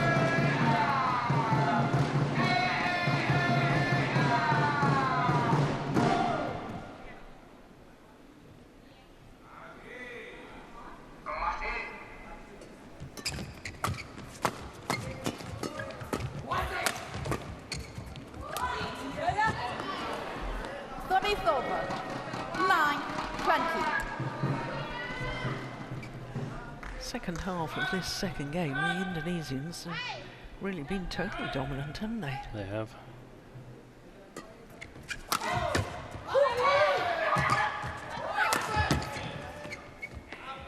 That's gone long.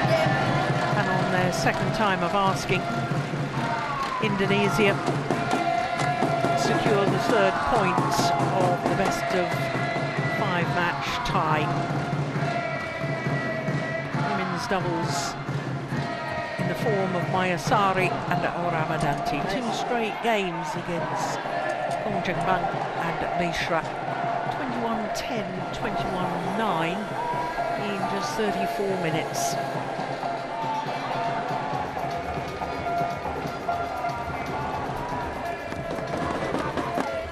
The Indonesian team absolutely delighted, and so they should be.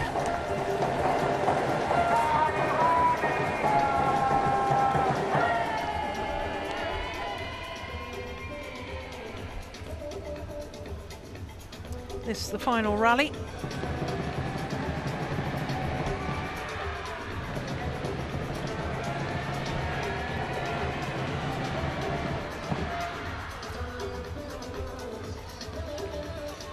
So delight for Mayasari and Ramadanti.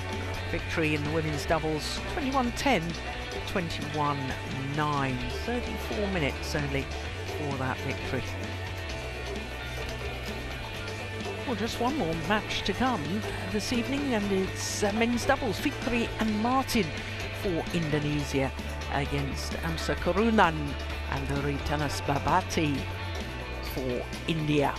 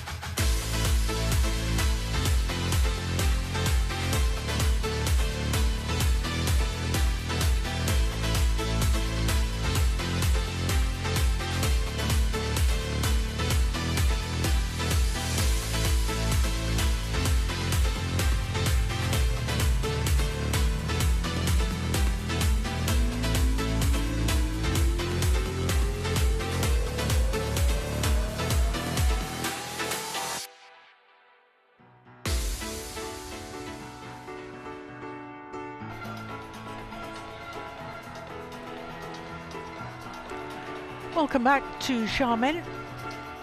Day 3 of competition here at the TotalEnergies BWF Sudirman Cup Finals.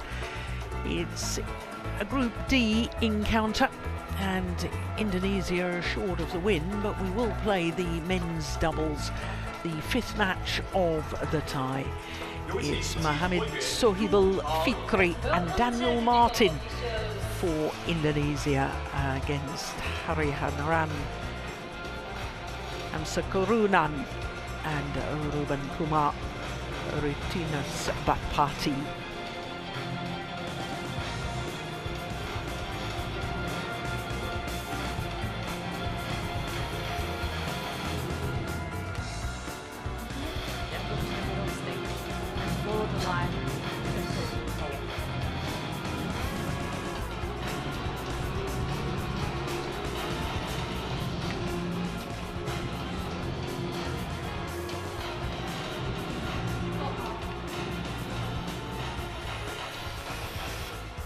So the Indonesians lead out the 2 pairs onto centre stage. Fikri and Martin for Indonesia against Amsakurunan and Retinas Bapati. Let's welcome the players. 1号场地本次双打比赛， Court 1 mixed doubles. 由来自印度尼西亚的菲克里·马丁对阵来自印度的哈里哈兰雷吉娜·萨巴蒂。 Fikri Martin representing Indonesia versus Amsakurunan Retinas Bapati representing India.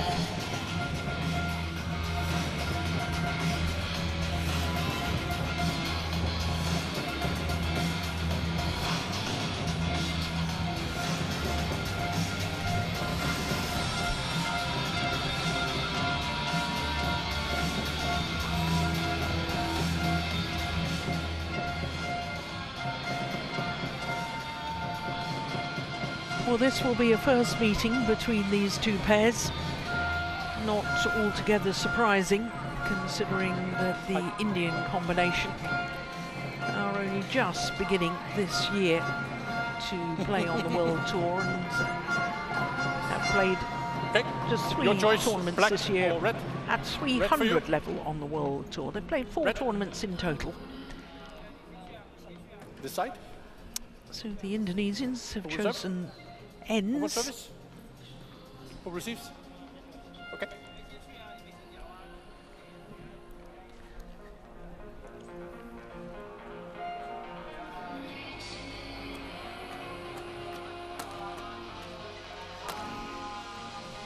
Well, the Indian pair played on Sunday against Denmark and lost to Astrup and Rasmussen 21-7, 21-4.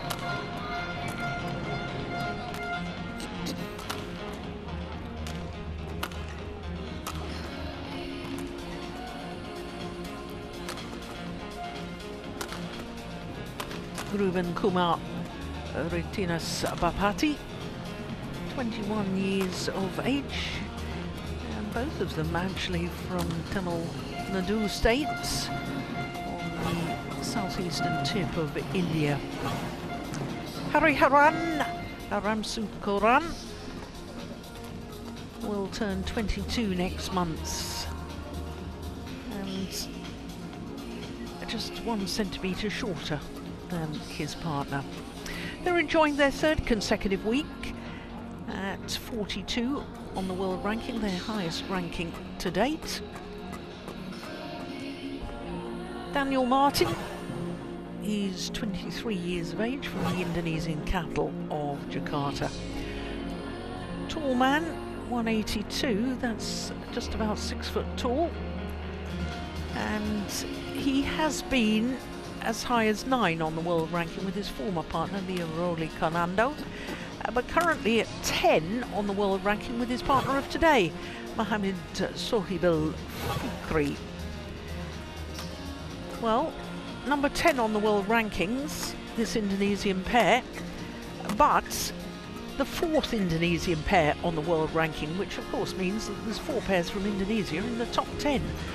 I told you that they were strong in this discipline. Traditionally, over many years have been very strong in men's doubles. Fikri, as you saw, born in Bandung in West Java. 176, that's 5'9½". And I know that because I'm 176.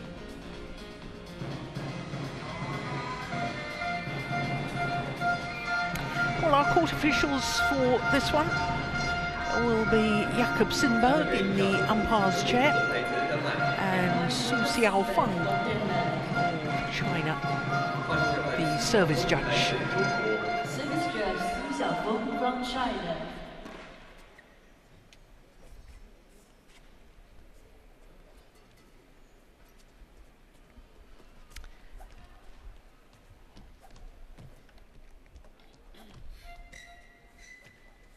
Ladies and gentlemen, on my right, Indonesia, represented by Daniel Martin and Muhammad Suhibul Fikri. And on my left, India, represented by Hayran Amsogrukan and Ruban Kumar Ratsinamati. Ruban Kumar Ratsinamati to serve to Daniel Martin. Love all. Play. So it is the Indian pair, the far side of the... Oh, goodness. I was going to say, getting this match underway, but a bit of a false start there because service fault's called. That's when you go through all the emotions in a split second there. The joy of seeing the opponent walking going the wrong way, and then the disappointment of being called. No service fault.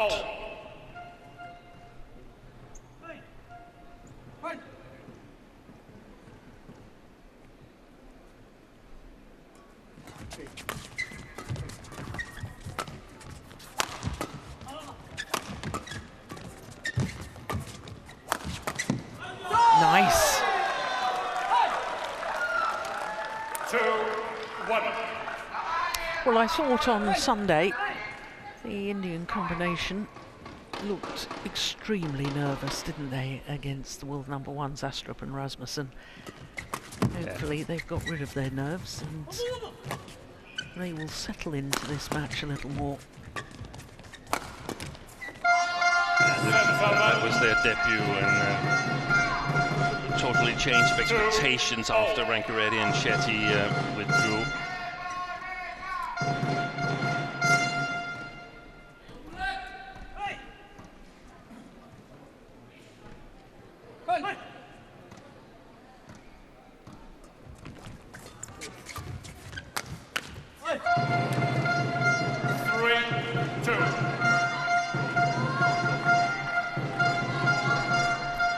Finals already this year for Fikri and Martin.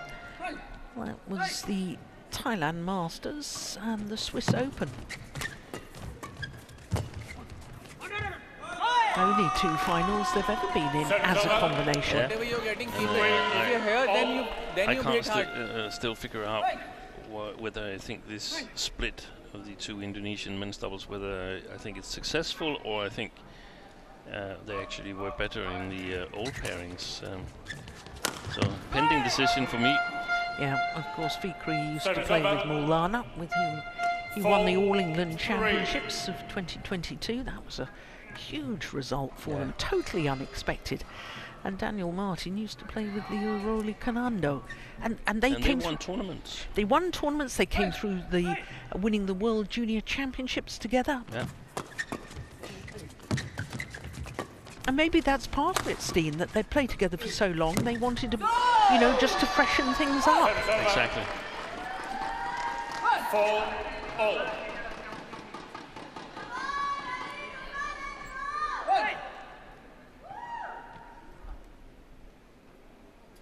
Lovely skill there from Gamsa Kurunan.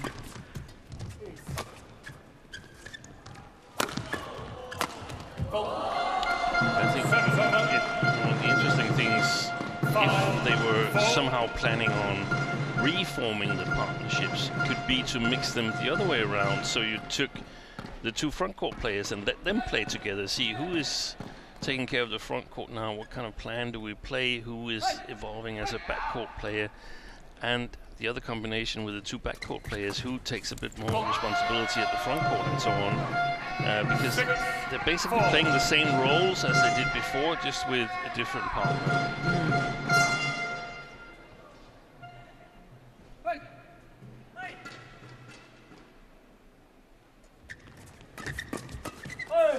Yeah, good play from Daniel Martin. Looked like he had a really good read on what the what the service return was going to be. Played a fantastic third shot there. Oh, it's landed in. Would you believe it?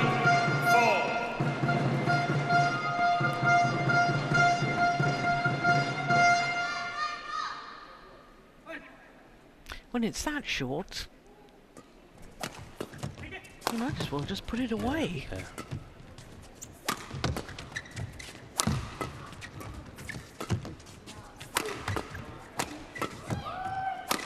Oh, nice rotational play by the Indian pair. I like that. That's when they're good. When they can rotate and when they can get in the flat game on the mid-court area.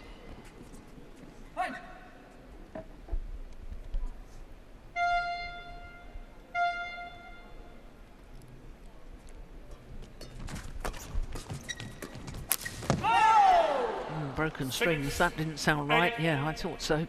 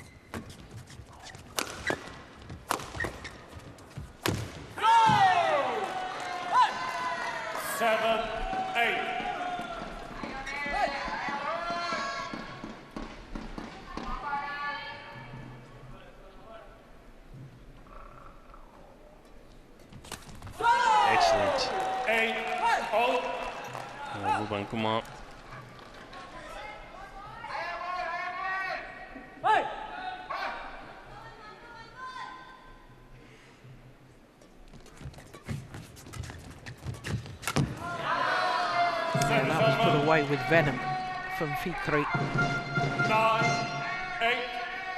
I felt like he had a point to prove there. Yeah. I'm the one controlling the front court.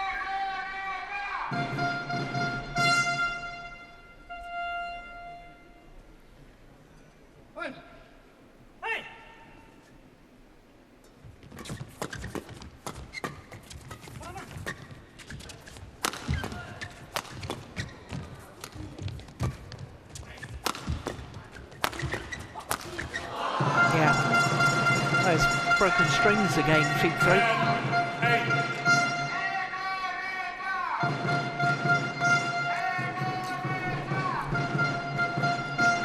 Line judge.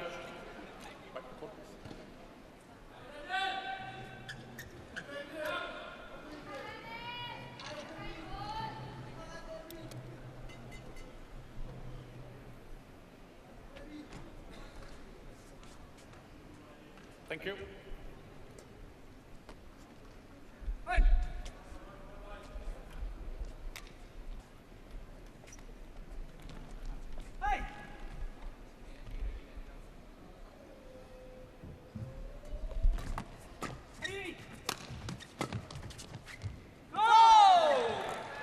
Service over. 9, 10. Well, I know it's early stages, but this pair from India, these youngsters, are looking like different players to the ones we saw on Sunday. Totally.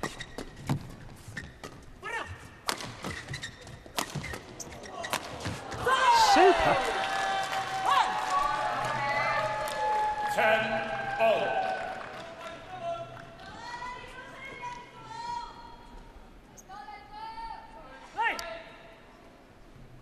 Final shot from Amsa Karunan. Oh, service error. 11-10 interval.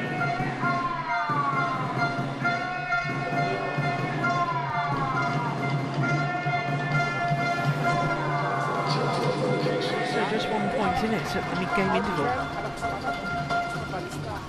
Ya, kalau ada kesempatan, ya, kalau enggak lu jagain pembukaan dia pembukaan kadang ngedok, jagain di situ, ya. Nah kalau lu mau pembukaan dia, lu ya bagus ini nggak apa-apa. Lu yakin duluin, ya, jangan lambat di blok sama dia, ya. Lu banyak nyerangnya, ya, jangan pikir, ya.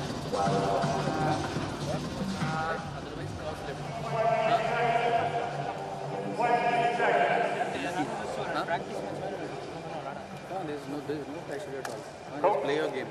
Huh? Come on. Turn through your chair.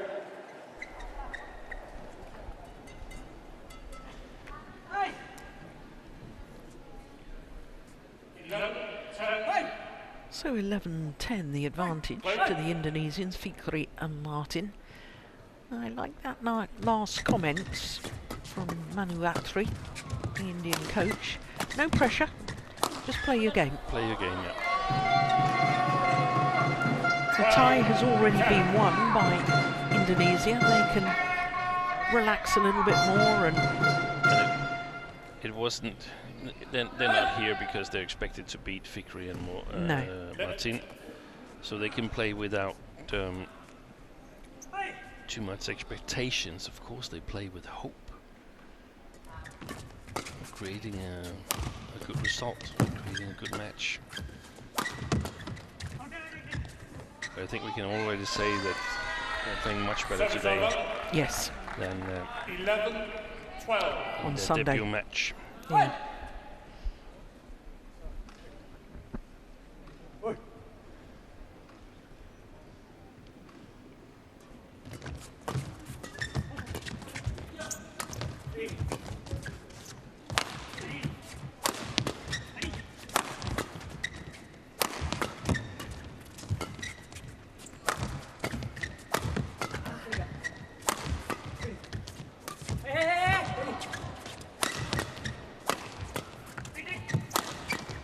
Need a bit more. Well, that's super. I was just about to say they need a bit more variation in the attacking play, the Indian combination.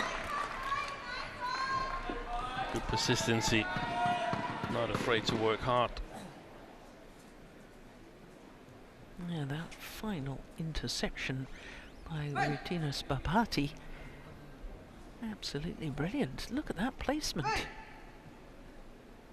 Quite big strapping on the right thigh or maybe hamstring of Fikri. Surprised they played him if he's injured. Yeah.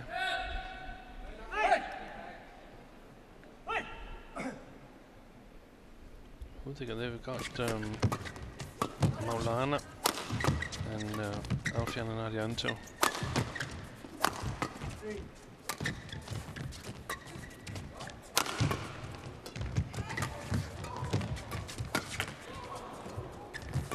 Good rally.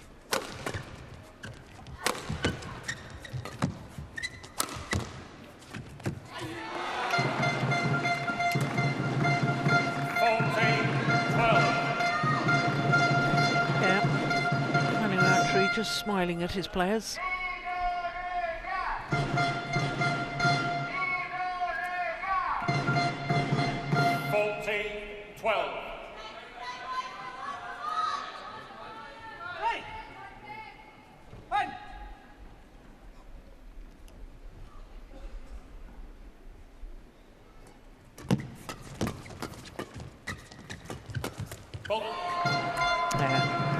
Good racket work by Fikri. 15-12.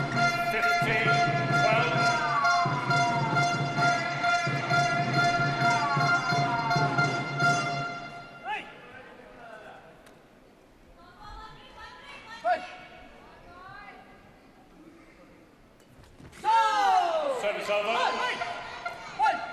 13-15. He won't be happy with that.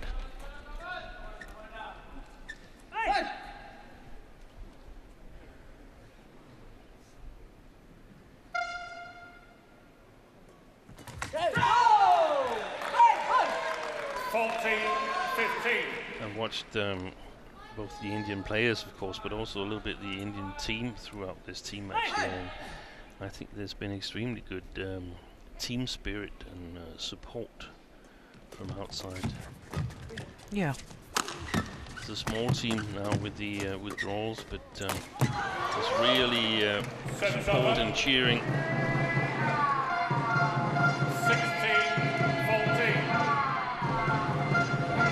I guess they knew that the match Sunday against Denmark was more or less a decisive match for whether they were going to qualify for the quarterfinals. That's good team spirit, I think. Both left it for the other. 17-14.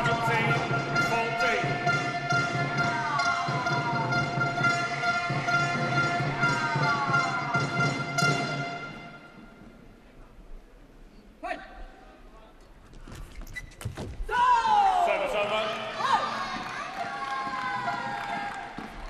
15-17.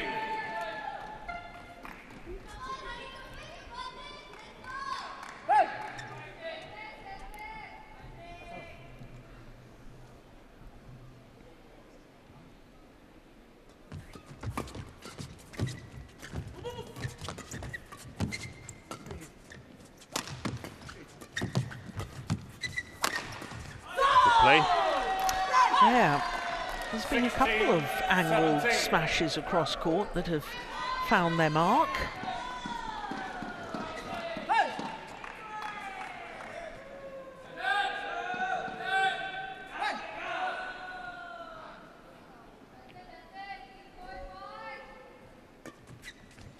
Good flick serve. Yeah. And calmly played into the open space by Ritenis Bapati.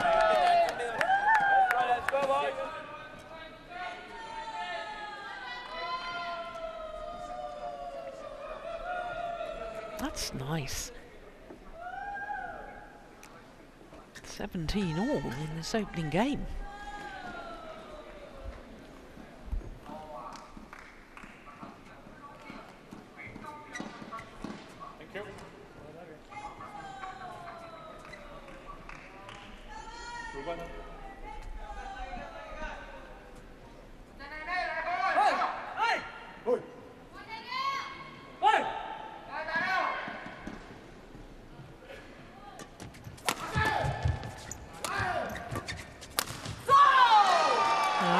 More strings gone, this time in the racket of Daniel Martin. 18-17. And on a run of 4 straight points, the Indian combination go into the lead. Yeah.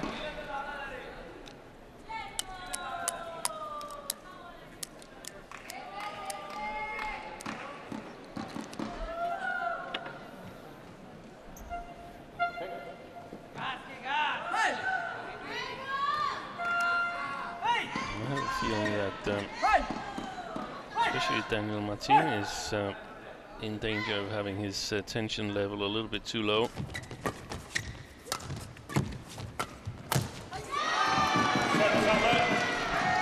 Another racket gone. 18-all. This time, Sakarunan.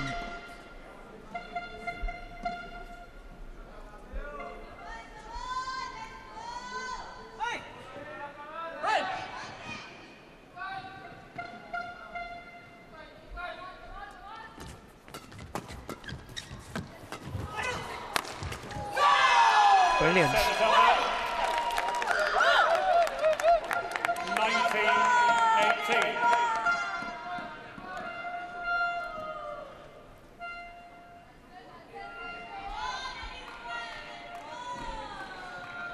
19-18. He's working hard, Manu Atri.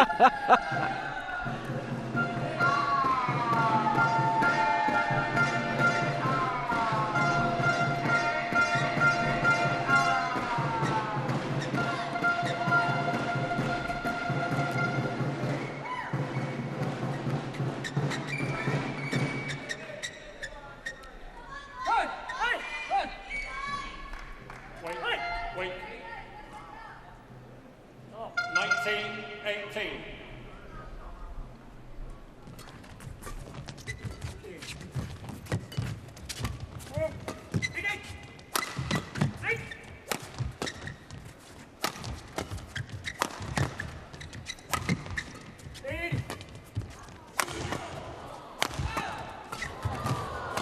counter.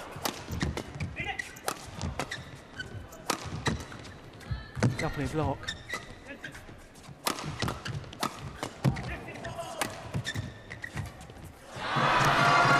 That was a perfect example to me, Steen, of the attack being all the same pace from the Indian pair. If only they had varied it a little bit more.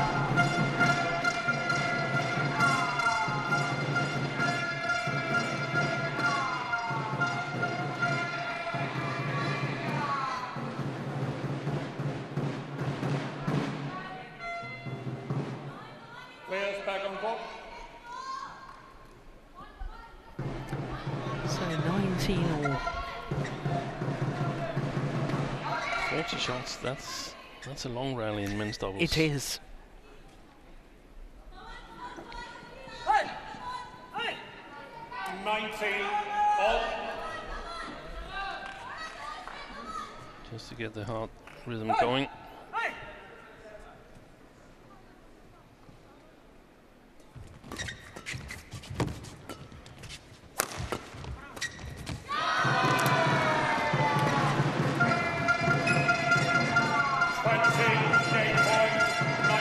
So the game point opportunity is for Indonesia.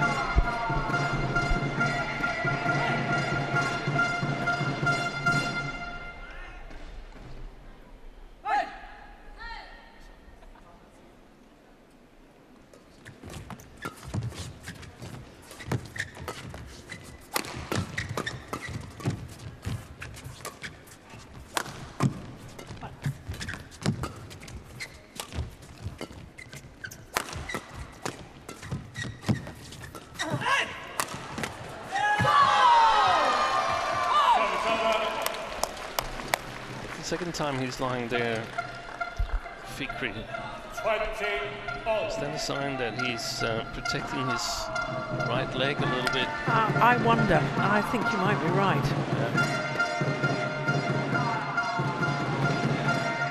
Because it wasn't really a dive, it was sort of just falling towards the shuttle. Yeah. I think you're probably right. Instead of launching.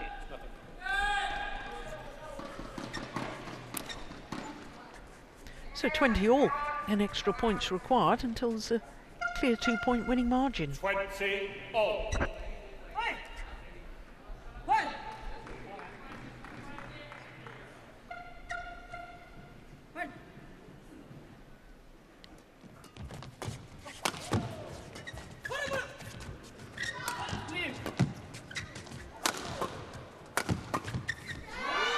Oh, that's almost hit the grey carpet at the back of the court.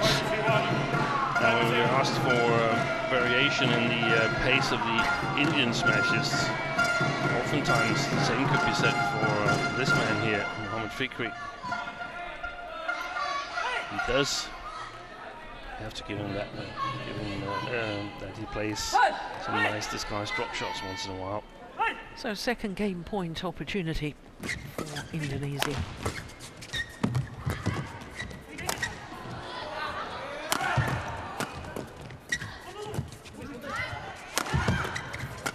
Oh, he was going off to try and change his racket. It wasn't the most opportune moment, was it? Poor man. 22-20. What an entertaining opening game. The opening game in favour of Indonesia and Fikri and Martin. 22-20 in 24 minutes. You keep it again, he'll move in, then you again, they'll lift, then you attack again. Why you want to give out? See, in right, they are very good. So you can't just keep playing right with them. If you are here, then you okay, you can push. Once you are here, just tuck.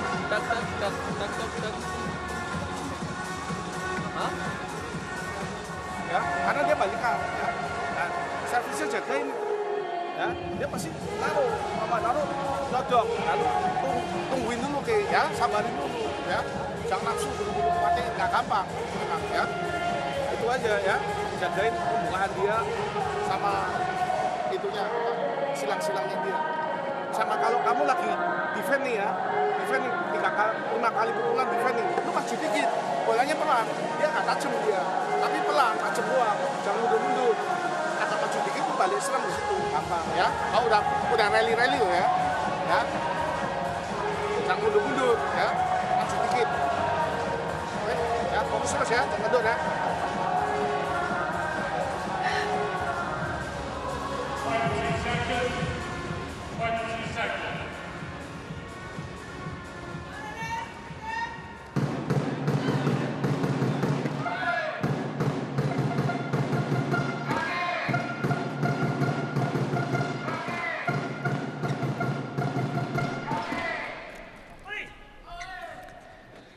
Well, it was a thoroughly entertaining opening game. 22-20 in favour of Indonesia and Fikri and Martin.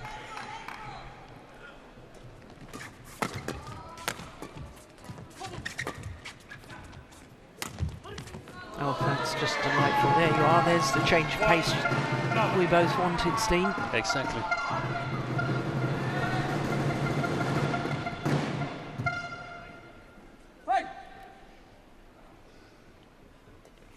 Oh, lovely tumble serve.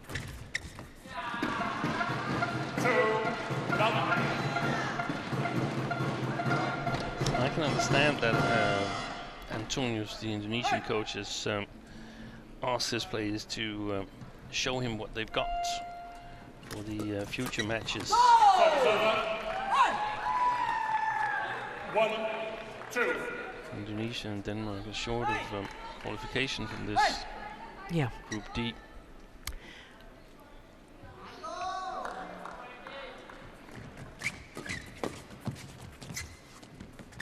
Ooh. You thought about playing it? Yeah.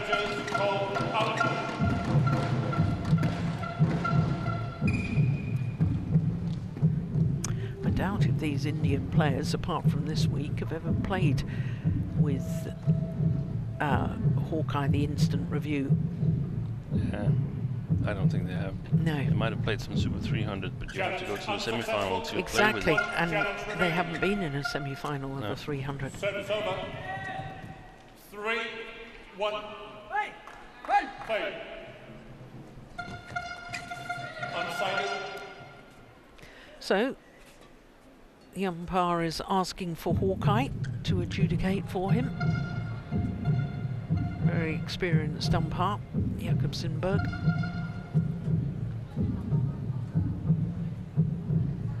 When he's not umpiring, he's a policeman, isn't he? He is, yeah. So he's used to being strict, I suppose. Yeah. Yeah, clearly. Good serve. Nobody loses any challenges there. That was the umpire that asked for that.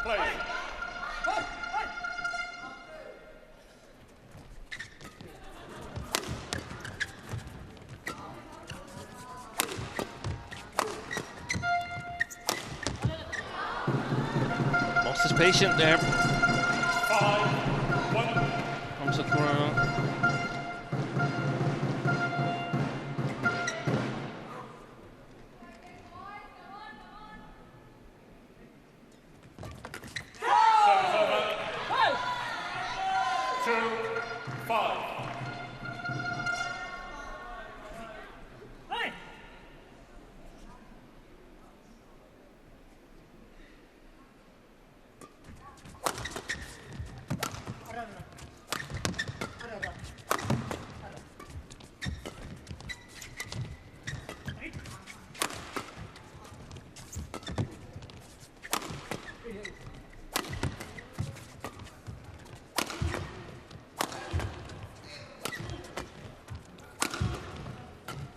Good defense.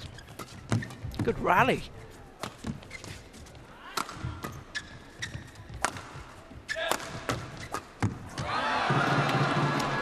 Got a little carried away with himself, Martinez Babati.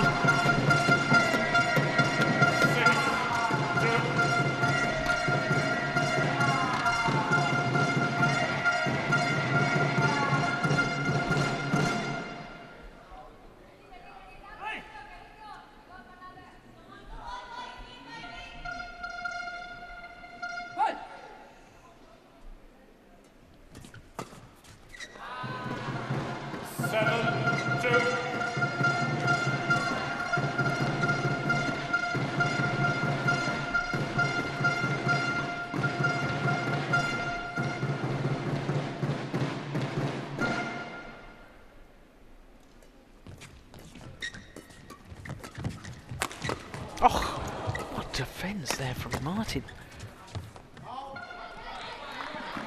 Service over. 3-7.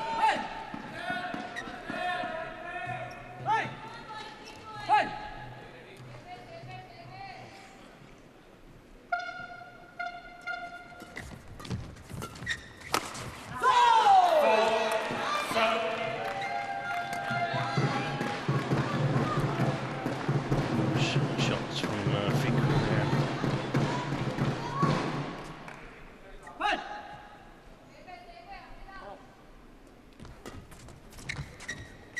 Oh, that's landed on the back line.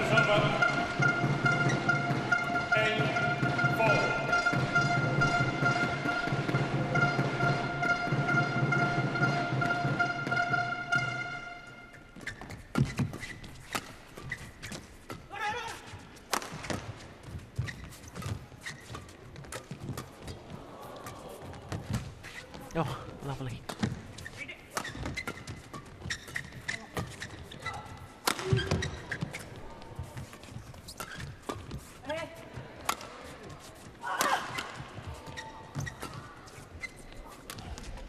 Oh, that's perfection. I don't believe it. That is extraordinary. And a wry smile from Daniel Martin. Gets back the net cord, look at that. And then dives to get the next one back.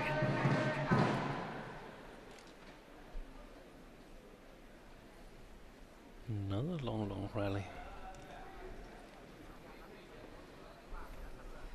I wonder if it was in the 40s as the two previous ones, or the two previous long ones we've seen.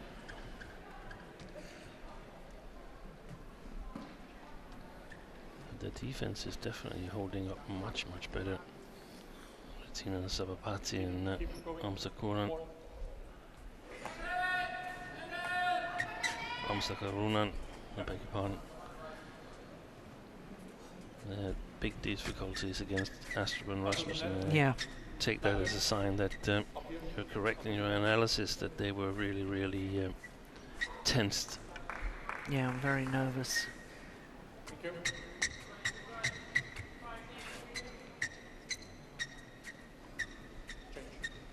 What?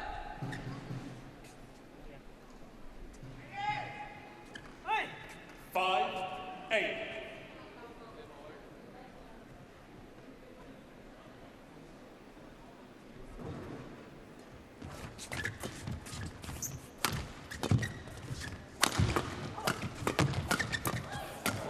Oh, that's great work from Fikri.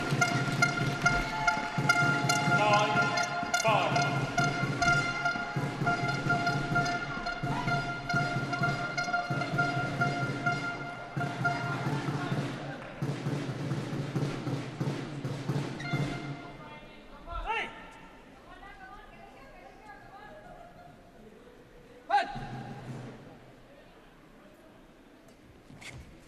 Wonderful tumble serve. Service over. 6-9. Yeah, that's a good example of what you were talking about earlier. Teammates supporting the Indian players on court. Even though the tie is lost, they're still there, still giving support.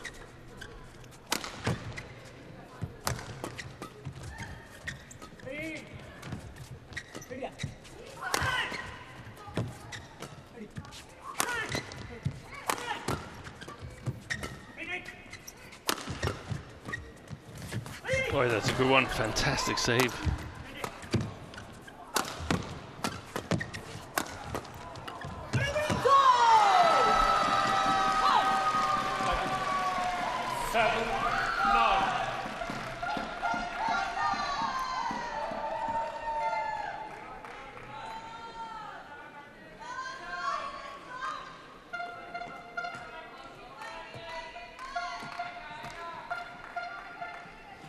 Super reaction.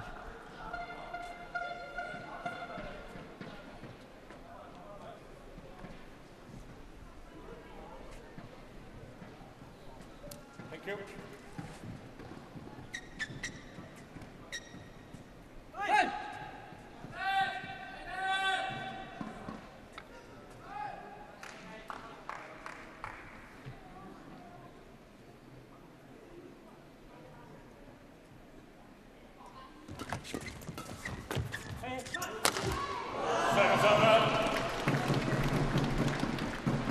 Yeah, that was a bit of a gift for Daniel Martin.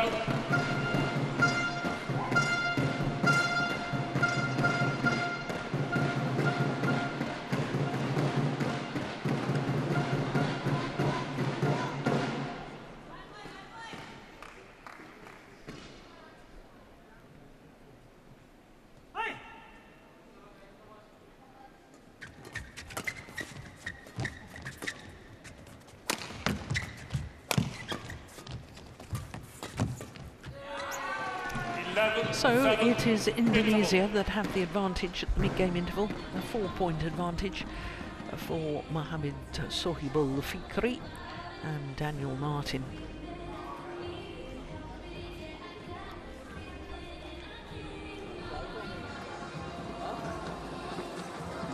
See, whenever they are serving and you receive, they will drive it back. So you receive in such a way that they can't drive. Either you poke or just go soft receiving. That's okay. Huh? Don't go onto his hand and he's just. Huh? If you go also by chance, then just play and come back fast. Huh? And again, if you're down, just take it higher. If you're here, just give the angles. Control. Return to your chair.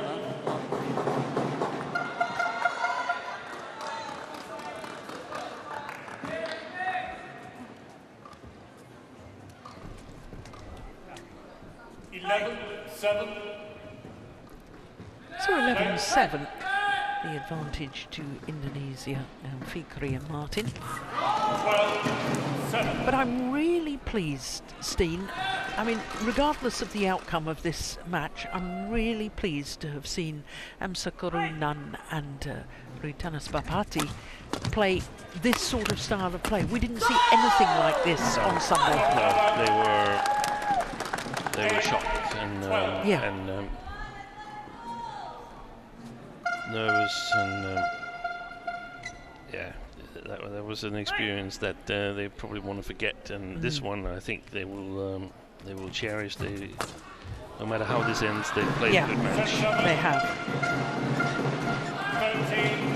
13-8.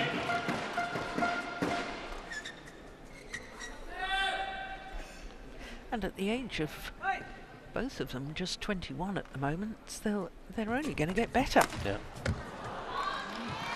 I mean, if they can lift in position, so they put a little bit of pressure on Daniel Martin, then they can defend, and eventually when the chance is there, they've got to stay patient. Don't go for the quick winners. Play like they did in the first game with rotational play. Lovely. There's the change of pace we wanted to see. That's it. 10-13. I have a feeling that the Indonesians are still walking around thinking, oh, come on, let's just win this. And that often creates problems. I'm not sure they're 100% focused. That's another mistake from Martin. 11-13.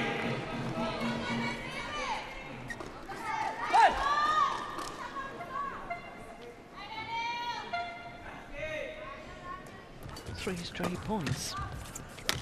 Lift.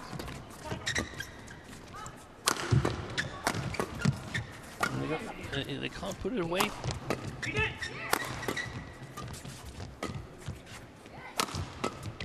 Patience. That's it. That's the way to do it. 12-13.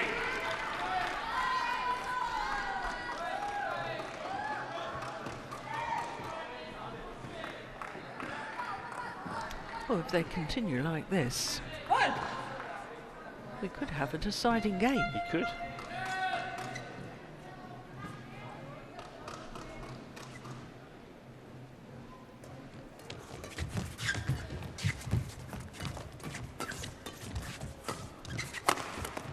Excellent.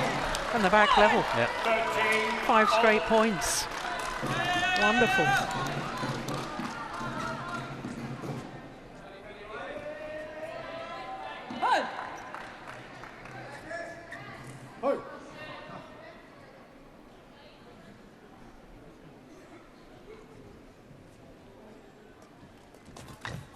Service over. 14-13. Well, he anticipated the return. He simply couldn't deal with it. Too good.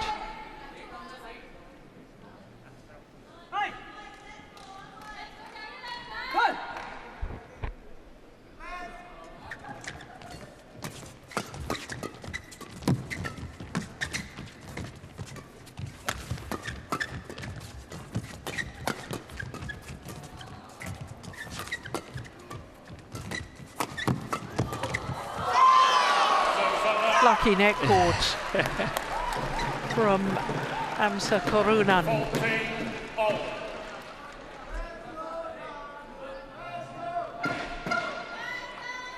Immediately apologises.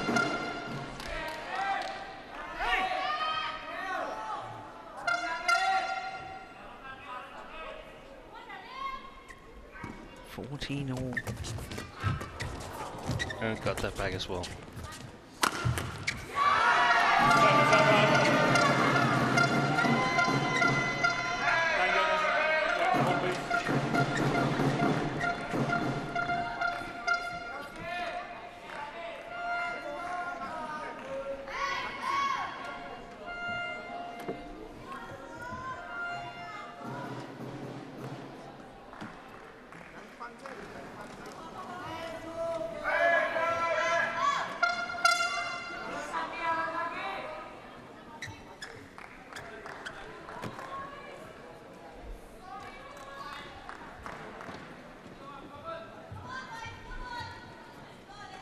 Thank you.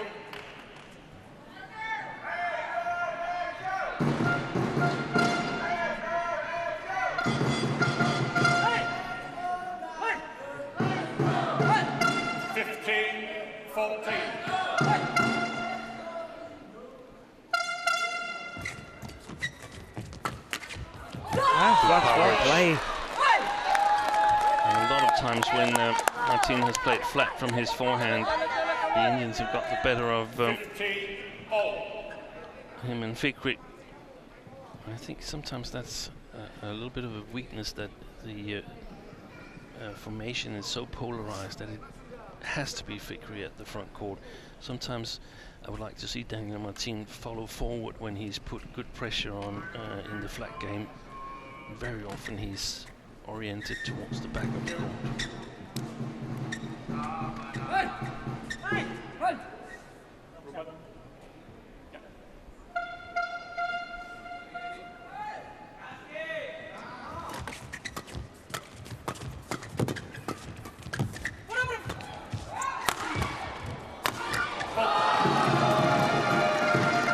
Good pressure from the Indonesians.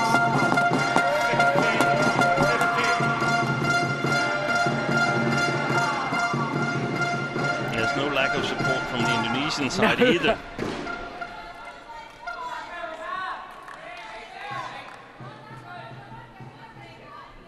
And Indonesia are a much bigger team here. Much bigger than the Indian team.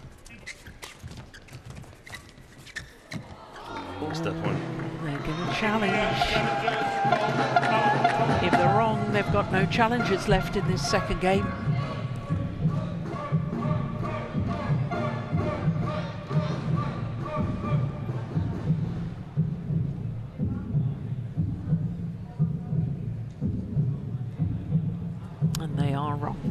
Challenge unsuccessful. No challenges remaining. That could prove costly. 17-15. Play.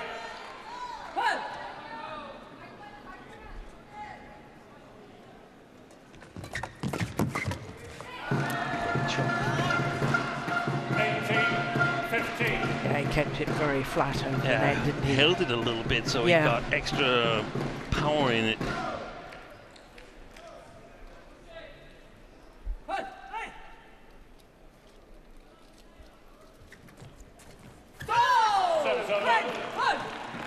He doesn't really commit at the front of the courts, Martin.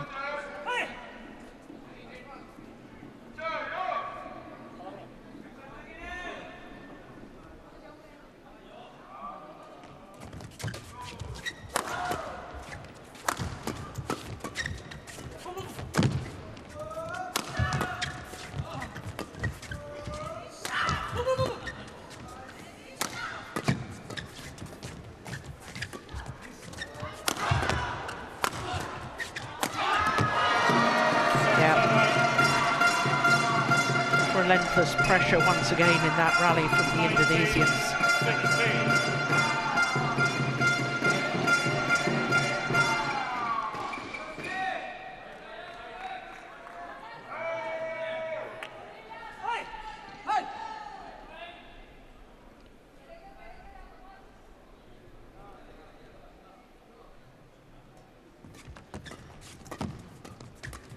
Super. That is wonderful, wonderful play by Rutinas Bapati. 17-19.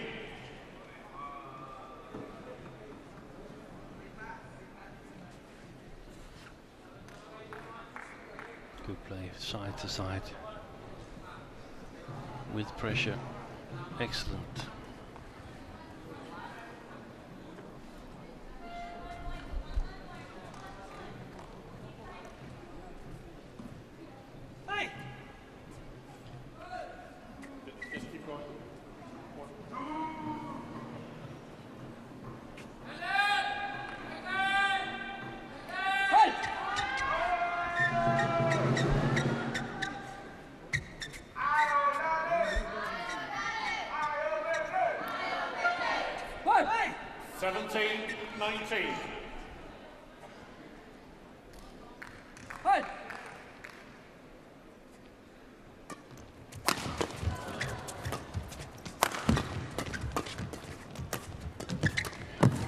Brilliant, fantastic follow-up. He doesn't put anything away at the front court, Daniel Martin. No. 18-19.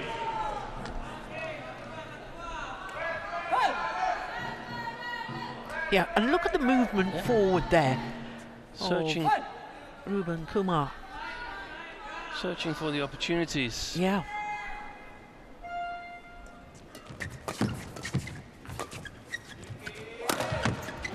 Oh, that got deflected by the net cord. That's a fall for the Indian pair and a fall for the Indonesian pair. Two match point opportunities for Fikri and Martin.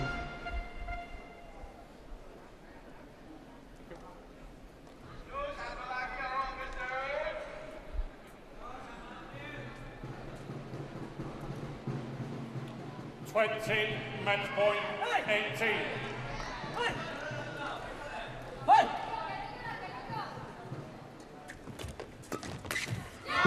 First time of asking. 22-20, 21-18. The victory for Indonesia and Fikri and Martin.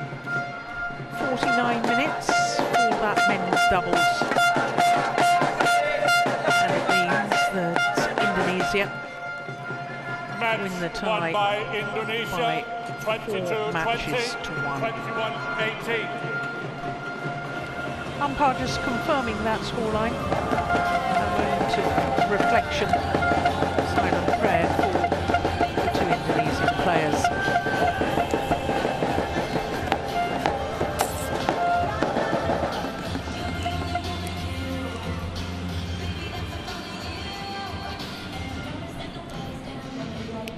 This is the final rally, the mistimed shots and the frustration for Rutinas Bapati.